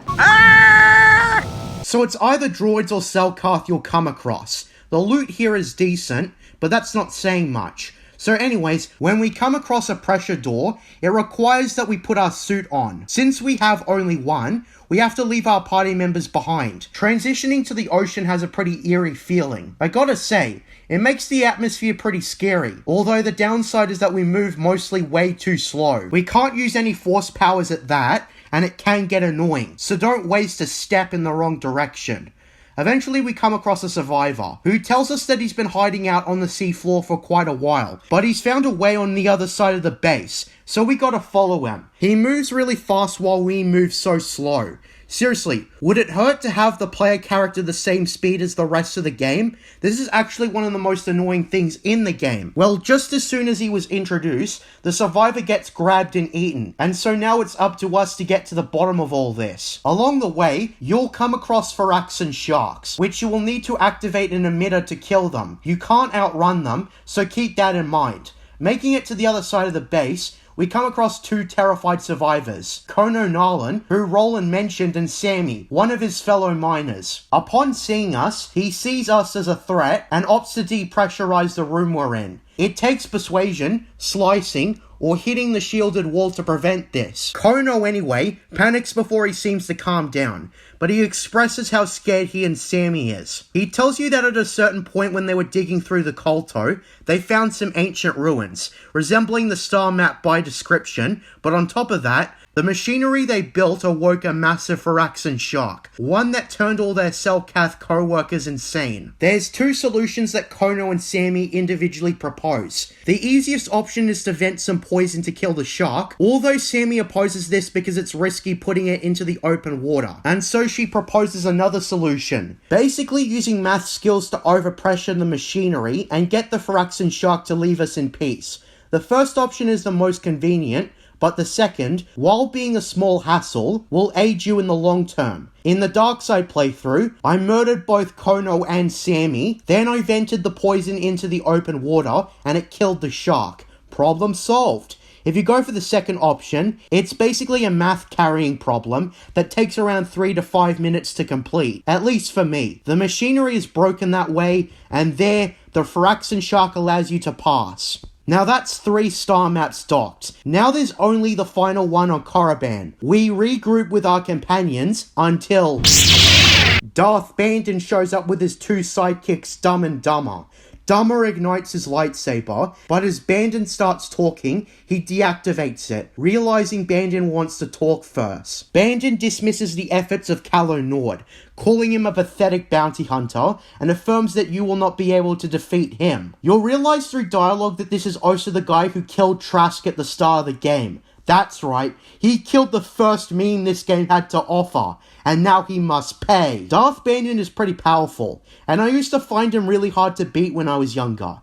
But nowadays, my strategy is to try and stun him and his goons. If you do it right, he will die, and that's another boss you've dealt with. So with that being said, when you return to the surface, you will recount everything to Roland, and he tells you to keep everything a secret, which doesn't last for long because you will be arrested by Selkarth authorities and put on trial for damaging the Kolto supply. Depending what you choose to do down at the station, you will either be acquitted if you destroy the machinery and tell the truth about it, or you will be banished from Manaan permanently if you pumped in the poison, plus Kolto prices will go up because of you due to damaging the direct supply. So regardless of that, that's the end of the main quest on Manaan. But I felt before we move on, it's time to talk about Juhani as a companion. If you spared her on Dantooine, she of course asks to come with you on the quest, in which she will open up to you about about her past if asked. Juhani is a very distant member of her species, as she didn't know any other Cathar aside from her parents. Her parents recounted how they survived the attack on the Cathar homeworld by Mandalorians and settled on another planet, which she later reveals to be Taris ironically. As an alien on Taris, life was hard. Going from day to day and sometimes not having enough money to eat wasn't easy. Juhani's childhood was one of tragedy, and you really feel for her the way she describes it. Her father died when a man provoked him into a fight and killed him. With that, Juhani and her mother were left to fend for themselves. She was unable to get enough money to supply both of them, and she eventually collapsed and died, but not before taking a loan from the Exchange. The Exchange believed that the debt should be passed on to the still young Juhani, and so she was sold into slavery. But her hopes for a better life finally came when a group of Jedi, led by Revan, freed her, and this meeting encouraged her to become a Jedi herself. Juhani also expresses shame that the one who inspired her to become a Jedi also became the Dark Lord of the Sith before Malak replaced Revan. Now, Juhani is not exactly a fan favorite companion of mine, but I was still engaged in her subplot. I feel Juhani's subplot was about hope essentially. She lived a miserable life and always dreamed of a better one, and she finally got it. I feel she would have greatly liked Luke Skywalker, as he, not Jake, always believed in hope and redemption and whatnot. On a side note, there is a dude on Korriban named Dak Vesor, whom Juhani realizes before leaving, and when asked, Juhani says that Dak was one of her friends at the Jedi Enclave, who abandoned her when he confessed feelings for her and she did not feel the same. Ouch. Dak's solution was to run away and abandon the Jedi, hence why we find him at the Sith Academy. But we're getting ahead of ourselves. Juhani does have a meaningful arc at the end of the day, especially with what I'm about to talk about. On Manaan, or maybe someplace else, but this always happens to me on Manaan, we encounter a dude named Zor who insults Juhani for her species, but it's slowly revealed that this is the same guy who killed Juhani's father. Juhani is greatly angered and enraged. Zor proves to be extremely xenophobic and walks away, clearly planning something. If we transit back to the Ebon Hawk with Juhani in our party, he assembles an ambush trying to take Juhani as his slave. Joke's on him though, since he's easily outmatched, and this is where your guidance kicks in. Zor is dying, and constantly insults Juhani, and it's up to you to get Juhani to restrain her anger, or give in to it and kill Zor. Either way, Juhani will be incredibly distraught over confronting someone from her past, and needs some time to calm down. Now, before we close Juhani, I wanted to mention that Juhani is one of the first LGBT characters in Star Wars, as Juhani is a lesbian. It's very subtle though. Juhani isn't explicitly the gay character, just a character who happens to be gay. That's the way it's done. I feel writing gay characters is incredibly hard, unless it's specifically a story about being gay, so you might as well not even try. I don't know. I feel like writing gay characters is incredibly hard to write effectively, because most of the time, I feel like it's a mark to be ticked on characters and whatnot. It's easier to just have heterosexual relationships in stories, and that's probably because that's what's traditional. I love how Knights of the Old Republic does its representation. Being subtle. I mentioned earlier how Jolee being black was little more than the physical appearance. Jolee was better described as an old senile man with a ton of wisdom underneath. In a similar vein, Juhani is best described as a tragic character, struggling with the dark side, and extremely spiteful at those in her past with a part of hope in her. I didn't even know Juhani was homosexual until the internet randomly mentioned it when I spoke about KOTOR. With that being said, I'd say Juhani is how you write representation, on top of all the other characters. Juhani can be romanced as a female player character, which I've personally never completed. Being subtle and not overt is how you write representation, unless it's a story specifically about it. Don't ever be overt about it, because 9 times out of 10, it'll be seen for what it is. Political correctness, which is what I imagine the remake of this game is going to do. Anyways, with that being said, that's Manaan for you. Plus, Jolee and Juhani's side quests as they are relevant here. Now that we've completed Manaan, we can now progress the game. Overall, I'd say Manaan is a pretty cool planet. It's probably the most fleshed out one, as it has Selkath and Offworlders alike. How it relates to the quest for the Starforge was pretty interesting, and overall, I gotta say that Manaan is a very well done planet. Our neutral planet during the war was extremely effective at showing how this war operates. Plus, it allows the Republic and the Sith to engage in some pretty heated rap battles. For a new species, the Selkarth are not a rip-off of the Mon Calamari. They have their own history and personalities. Neutrality is the key theme of Manaan. The Selkarth sell Kolto to both sides, and the most Republican Sith officers can do is badmouth each other. Although the Sith love taunting the Republic, it led to a lot of unique quests like the Sunry Trial, as it directly ties into the planet's neutral nature. And at the end, when Roland reveals some Selkarth were more far-sighted and helped the Republic over the Sith, it adds complexity to the planet and makes it stand out from Mon Calamari and Camino. Plus, this planet has the predecessor to Bacta. Overall, a planet that stands out from the rest. Well done.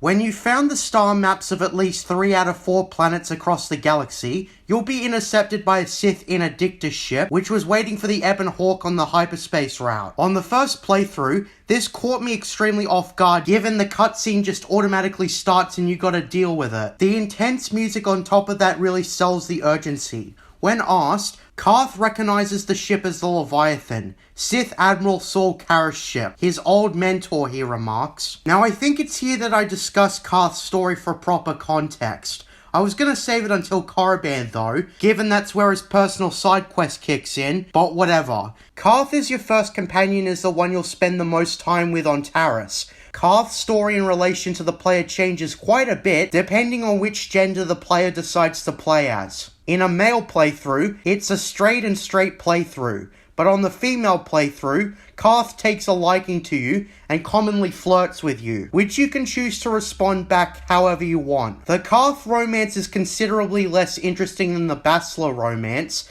I suppose what made the Bastila romance so interesting was that Bastila liked you but was extremely resistant due to Jedi training. This resulted in her struggle to contain her emotions more interesting, as it truly felt like she fell in love with you if you decide to pursue the romance. With Carth, there's no conflict. Since Carth is the one who hits on you first, it results in less intrigue, since it's clear Carth wants you from the get-go. Bastila being resistant instead of just being crazed for you made things more interesting. Carth's romance is by the books, basically. There was an opportunity for Carth's romance to be more interesting based on how he talks about his backstory, which, speaking of, let's get to that. Carth, when asked, tells you that he's been a soldier for the Republic for many years. As Trask once said in the tutorial, he's seen more combat than the rest of the Endar Spire's crew. Carth references that he's from the planet Telos 4, and this is where his struggles kick in. Carth has trust issues. This has been memed upon heavily by KOTOR players, as Carth can be sort of a jerk at the start.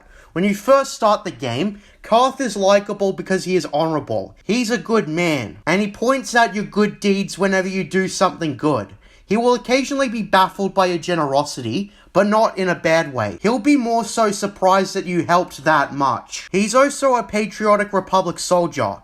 Duty comes first to him, especially now that his homeworld's been destroyed. Speaking of that, Carth mentions how Telos was one of the first worlds to succumb to the Sith fleet. Telos refused to surrender to the Sith and so it was glassed. Carth acts a bit doubtful when he talks about this. He seems to speak less to you and more to himself, as he tells himself that he didn't fail his people. He didn't. That's a running theme with Carth. He's been betrayed and extremely bitter over it. Most of his early subplot is mostly about his trust issues. He questions how someone who was added into the Endar Spire at the last minute just happened to be one of the survivors. He's also impressed by his skills, but he still feels a need to be paranoid. Eventually he'll open up and discuss how his trust issues are directed at one man, Saul Kara. We've seen Saul in cutscenes so far in this playthrough. Carth says that he served in the Mandalorian Wars under Revan and Malak. Saul Kara in particular served in the fleet with him and was his commanding officer. Saul led Carth and everyone else through so many battles, and Carth saw him as a hero. He was someone who always turned battles around in the Republic's favor. But when Revan and Malak turned to the dark side and founded their Sith Empire, Saul tried to get Carth to consider changing sides, in which Carth refused the option of betraying the Republic. It turns out with hindsight that Saul was trying to recruit him, as Saul himself would later join the Sith Empire and become a higher-ranking member. Carth remarks about how so many good and trusted men were swayed to Revan's cause and turned on the Republic, but Saul's betrayal hit him the hardest. However, there is a deeper reason for this. When eventually asked, Carth explains that Malak ordered Saul to attack Telos to prove his loyalty to him. Carth had a family, a wife and a son.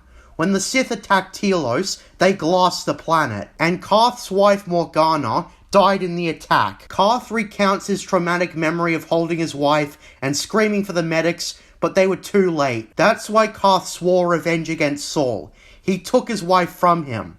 But when asked about what happened to his son, Carth says his name was Dustal, and he doesn't know what happened to him.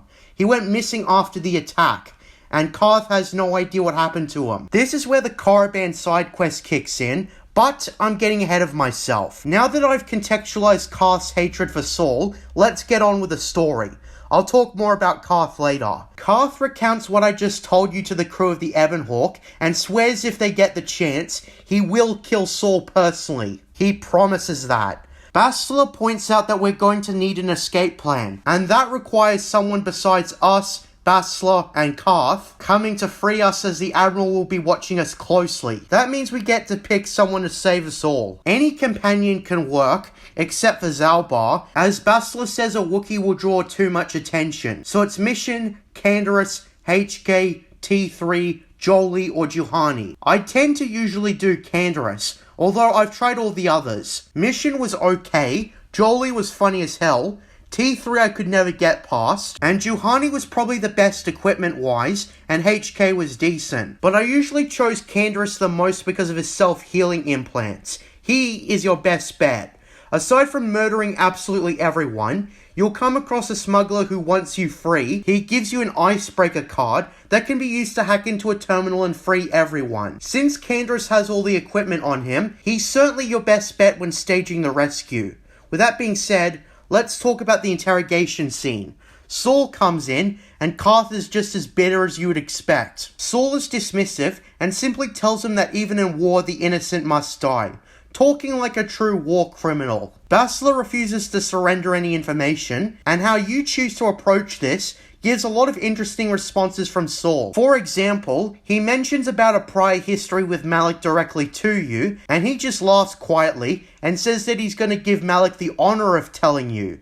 As such, Saul tortures Bastila, Carth, and us before pulling the plug and asking us numerous questions, in which he either uses Bastila or Carth as a bargaining chip.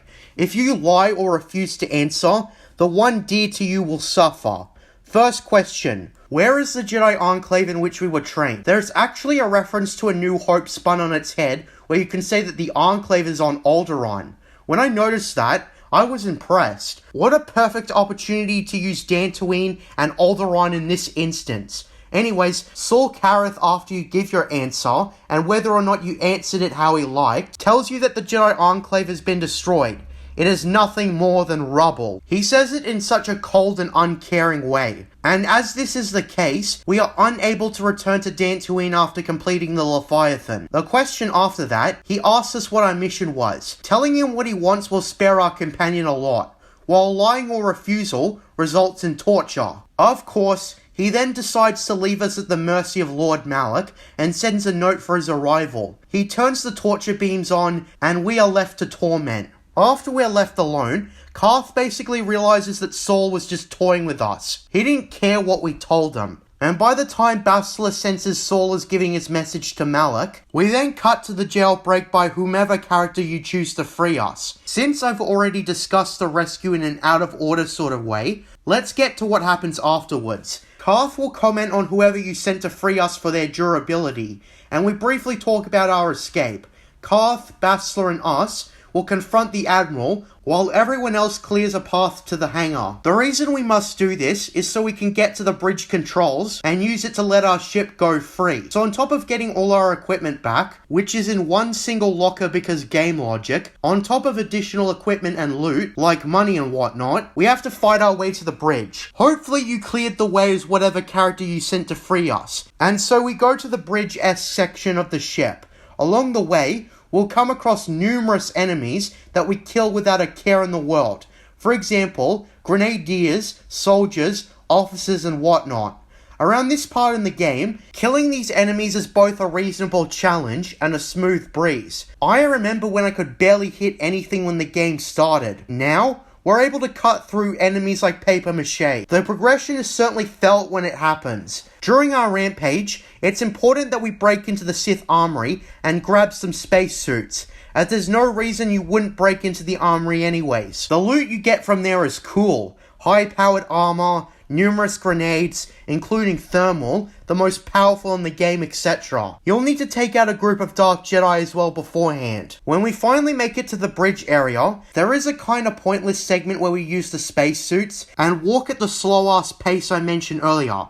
Seriously, did they just do this to pad out the runtime? This is irritating. Thankfully, it's the last time you do something like this. We crush the last batch of enemies before getting to the bridge. Making our way to the bridge, Saul offers us a chance to lay down our weapons, in which he will ask Malak to be merciful to us. Karth doesn't want to hear it though. He's had enough of what the Sith call mercy. And I have to say, the way this is presented, it starts with us walking in, with Saul and Karth having their spat before we all fight. This is a pretty cool boss. Saul puts out a prototype shield, and as well as this, he's got Sith troopers and some Dark Jedi with them.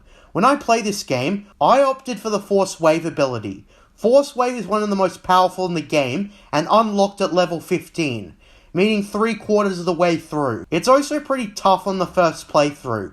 Foresight is how you're going to survive all this. Eventually though, I was able to pick off all the enemies, leaving Saul as the sole combatant. With the advantage of 3 against 1, I absolutely overwhelmed him and crushed him. To be honest, on early playthroughs, this was one of the hardest bosses in the whole game. I died again, and again, and again, and it got so annoying. When we defeat all enemies, Saul manages to cling on to life. Karth knows what he's going to do. He's going to finish him, once and for all. We have the choice to either encourage or discourage him. Either way, Bastila will try to get him to restrain himself. Saul in his final moments tells Karth to come closer, as he has one last thing to say to him. Karth listens as Saul whispers something to him. What we do hear is Saul taunting Karth, telling him that he never knew, and with that, Saul finally dies. Karth is absolutely furious at whatever Saul told him, and he goes on an outburst at Bastila. It reinforces that Saul revealed something to him, although it's left quite vague on what he actually said. This does pique your curiosity, as Bastila says she will tell both of us what's going on, but not here. Not while Malak is approaching. Karth relents, and the alarms start blaring off. We go over to the terminal to give us free access to the hangar, and it's wave after wave of Sith forces. There's so many enemies, and I suppose it's a source of free XP. While there are a lot of them, they aren't infinite. So if you were hoping to make it to level 20, I'm sorry to say that it's never that easy. Still though, it is a cool source of XP. Anyways, we make our way back to the elevator and go to the hangar. It's even more waves of enemies you have to mindlessly slaughter, and again, it's a breeze now that we've progressed this much. And then...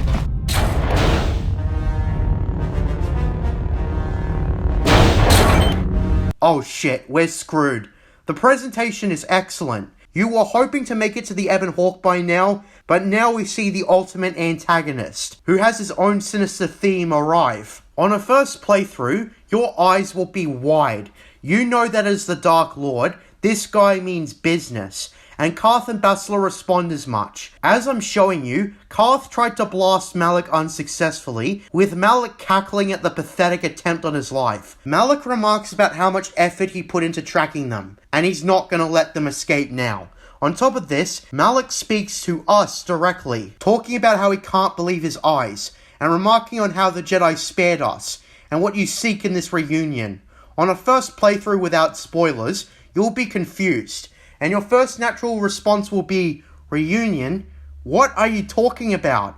To which Malak is amused, surprised at how we haven't figured it out yet, and here, all is revealed. A cutscene plays showing a specific line said previously in the game. From Bastila's line about how the Jedi do not believe in executing prisoners, to Karth's line at the very start of the game. where he said that the Force can do terrible things to a mind. They can wipe away your memories and destroy your very identity. These lines are extremely out of order, and most players will be thinking, where are they going with this? We also get a callback to the vision we had where Revan was killed. Then we see a cutscene of Revan in an unknown location, about to take his mask off. On the first playthrough, I totally forgot that we were building up to something, and I was curious on what Revan would look like, and then... What?! You can't believe it! Revan unmasked himself, but the last thing you expect is your player character's face. This is where the story absolutely jumps off the screen.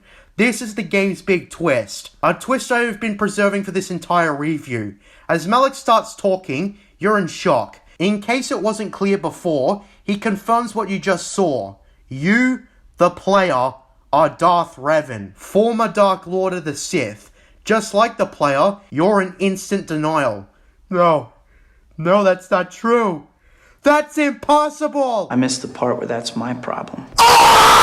And as Malak reveals away, the twist instantly begins to make sense. This entire conversation contextualizes the reveal. You were once Darth Revan, and you did almost die when Malak fired upon you, but the Jedi retrieved you, and programmed your mind with a new identity, the character we are at the start of the game. The Jedi do not believe in executing prisoners, and Bastila, when asked, confirms all this. She explains that since the Republic was losing the war, letting Revan survive was a risky plan, but it was the only way they might figure out the source of the Sith war machine, aka the Starforge. This may technically be an exposition dump, but it works, since you're eager for the answers after such an effective twist. Speaking of, this twist did so many things to misdirect effectively. First of all, in pretty much every role-playing game at the time, you were pretty much the character, and in a lot of cases, were free to put in your own headcanon for the player's backstory. In this game in particular, you're established as a Republic recruit, albeit a talented one, being the top of your class, who can understand many alien languages. You didn't assume there was more to it than that, and you also assumed you were Force sensitive, because why wouldn't you be? The game's description said you would take on the awesome power of the Force, and it would make no sense for the player character not to be able to use the Force at some point. I also have to point out that you could choose the gender of your character and give them a name. This game gave the ultimate disguise, that your character was a complete blank slate, just like any other role-playing protagonist from the time. And I say this because you assume that Revan was a definitively male character who was important, but died before the events of the game.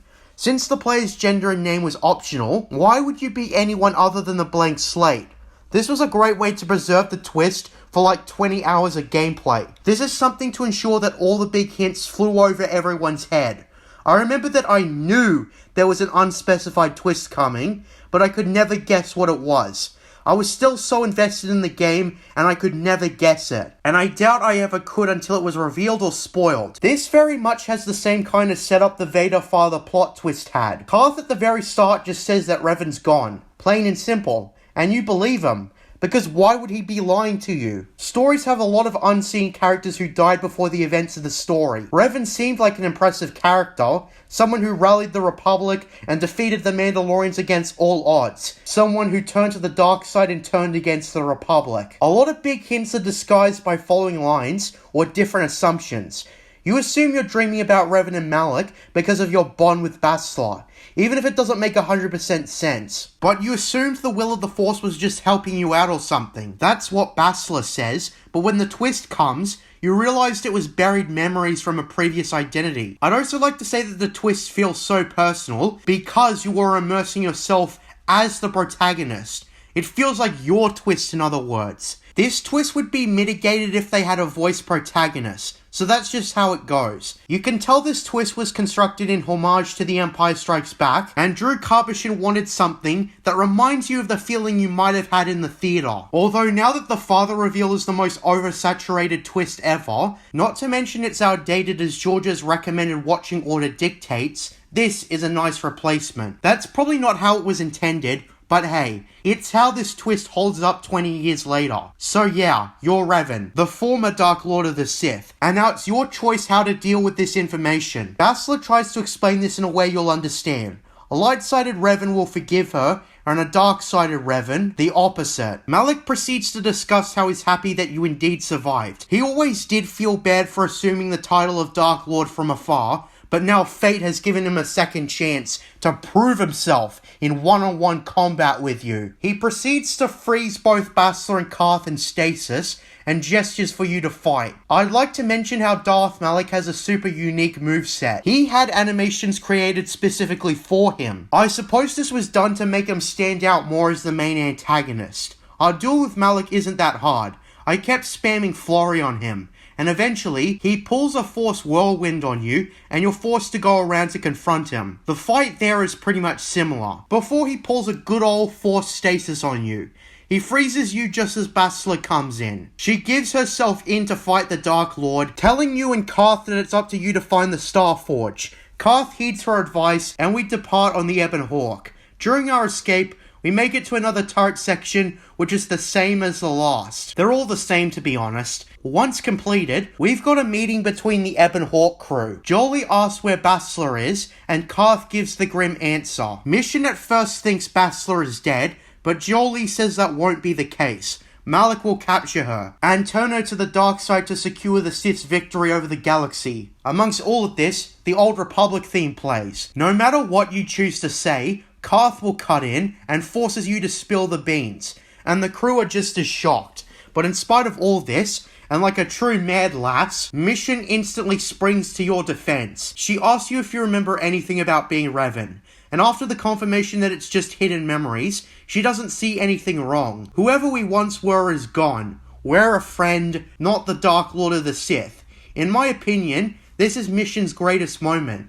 Making her the first to spring to your defense was an excellent bit of character building. Mission trusts us fully. Carth, not so much. Still shocked from learning our true identity, he says how both Revan and Malik alike destroyed his life, and the whole time, Revan has been hearing in on our every conversation. But amongst the crew, they place their trust in you. Jolie is indifferent, saying he isn't here to judge you. Canderous responds that you defeated the Mandalorian clans during the war, and that he is honored to fight by your side, as it makes no difference to him. HK by far has the most interesting revelation. As it turns out, his blocked out memory has been restored, as Revan is his original master. That's a mini twist in of itself. If you engaged in HK's side quest, you'd be wondering what that final memory was, going further and further back in time to restore memories. What are the chances? Except you realize there is no such thing as luck in Star Wars. There is only the Force. T3 in particular is supportive, and with that, Carth is reluctantly willing to trust you. And if you are a lightsider, he says that you have been a good person thus far, but now it's down to business. There's at least one last star map we've got to find, and it won't help Bastila if we waste our time. So to describe the entirety of the Leviathan sequence, it's excellent. On a first playthrough, the music pumps the fuck on, and the presentation is excellent. You've been captured and you got to escape. I like how there's freedom with what party member you choose to free us. Saul Kareth was a tough boss fight, requiring thought and strategy, even if you were as high as you could given the circumstances. And the game's ultimate twist happened here. It was so artistically done, as Thrawn said in his last moments. So yeah, the Leviathan may be a bit annoying if you're not in the mood, but it's a pivotal part of the story and should not be overlooked. Saul Kareth and Carth made for a lot of tension, so the Leviathan is one of my favourite unique segments in the game. With that being said, I think it's time for us to finally move on to the planet with the final star map.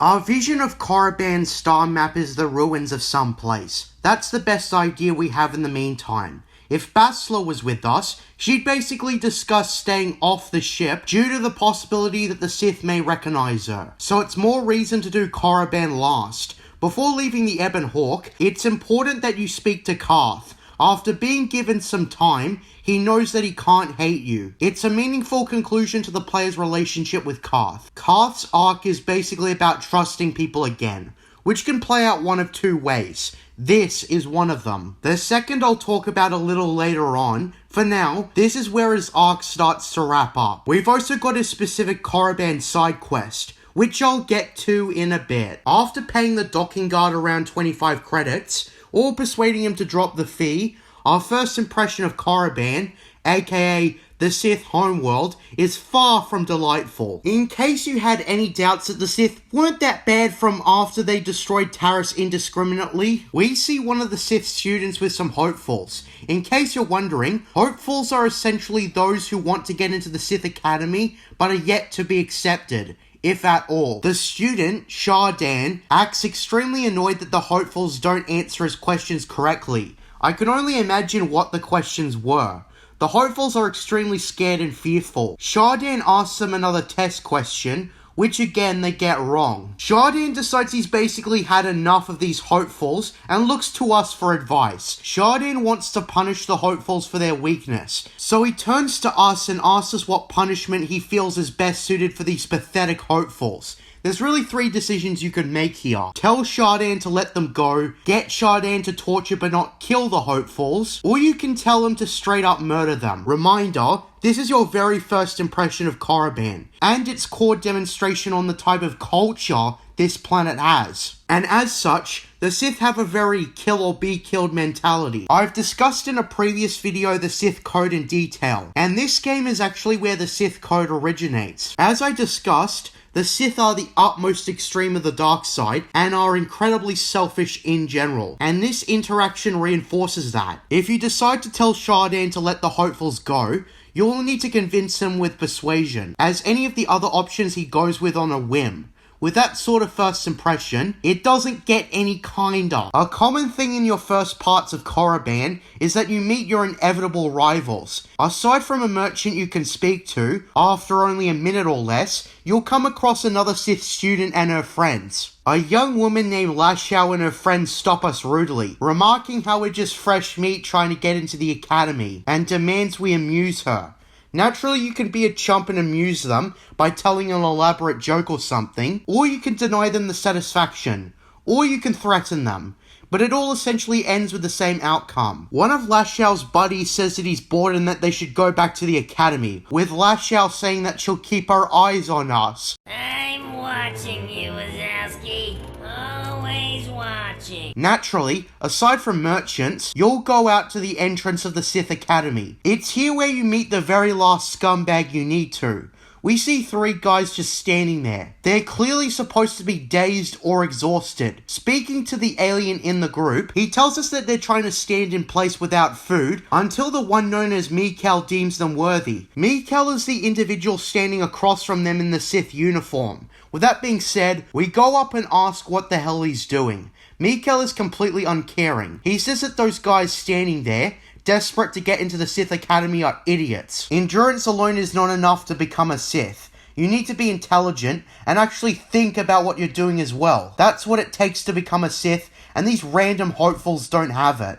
The only truly amusing part of this interaction is if you bring both Jolie and HK-47 with you, there's actually a unique interaction. Why not just shoot them where they stand? It would at least be more direct. Observation. Yes, very efficient. It is what I would do. Of course that's what you would do. But aside from that, Mikal gets bored and leaves to have a big dinner while the hopefuls starve to death. Now it's up to you. One of the hopefuls will absolutely refuse to speak to you. The other 2 are more open to listen. The alien from before can be persuaded to do anything, including attacking the front gate guard if you're feeling evil. Other than that, making him realize that Mikal won't let him into the academy will make him snap out of it. At the cusp of starving, he'll abandon the trick Mikal put him up to and go get some food, intending to get into the Sith Academy without him, as that'll show him. So these interactions between Shardan, Lashao, and Mikal serve their story purpose, showing us the horrible people you'll be going up against when you get into the academy. All 3 uncaring, disregarding life for their own selfish desires and whatnot. Well done for showing these 3 as absolutely rotten to the core. With that being said,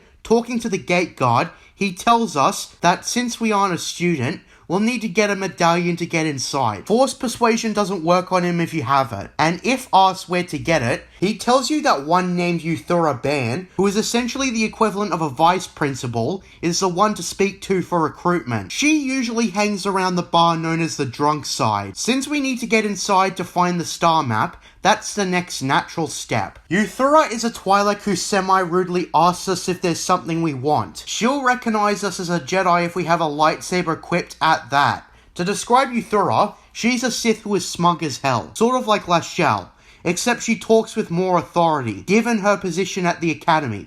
This character, in fact, is a lot more fleshed out than you might expect, but we'll get to that. Persuading her to let us join the Sith is easy if you have high persuasion skill points. Again, that's the most important skill. If you fail to convince her, fear not. There are other ways to get her to recruit you, aka getting a Sith medallion. The game actually sets up 2 encounters for you to get one. For the first example, some entry-level students who want to celebrate getting into the Academy by picking a fight with us. In both playthroughs, I accepted the fight, even though there is a persuasion option to get them to buzz off. The second encounter is another student with a Rodian and a Twi'lek at his mercy. He kills the Rodian, then picks a fight with you. Well, joke's on him, he dies. And either 2 encounters will give you a Sith medallion.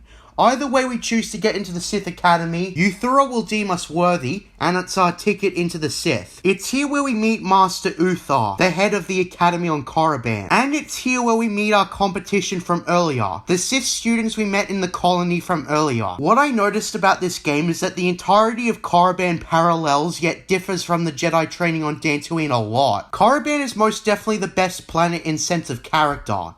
Sith ideology is on full display.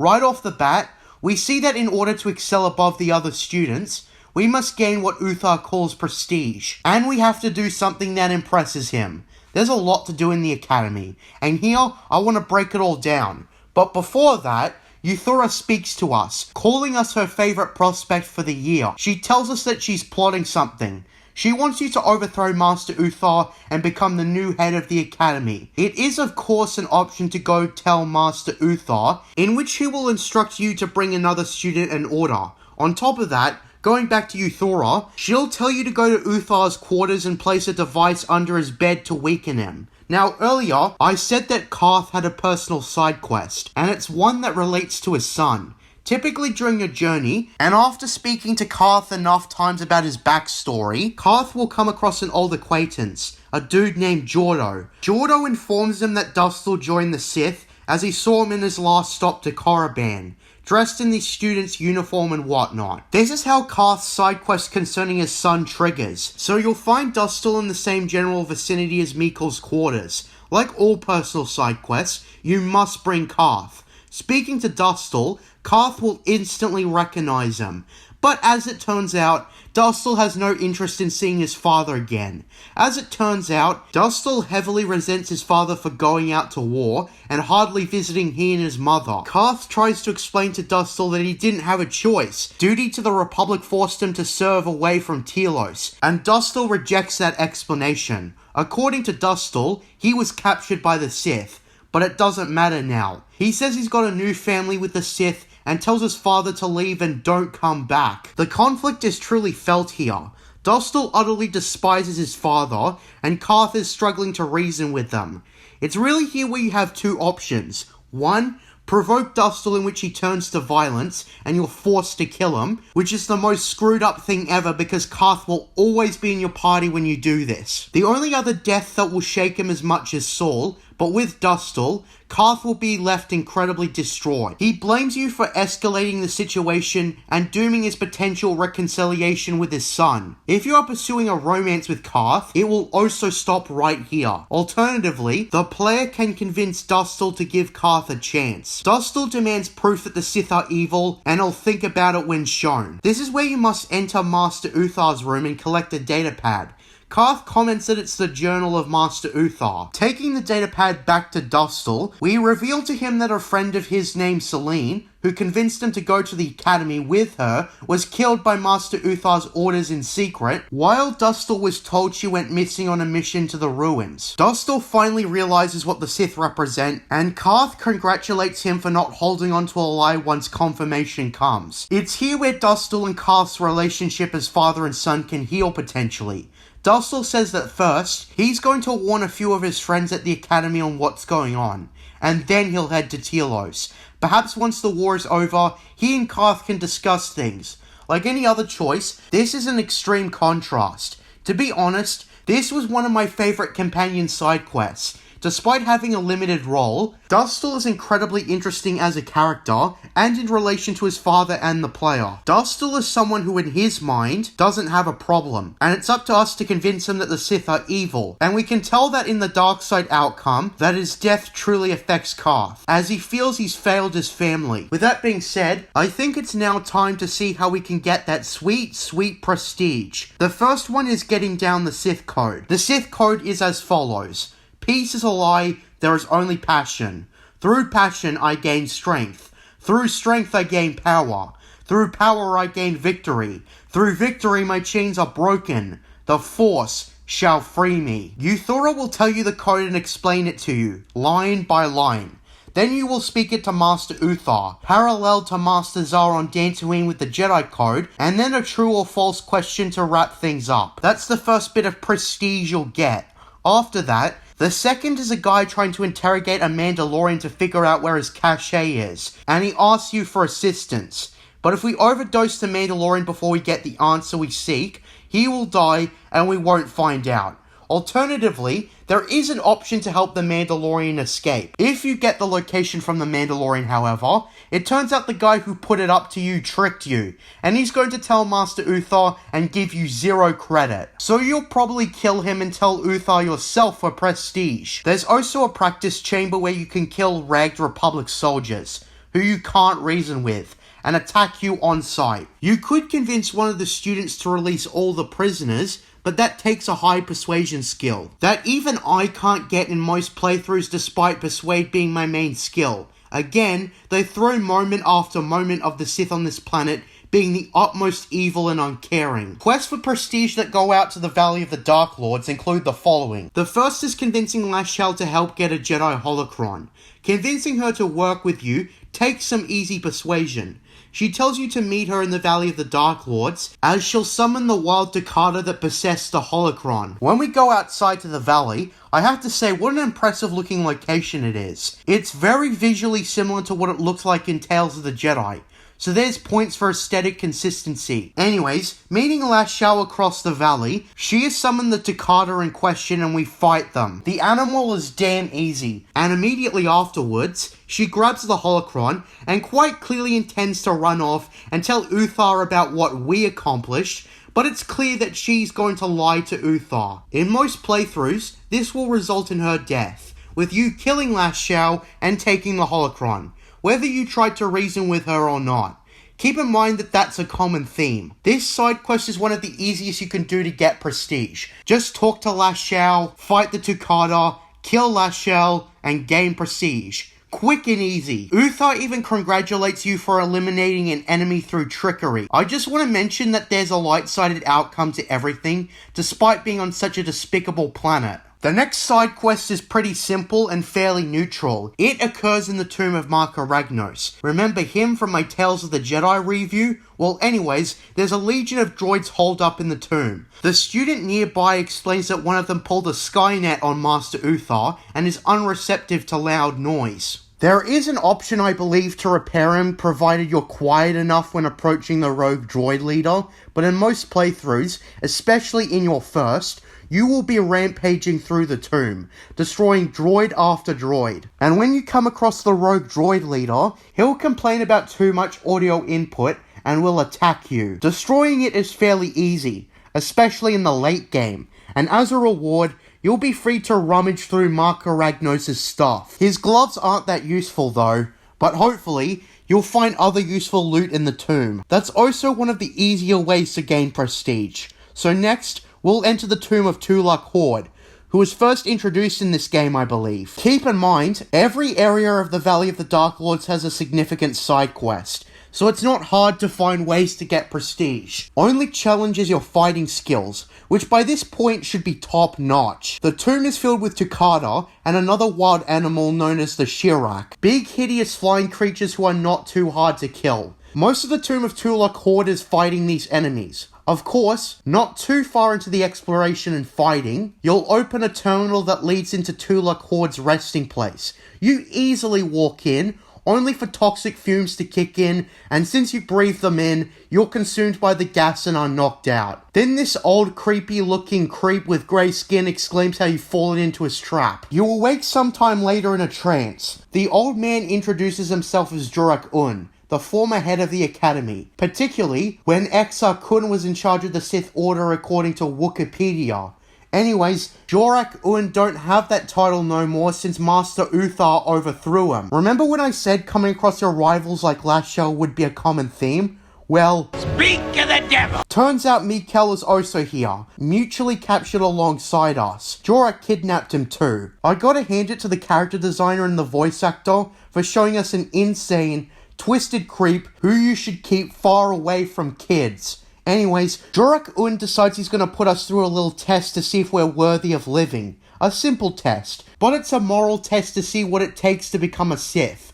Again, handing it to the voice actor, this is pretty twisted yet hilarious with how diluted the questions are. When Jorak starts the test, he starts asking you what you would do if you see an opportunity to kill a superior you like. According to him, the correct answer is to kill him and take his place, as is the way of the Sith. Refusing to answer or giving a morally just answer will result in a brew of Force Lightning. Getting the questions right in Jorak's eyes will result in Mikkel getting the torment. He can only survive 3 of them before getting killed. So anyways, the question after that is what you choose to do if a pair are attacked and ask you for your help, offering a reward. The correct answer to Jorak is taking the reward and leaving the helpless victims to their fate. In my light side playthrough, I answered justly, but in my dark side playthrough, I refused to answer. The third question is discovering an aspect of the Force that makes you powerful.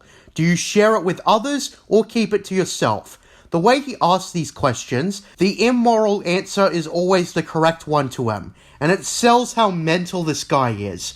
Regardless, we get a hit of lightning again for failing the question. The fourth question has a similar vibe. An underling has made a major mistake that makes you look bad. Do you give him another chance or kill him where he stands? You know what I answered in both playthroughs. The last question is actually a trick, so if you intend on getting it correct, you need to hear at the Academy this loophole. The question poses that you're about to die, and whether or not you pass your knowledge to your apprentice, or take your chances in your last dying breath, either answers will result in a shock. So the correct answer is that it's a trick question, as a Sith never dies. This is actually pretty clever that there's a built-in scapegoat for a completionist, and asking around the Academy. I like it. Provided you and Mikkel survive the test, and you took all the lightning head on, Jorak is confused that you're still alive. He decides to let Mikkel go, but as soon as he releases Mikkel, he summons the power of the Force to turn the tables on Jorak, and so we work together to kill him. Jorak is a moderate threat. On earlier playthroughs, I thought he was damn hard, and sometimes I couldn't save Mikkel, but hey, I adapted to a strategy. Provided that Mikkel survives, and you don't decide to kill him next, Mikkel is thankful that you showed up, and he started to have a revelation about what he's doing. He's done so many terrible things being the figure on top of a hill, but now that he's experienced what it's like at the bottom and being a victim, it's made him question what he's doing at the Academy. The play has an option to make him fully see the error of his ways, and even if we don't have enough persuasion points to convince him to consider going to the Jedi instead, he will congratulate us when we earn enough prestige, saying that we earned it. I quite like this. Mikkel is the last character you expected to have a potential redemption arc, being arguably the most cruel of the 3 rivals you met before you enter the Sith Academy, given he tricked hopefuls into starving to death for his amusement, and how earlier he spoke about their stupidity without a care in the world. This here shows that a man can change after seeing the other side of the fence. Mikkel is a supporting character on Korriban, but I like how it shows that even the Sith can see what bad things they've done. It reminds me of when Ulic Queldroma killed his brother, and then immediately realized his mistake, despite majorly tapping into the dark side by that point. It can take one experience or mistake to come back. It's an interesting part of the dark side that we don't see too often, but it is possible. So anyways, with that being said, if we're light side, we'll part with Mikkel on good terms from when we first spoke. There's also loot in the Tomb of Tulak Horde, so there's that. The next quest I wish to talk about is definitely the most interesting. It concerns the Tomb of Ajunta Paul, another one of the ancient Dark Lords. A student tells us that the noteworthy item to retrieve is Ajunta Paul's sword, also one of the most powerful melee weapons in the game that isn't a lightsaber. Anyways, going in, you face more of the same wild animals, except this time, you'll be blocked by a wall, in which you will need to place a grenade to blow it up.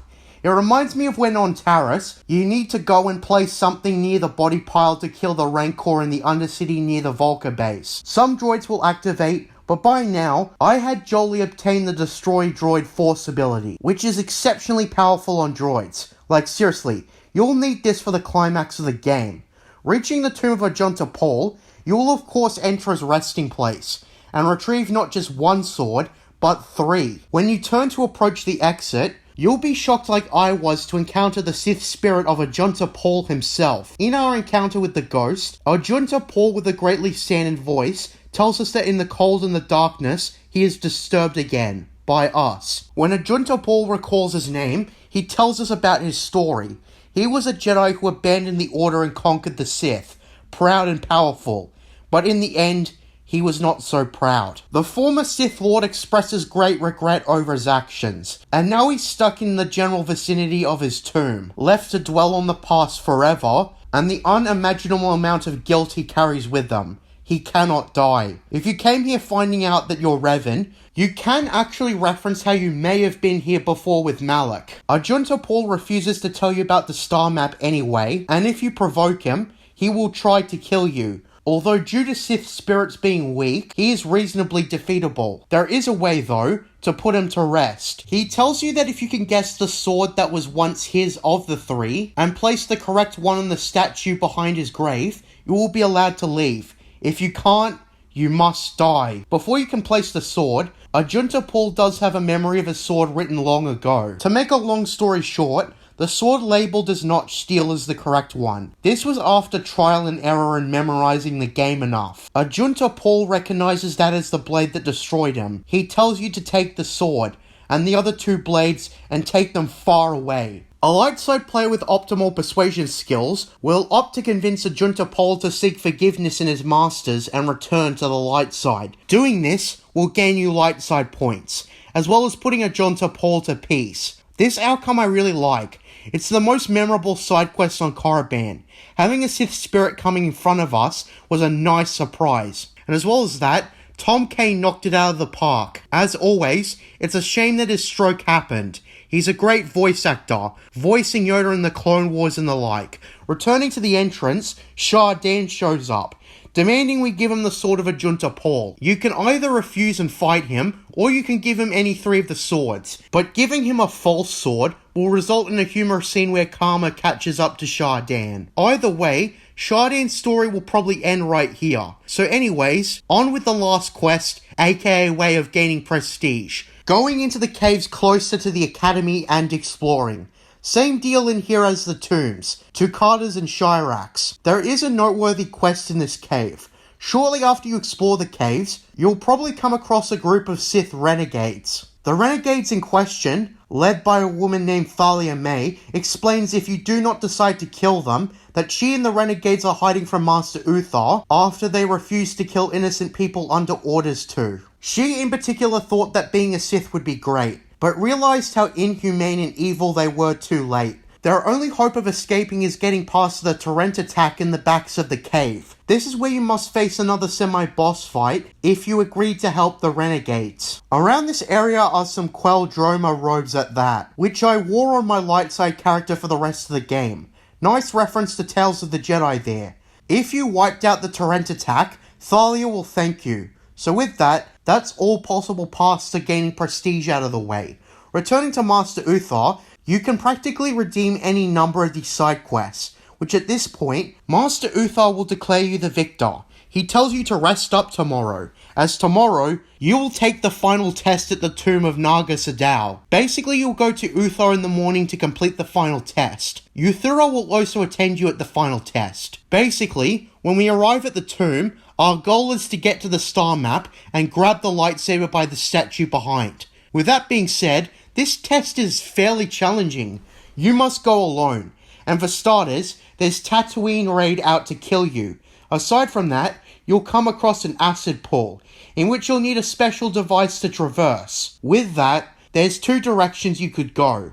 On the left-hand side is a puzzle, which I tend to skip because I suck at puzzles. The second is a room with two torrent attacks to fight at once. Believe me, they took several life support med packs later to kill. On earlier playthroughs, I ran past them, activated the lever, grabbed the two items, a special fire and ice grenade, and ran back out.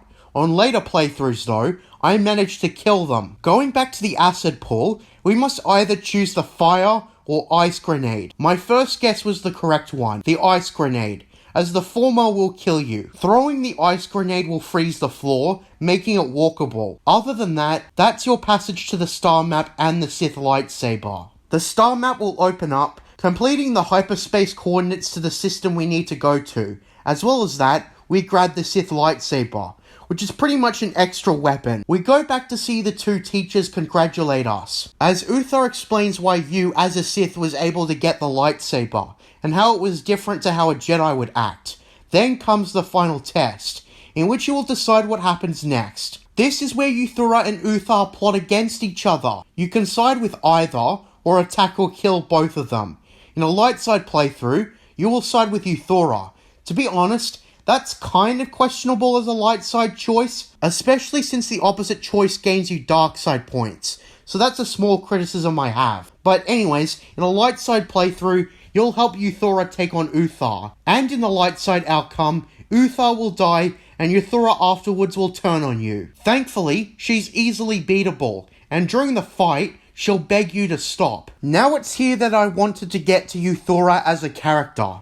Euthura is actually pretty fleshed out. While Uthar has minimal details about his past life when asked, Euthura has a whole life story to tell us. Provided we can persuade her to tell us, she'll tell us that she was a slave in Hutt space on the world of Slatheron. The Hutts deemed her worthless as a slave, but she managed to escape and stole away on a cargo ship. She was eventually discovered by the crew and ditched, but she was rescued by the Jedi, who recognized her force potential and accepted her into the Order despite her age. But despite her achievement, she was furious that the Jedi did nothing over the issue of slavery. That's where she eventually became disillusioned and joined the Sith, as that's where her anger led her. This is as far as I'm willing to go on her backstory.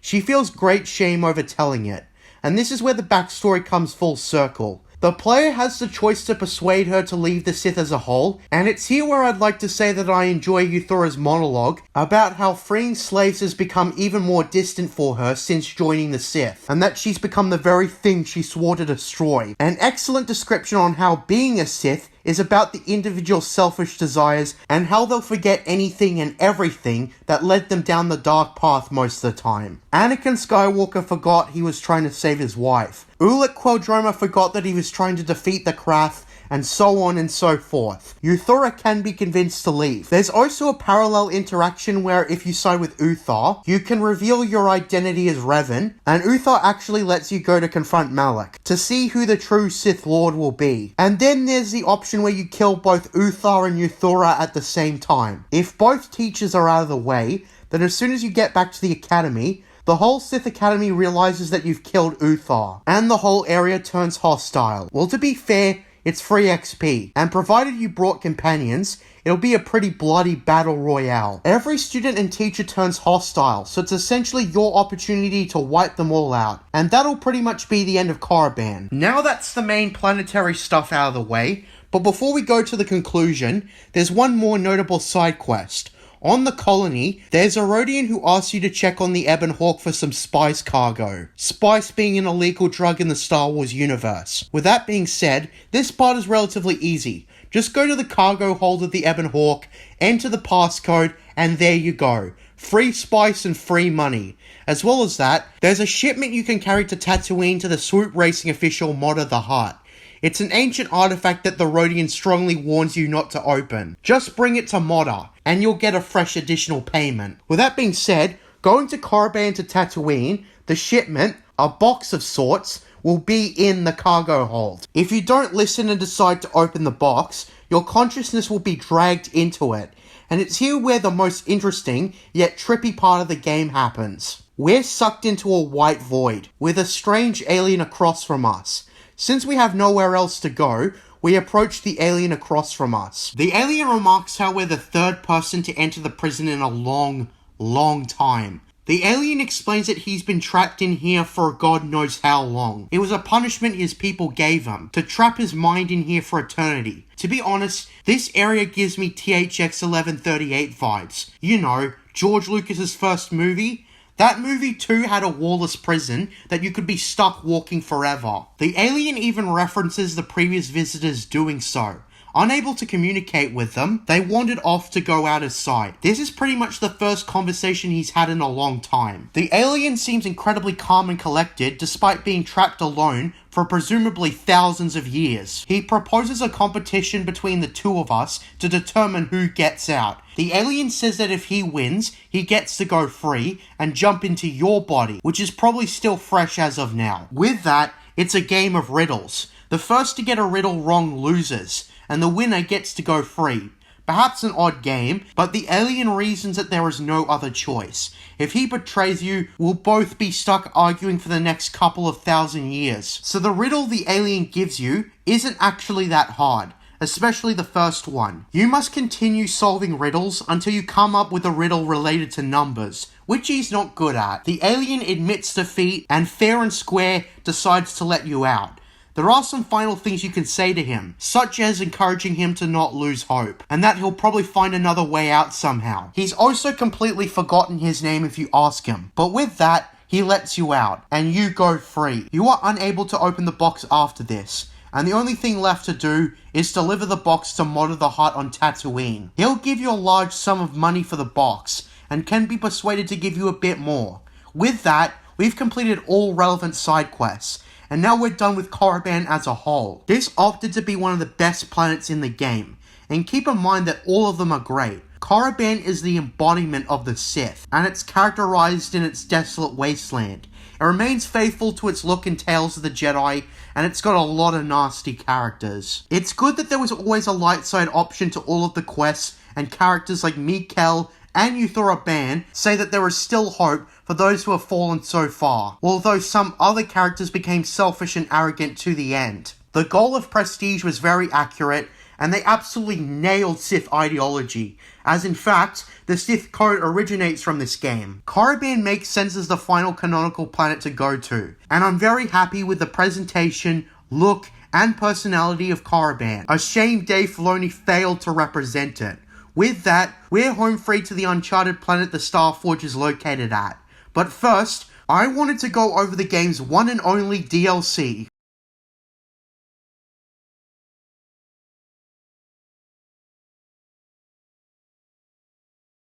Yavin 4 was not originally in the game. From what I understand, it mostly exists because of the game's re-releases such as when it came to PC. Yavin 4 has practically no story significance with the entire game, and that's fine. It's a DLC after all, so I think we should talk about it. We don't actually land on Yavin 4, as we actually land on a space station.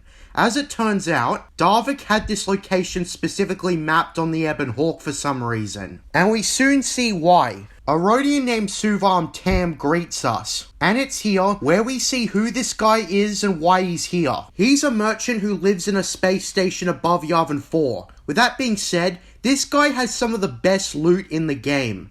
In the first stage of the DLC, we introduce ourselves to Suvam, and he sells us his level 1 items. As well as that, he talks about old history, such as the Great Sith War involving Exar Kun, and other stuff from Tales of the Jedi. Suvam himself was a slave to the Sith Empire, and trained under some Baragwin engineers, and when Exar Kun was defeated above Yavin 4, he became free, and took up residence here. Suvam isn't all that interested in recent history. He's only scarcely heard of Malik in passing, for example. To be honest, I wish there was a little more we could do here.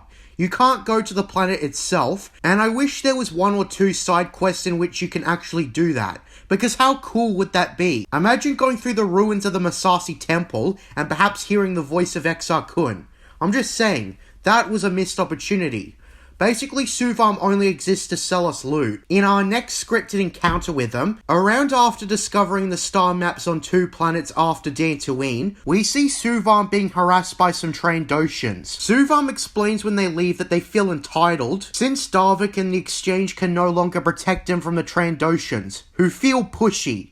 Aside from that, he begins to sell us his level 2 item. The final encounter is the most intense, which occurs after all the star maps have been found. Suvam greets us, but the Trandoshans get out of camouflage and attack us. These enemies are actually quite tough, even as I brought Jolie and Juhani to help me, but they drop a lot of XP, so it's well worth it. On top of that, Suvam thanks us by letting us in on his private stock, key of which includes 2 lightsaber crystals, which are crazy expensive, and I had to sell a lot of the stuff I didn't use in order to buy both of them. Suvam then tells us that he's going to start packing up to leave, given he's no longer safe, and that's essentially the end of the Yavin 4 DLC. I know, it was short. The DLC is hindered by the fact that it really has no story significance, but the upside is that we're met with the most unique and powerful loot in this game, whether it be armor, weapons, or special items like the lightsaber crystals. Overall, I'm happy with what this DLC for what it is, but it's certainly the weakest location in the game. There's no story, and it's just the place of a merchant. But still, I enjoyed it.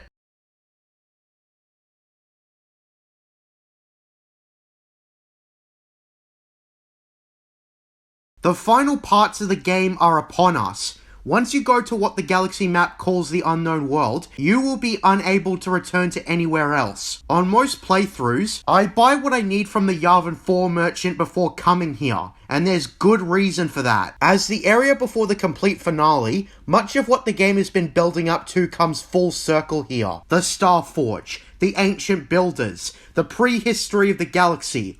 All of this is revealed throughout the course of the last few hours of the game, and it's absolutely glorious. Seriously, the finale to this game made me feel like a lore buff, even though I hadn't read any novels or comics at the time. Now that's changed obviously, but still, this is a game that feels you quite insightful on the Star Wars universe. So let's get into it. Before the opening cutscene showcases our arrival, we see that Bastila has indeed been captured, and the Dark Lord Malak is in the middle of torturing her in an attempt to turn her to the dark side. Bastila seems resistant, but we can tell that it easily won't last. Malak enjoys her suffering and sees the inevitable. He will turn Bastila to the dark side no matter what. All he needs to do is keep pushing. Malak is extremely imposing in this scene. They really sold the presentation here. The scene effectively adds to the story, as we finally get a peek at what Bastila and Malak have been doing. We didn't get a peek from them since Bastila originally gave herself up to the Dark Lord. With that, the opening cutscene includes observing the Starforge from afar. In the cutscene, we see the space station in all its glory, on top of, and powered by the system's sun. Yeah, as so many others have pointed out, The Force Awakens totally ripped this off. It wasn't just the original trilogy. Anyways, us and Karth look on at the Starforge. Now that we've located the space station, Karth is sending a message to the Grander Republic fleet to take down the Starforge. I love the quiet, ominous atmosphere during the cutscene. It adds to tension. Despite being out of range enough from the main Sith fleet, there's an alarm with a vanguard of Sith fighters approaching. We need to take them out before they report our position. So yeah, it's another turret section. Turret sections are the exact same, so I won't waste my time talking about it. With the Sith fighters destroyed, Karth alerts us that the Ebon Hawk is being drawn in a disruptor field and being dragged towards the nearby world, warning us that this will be a rough landing. So we descend onto the planet, a tropical beach planet with islands and whatnot. Another happy landing. Mission comments on the rough landing, and Karth informs everyone on board that they barely made it down in one piece. The hyperdrive is damaged, and if they can't find the repair parts, the Ebon Hawk won't be able to fly ever again. On top of that, we need to deactivate the disruptor field, which appears to come from a nearby temple. Juhani and especially Jolie grew nervous about Bastila. She has been Malak's prisoner for a long time, despite her training. She was always impulsive, willful, and proud. The player has the option to reject the name of Revan, affirming that they are a new person, or that Bastila will suffer the same fate Malak will. With that being said, going out of the Ebon Hawk, we see exactly what you'd expect. We've landed on a beach somewhere. As soon as we move to go up the hill, an alien, identified as a Rakata, spots us, and he, along with a group of fellow warriors, move in and attack us. Provided you've got substantial loot and skills, these guys are easy to take down. A group of Duros near a crash site come out from hiding and tell us about how they're stranded too, and the natives are hostile. You can choose to wish them good luck, or kill them for the sake of it. Whatever you choose to do, you will come across more and more hostile natives who attack on sight. They can't be bargained with, and they can't be reasoned with. Eventually though, the story will progress, based on which direction you choose to go. One is to the settlement of the hostile Rakata, in which they actually try to speak to you. They recognize you instantly, referring to you as Revan, and calling you in to speak with their leader, the One. Refusal will result in hostility, and you'll be forced to kill all of them. If you accept the offer inside, you will meet the One. Upon meeting the One, he comes across as greatly annoyed. He mentions how you promised to help him defeat his rivals, known as the Elders off the island, and thus far, you have done nothing. When you explain that you've lost your memory, he notices that you have changed, and there's something different about you. So he recaps on what you promised to do. Given your goal is to get inside the temple, he says that he can get you inside. All you need to do is kill the elders and take their writings that describe the ritual required to get inside the temple. After answering your questions, you're off. I would just like to quickly mention a side quest related to the Black Rakata as they're called. One of the warrior leaders tasks you with taking out a group of Mandalorians who crash landed on the island. This quest will take you to the middle of the island, where the Temple of the Ancients, the place you need to get inside, is located. You cannot get inside the temple for now, but enemies to fight include some young Rancors, who deal a lot of damage. On the side to the temple, you will encounter the Mandalorians, who attack you immediately. I'd say the Rakata are a moderate challenge, but upon defeating them, you can actually take the armor of one of them and wear it, in which you will be able to wear the helmet too. This game pretty much doesn't allow you to wear a helmet, by the way, so this is an exception alongside the Sith disguise on Taris. Also, the fact that this is one of the most strong pieces of armor in the game. A great late game reward. This is basically the quest for a reward if the Black Rakata still trust you. If you make your way to the Elders, you should most definitely pick up repair parts from the crash site while avoiding explosive plasma vents. When we make our way to the Elder settlement, provided you didn't provoke the Rakata in the hologram, he will let you inside. And it's here where you'll piece together what's going on. The Elders also reference how you made a deal with them that you proceeded to break, that you would assist the Elders against attacks from the Black Rakata. Let me note that you can actually come across the Elders first and never speak to the One properly, but for the sake of a completionist, full context playthrough, I went with this approach. If you get to this point, you must decide who to side with. The most light-sided option pushes you towards the Elders. They are the honorable ones, while the One is violent and does not wish to negotiate with the Elders. If you decide to side with the Black Rakata, you will go on a rampage, killing all of the Elders, freeing prisoners that aligned with the Black Rakata, and stealing the written instructions on how to get inside the Temple of the Ancients via a ritual. Needless to say, this was all done on a second dark side playthrough. If you decide to side with the Elders, you will pretty much go on a similar rampage, in which making your way to the One, he will release Rancors to attack you. The Elders want the possibility of peace with the One, but your main objective is to save a group of Elder Scouts who are captured. After defeating the One, you will find one survivor, in a bad condition, but reasons that he can make it back to the Elder settlement in one piece. Beyond that, whoever you choose to side with, it all leads to the same outcome. Either the One or the Elders will order you to go to the Temple of the Ancients alone. In the Elders playthrough, I would like to note that they equally want to get rid of the Starforge due to its destructive nature on their species. You see, they drop some bombshells that these natives are the builders of the infinite empire the game has been strongly building towards. The elders chose to reflect on their ancestors' wrongdoings and mistakes, and the Black Ricarda under the One chose not to. Regardless though, we are forced to go to the Temple of the Ancients alone. No groups allowed. I like how this entire sequence with the elders and the Black Ricarda show how manipulative the player's former identity as Revan was. It's a detail that tells you a lot about your first identity. When your identity was revealed by Malak, the game became how to deal with it. Would you live up to the old Revan's evil nature, or would you redeem yourself and right your previous wrongs? That's a conflict I easily like. It adds more depth than just stopping Malak. Arriving to the gate outside the temple, some priests belonging to whichever faction you chose chant away for the door to go open. However, it's interrupted by the incoming presence of Jolee and Juhani. They both explain that they've had a premonition. The temple is full of Sith and Dark Jedi, and there's a possibility that Malak himself might be in there. Even if he isn't, you'll need all the help you can get. You'll need to convince the Ricarda in question to make an exception to the ritual, but regardless, they relent and open the damn door, where you and your companions enter.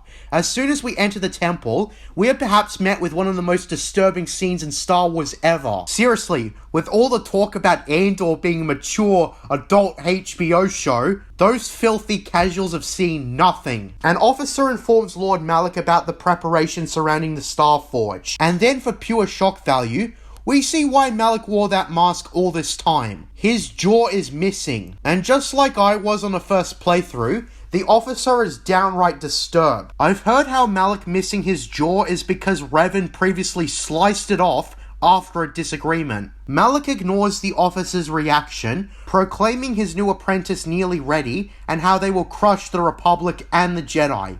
Forever. Anyways, now that we're inside the temple, our objective is to get to the top floor, as that is where the field disruptor controls are. Along the way, you'll come across numerous Dark Jedi who immediately attack you. One of the unique encounters is two Dark Jedi who recognize you as Revan, but refuse to bow down to you in the dark side playthrough and attack you. The layout is full of enemies as per expected, and the only other noteworthy thing is you can actually find Basila's torture chamber from that cutscene. With that, it's our way down to the bottom level of the temple. In order to unlock the entrance to the upper floors, we must solve a puzzle. Basically, wherever we step affects the platform, and we need to get all the squares here to be white. On earlier playthroughs, this puzzle was frustrating as hell. I commonly joked about how it was a Dance Dance Revolution machine in a Star Wars game. This puzzle was an odd choice, but regardless, when it opened, we come across a computer that can give us a great amount of information on the Infinite Empire. The Ricarda were a species tens of thousands of years ago that used the dark side of the Force and proceeded to enslave everyone and everything that wasn't them. The Starforge was a space station designed as both a huge factory and a monument to the strength of the Infinite Empire, and the species of the galaxy were helpless to resist for thousands of years until one day, a strange plague that affected only the Ricarda surfaced, which disconnected them to the Force. This gave the enslaved species of the galaxy a chance to rise up and overthrow their masters, finally freeing the galaxy. Given Ricardan technology was built on using the dark side, the Ricarda fled to their homeworld, and they've been there ever since. A shell of what they once were. This happened long before the Republic existed. The scope of galactic history is incredible. Tens of thousands of years of history described in a couple of minutes is truly intriguing. They really did come up with an extremely interesting backstory for the Ricardan Infinite Empire. While it does not play into the direct plot, it gives context to a lot of things. The films in general are on a limited time span, and while KOTOR takes place within the span of a year, it covers so much galactic history and lore. It's truly expansive. But anyways, we are granted access to the upper levels of the temple, where we will be able to deactivate the disruptor field. As soon as we reach this level, we of course see Bastila herself in the distance. Upon approaching her, she's visibly in some dark side robes. Based on the cutscene with Malak, in which he says his new apprentice is nearly ready, you of course know that this is not a favourable situation. She approaches us, referring to us as Revan, says that she knew we'd come. Juhani chimes in that they all have to escape, and it's here where Bastila fully reveals that in her words, she's no longer a pawn of the Jedi Council. In other words, she's fallen to the dark side. Regardless of the player's reaction, a fight ensues. Bastila, despite being outnumbered 3-1, is still a decent threat, but with teamwork from Juhani and Jolie, we repel Bastila's influence. This is where the final big choice comes into play. Bastila, after being defeated, immediately changes her mind about us. She at first thought we were too weak to overthrow the Dark Lord Malak, but now, she offers us a chance to overthrow the Dark Lord and take your rightful place as the true Dark Lord of the Sith. You can either accept or reject this offer, and the game will split into 2 separate endings, both with equally fulfilling outcomes. If you stay a servant of the light and reject Bastila's offer, she calls you weak and proceeds to flee into her ship and take off. You are unable to save Bastila here, but we know we'll meet again. We are free, however, to disable the disruptor field, in which we will return to Karth and the others. Karth back at the Hawk will ask what happened, and we're forced to break him the bad news about Bastila. Again, the player can decide how to treat this information. My light side players still had hope for Bastila, but regardless, we must make it back up into space and contact the Republic fleet.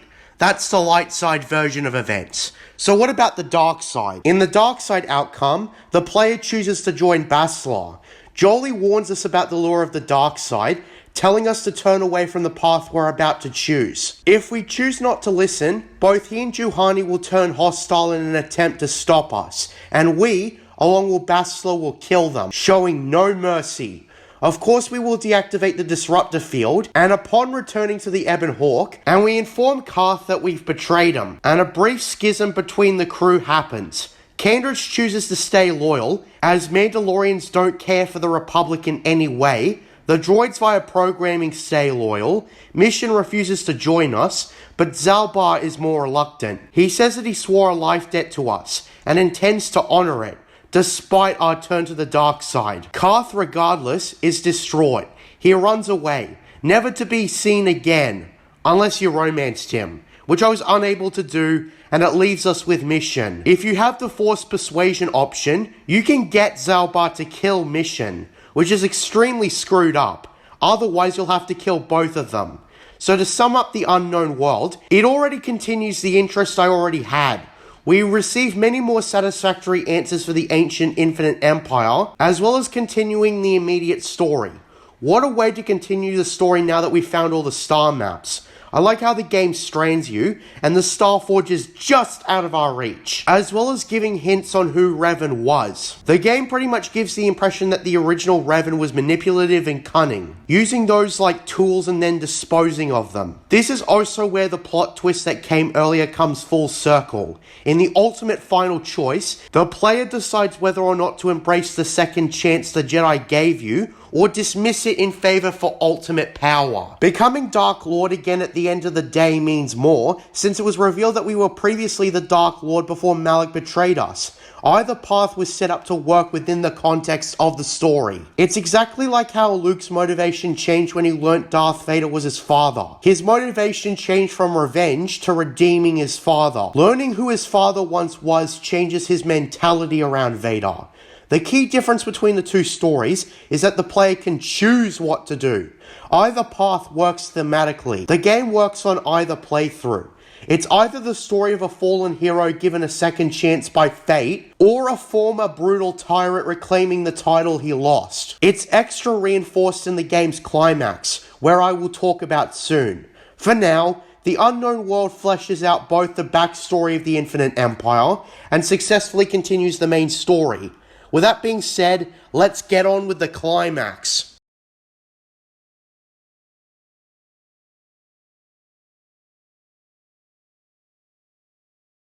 Now it's time to finish the fight.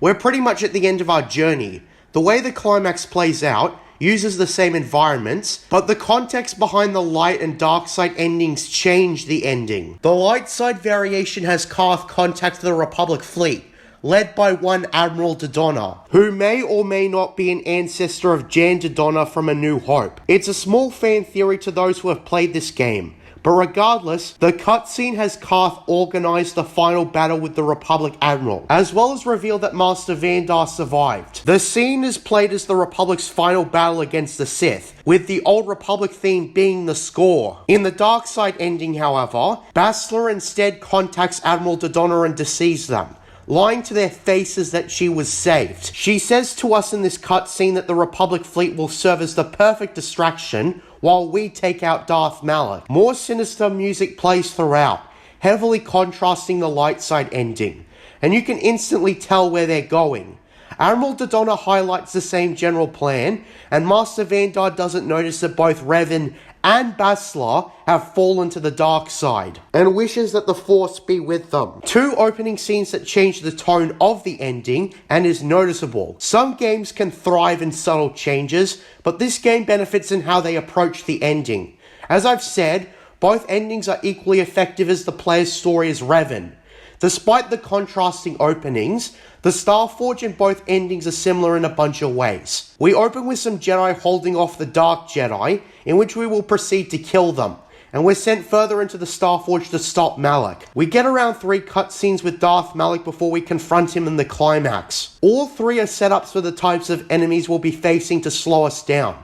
The first is the Starforge's natural defense systems, which are the droids. I hope you remembered to bring the most powerful companions, because this is perhaps the hardest part of the game, and how appropriate that it is, given this is the climax. To describe the enemies, in the first stage, it's not so bad. The enemies come in wave after wave, but they're not too difficult. If you have the destroyed droid force power, they're actually a breeze. We do come across a small group of Dark Jedi, where we'll be introduced to what we call a squad recovery stim, which is basically a mutual healing med pack for everyone in the party, excluding droids. I was kind of baffled that an item like this cannot be found until the very end. I understand making this a late game item, but here it feels like it could have been introduced earlier, so it's a pet peeve I have. The second cutscene with Malak is him being informed that the droids failed and that we, Revan, are on the Starforge. He decides to send everything at us, remarking how they will not stop us, but it will slow us down. This is by far the hardest part of the game. There will be endless amounts of Sith troopers, grenadiers, Sith acolytes, etc. This is where I was forced to go back and fight on the defensive. I was stuck with only Juhani and had to keep drawing off enemies. If you aren't maxed out in this game, this part is going to be a huge struggle. And to be frank, it already is. In this area, you can actually craft Revan's robes if you have enough computer spikes, among other craftable items. The robes actually change depending on the player's allegiance. I mostly skip this in most playthroughs because, to be honest, I had no idea this room existed until recently. I love how despite being a completionist, there still is stuff I haven't specifically done. This was a game that encouraged me to do all the outcomes and choices in any specific way. With that being said, the way to progress to the next area is to destroy all the turrets guarding the next door.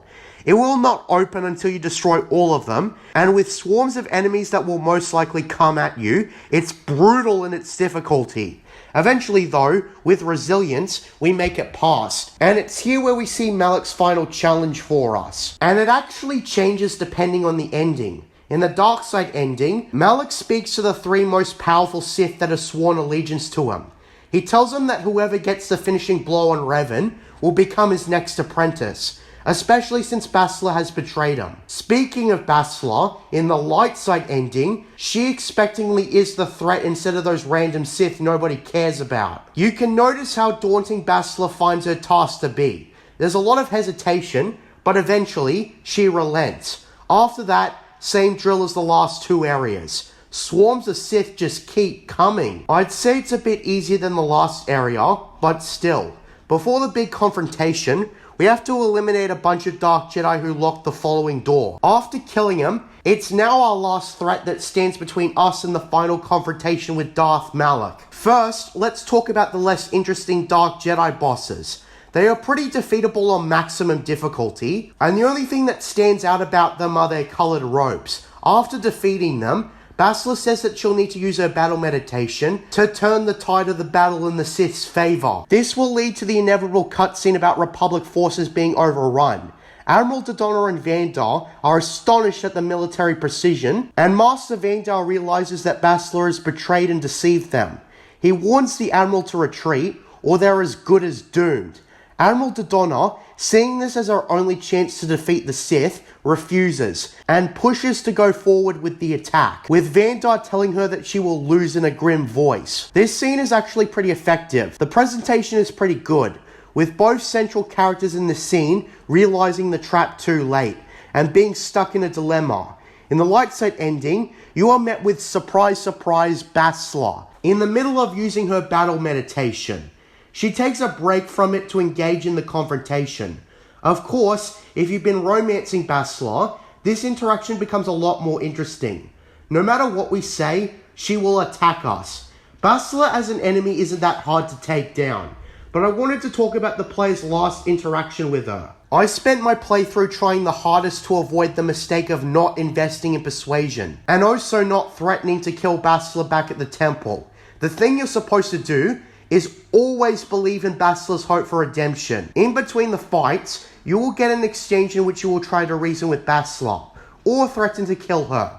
After multiple fights, Revan proves victorious, and Bastila, now defeated, is perplexed at why she can't defeat you. If you're a Chad, you will proceed to make her see that the light is more powerful than the dark. She wishes for you to simply execute her, but if you're a charmer, you will use the ultimate weapon, the power of love, to persuade Bastila that her pursuit down the dark path is useless, and that she is not forever lost. And as well as that, you can definitively profess your love for her.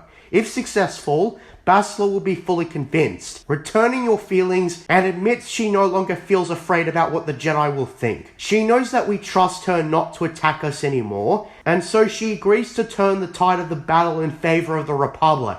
Despite her redemption, she will tell you that you will have to face Malak alone, since she must assure the Republic's victory with her power. That is the complete end of Bastila's character arc. I'm not typically interested in romance subplots, but this was completely compelling. It might actually be the most intricate and interesting romance subplot in the franchise. Regardless of Bastila's final fate, a cutscene will play with Republic forces breaking past the Sith fleet to take down the Starforge, and there is hope yet. Now it's time for our final confrontation with Malak. I like as soon as we meet him for the last time, he's got 2 Jedi at his mercy.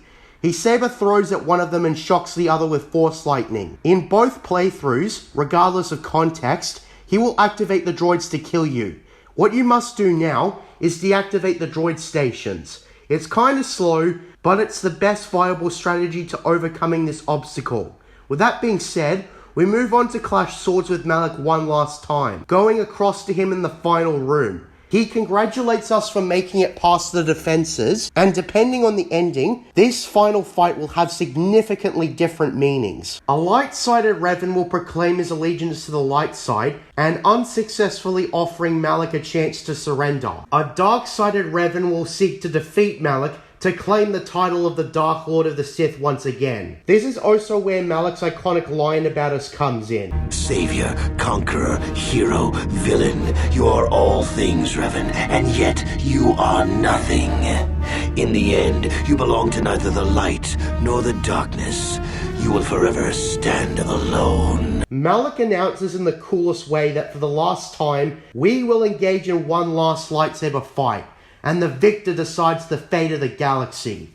With that, the duel begins. Malak's unique moveset is pretty cool, to be honest, but after draining a good portion of his health, he will go over to a body in stasis. He tells you that he can go on fighting forever. The bodies around them are Jedi from the Academy who fell when he attacked Dantooine. He explains that the Starforge is like a living creature that feeds off the dark side. He will absorb the bodies for his own personal use, and once he is done with us, he will use our body for the same purpose, leaving us between life and death and in agony. That does it. The best way of winning this fight is by taking out all the pods, either by destroying them or draining the life force of the fallen Jedi before Malak does. This is the best strategy, because otherwise you'll be stuck fighting him again and again. The final boss fight is deceptively simple, so that may be a small criticism, but it's also here when the music peaks. The score gives the Old Republic version of something like Duel of the Fates or Battle of the Heroes. It's a great score, but with that being said, via the game's story, we, the player Revan, will be the victor in this fight. In a light-sided playthrough, the player has an option to redeem him, just before he dies, as he seems to realize the fruitless pursuit of power at the end, and wonders what would have happened if they switched places with the amnesia. Could he be redeemed too? It's also got a lot of story importance because technically, we as Revan led him down the dark path in our previous life. It's only fair that we make things right. In the dark side playthrough, however, Malak comes to see himself as pathetic, realizing that the title of Dark Lord is ours. Either way, he will collapse to the ground and we exit the victor. In the light side playthrough, we meet up with Karth and Bastila, and escape just before the Republic destroy the Star Forge. We are then called down to the planet's surface, where we are rewarded for our actions for the Republic. We are awarded the highest honor, as Vandar congratulates us personally, planning to weave the redemption of Revan into the Jedi's long history. We are the prodigal knight. Everyone is happy, and we see ourselves as the heroes of the Republic. On the other hand, in the dark side playthrough, the Republic will be cornered, with Admiral Dodonna proclaiming that the Republic is doomed, before she and Master Vandar are killed. Shortly afterwards, after the Sith win the battle for the Star Forge, we see that Revan claim the title of Dark Lord, with Bastila as our spokesperson. The Sith armies and fleets swear loyalty to Lord Revan, as Bastila tells us that the victory is just within our grasp, with the core worlds defenseless and the final cutscene showing the sheer might of the Sith fleet. And that was Knights of the Old Republic, a timeless, incredible experience. Everyone agrees that KOTOR is good, and anyone who doesn't like it is lying.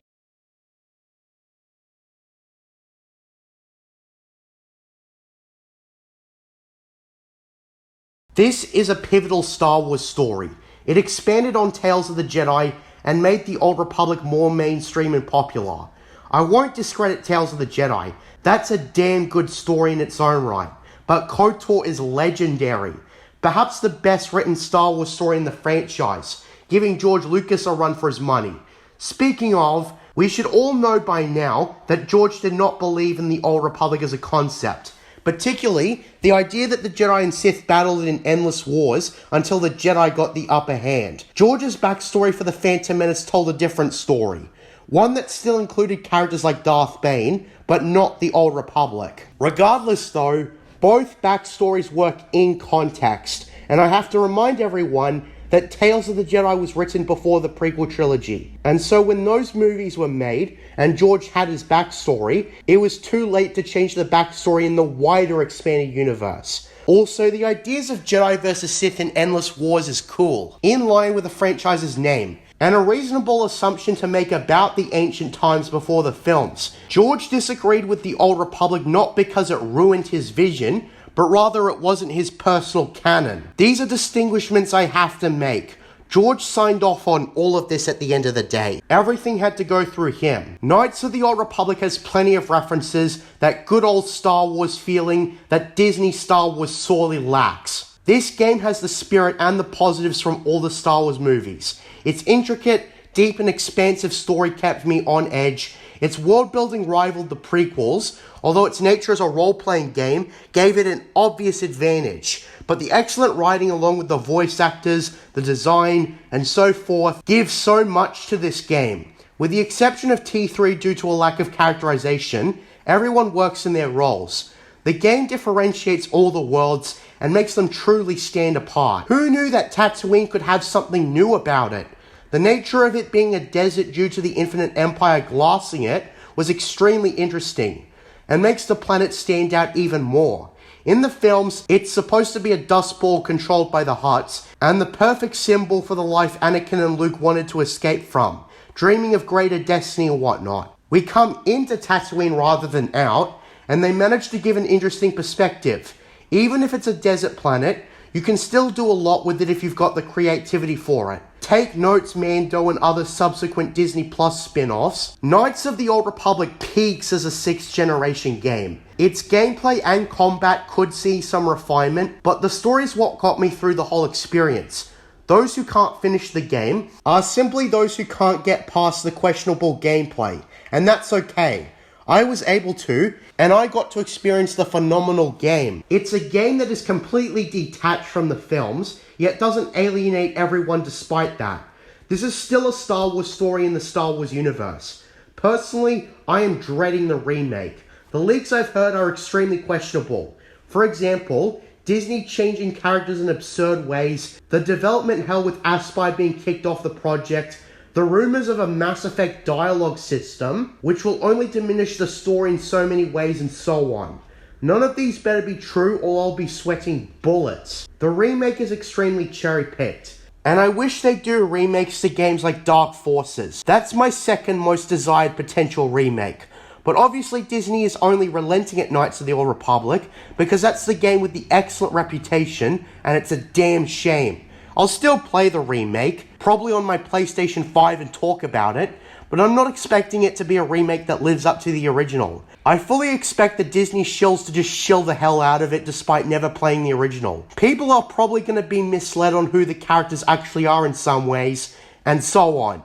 As for the sequel to this game, that'll probably take me just as long, if not longer, to write the script for that game. Knights of the Old Republic 2 is a lot more complex, and there's more to assess. KOTOR, despite its intricate narrative, was still straightforward. With the second game, we've got things like the philosophy of Kreia, which is a precise thing about the game, which will probably result in a long discussion. I also plan to factor in the game's restored content mod into the review. So yes, expect M478 to be talked about. I'll figure out the logistics of the review, and maybe I'll release that review when that game has its 20th anniversary in December of 2024. That being next year. After I'm done with the Sith Lords, I plan to get into the Knights of the Old Republic comics by Dark Horse. They serve as a prequel to the game, and I wish to talk about that before the Star Wars The Old Republic MMO. Then I'll talk about the Old Republic novels and wrap up anything else I need to do in that era. With that being said, this has been my Knights of the Old Republic review. Based on the final length, I hope you understand why it took so long. If you made it all the way to the end, thank you for watching, and be prepared for a potentially even longer review concerning the second game. I'm JJ Plagiarisms, and until next time, what are stories about mystery boxes? Under the mountain.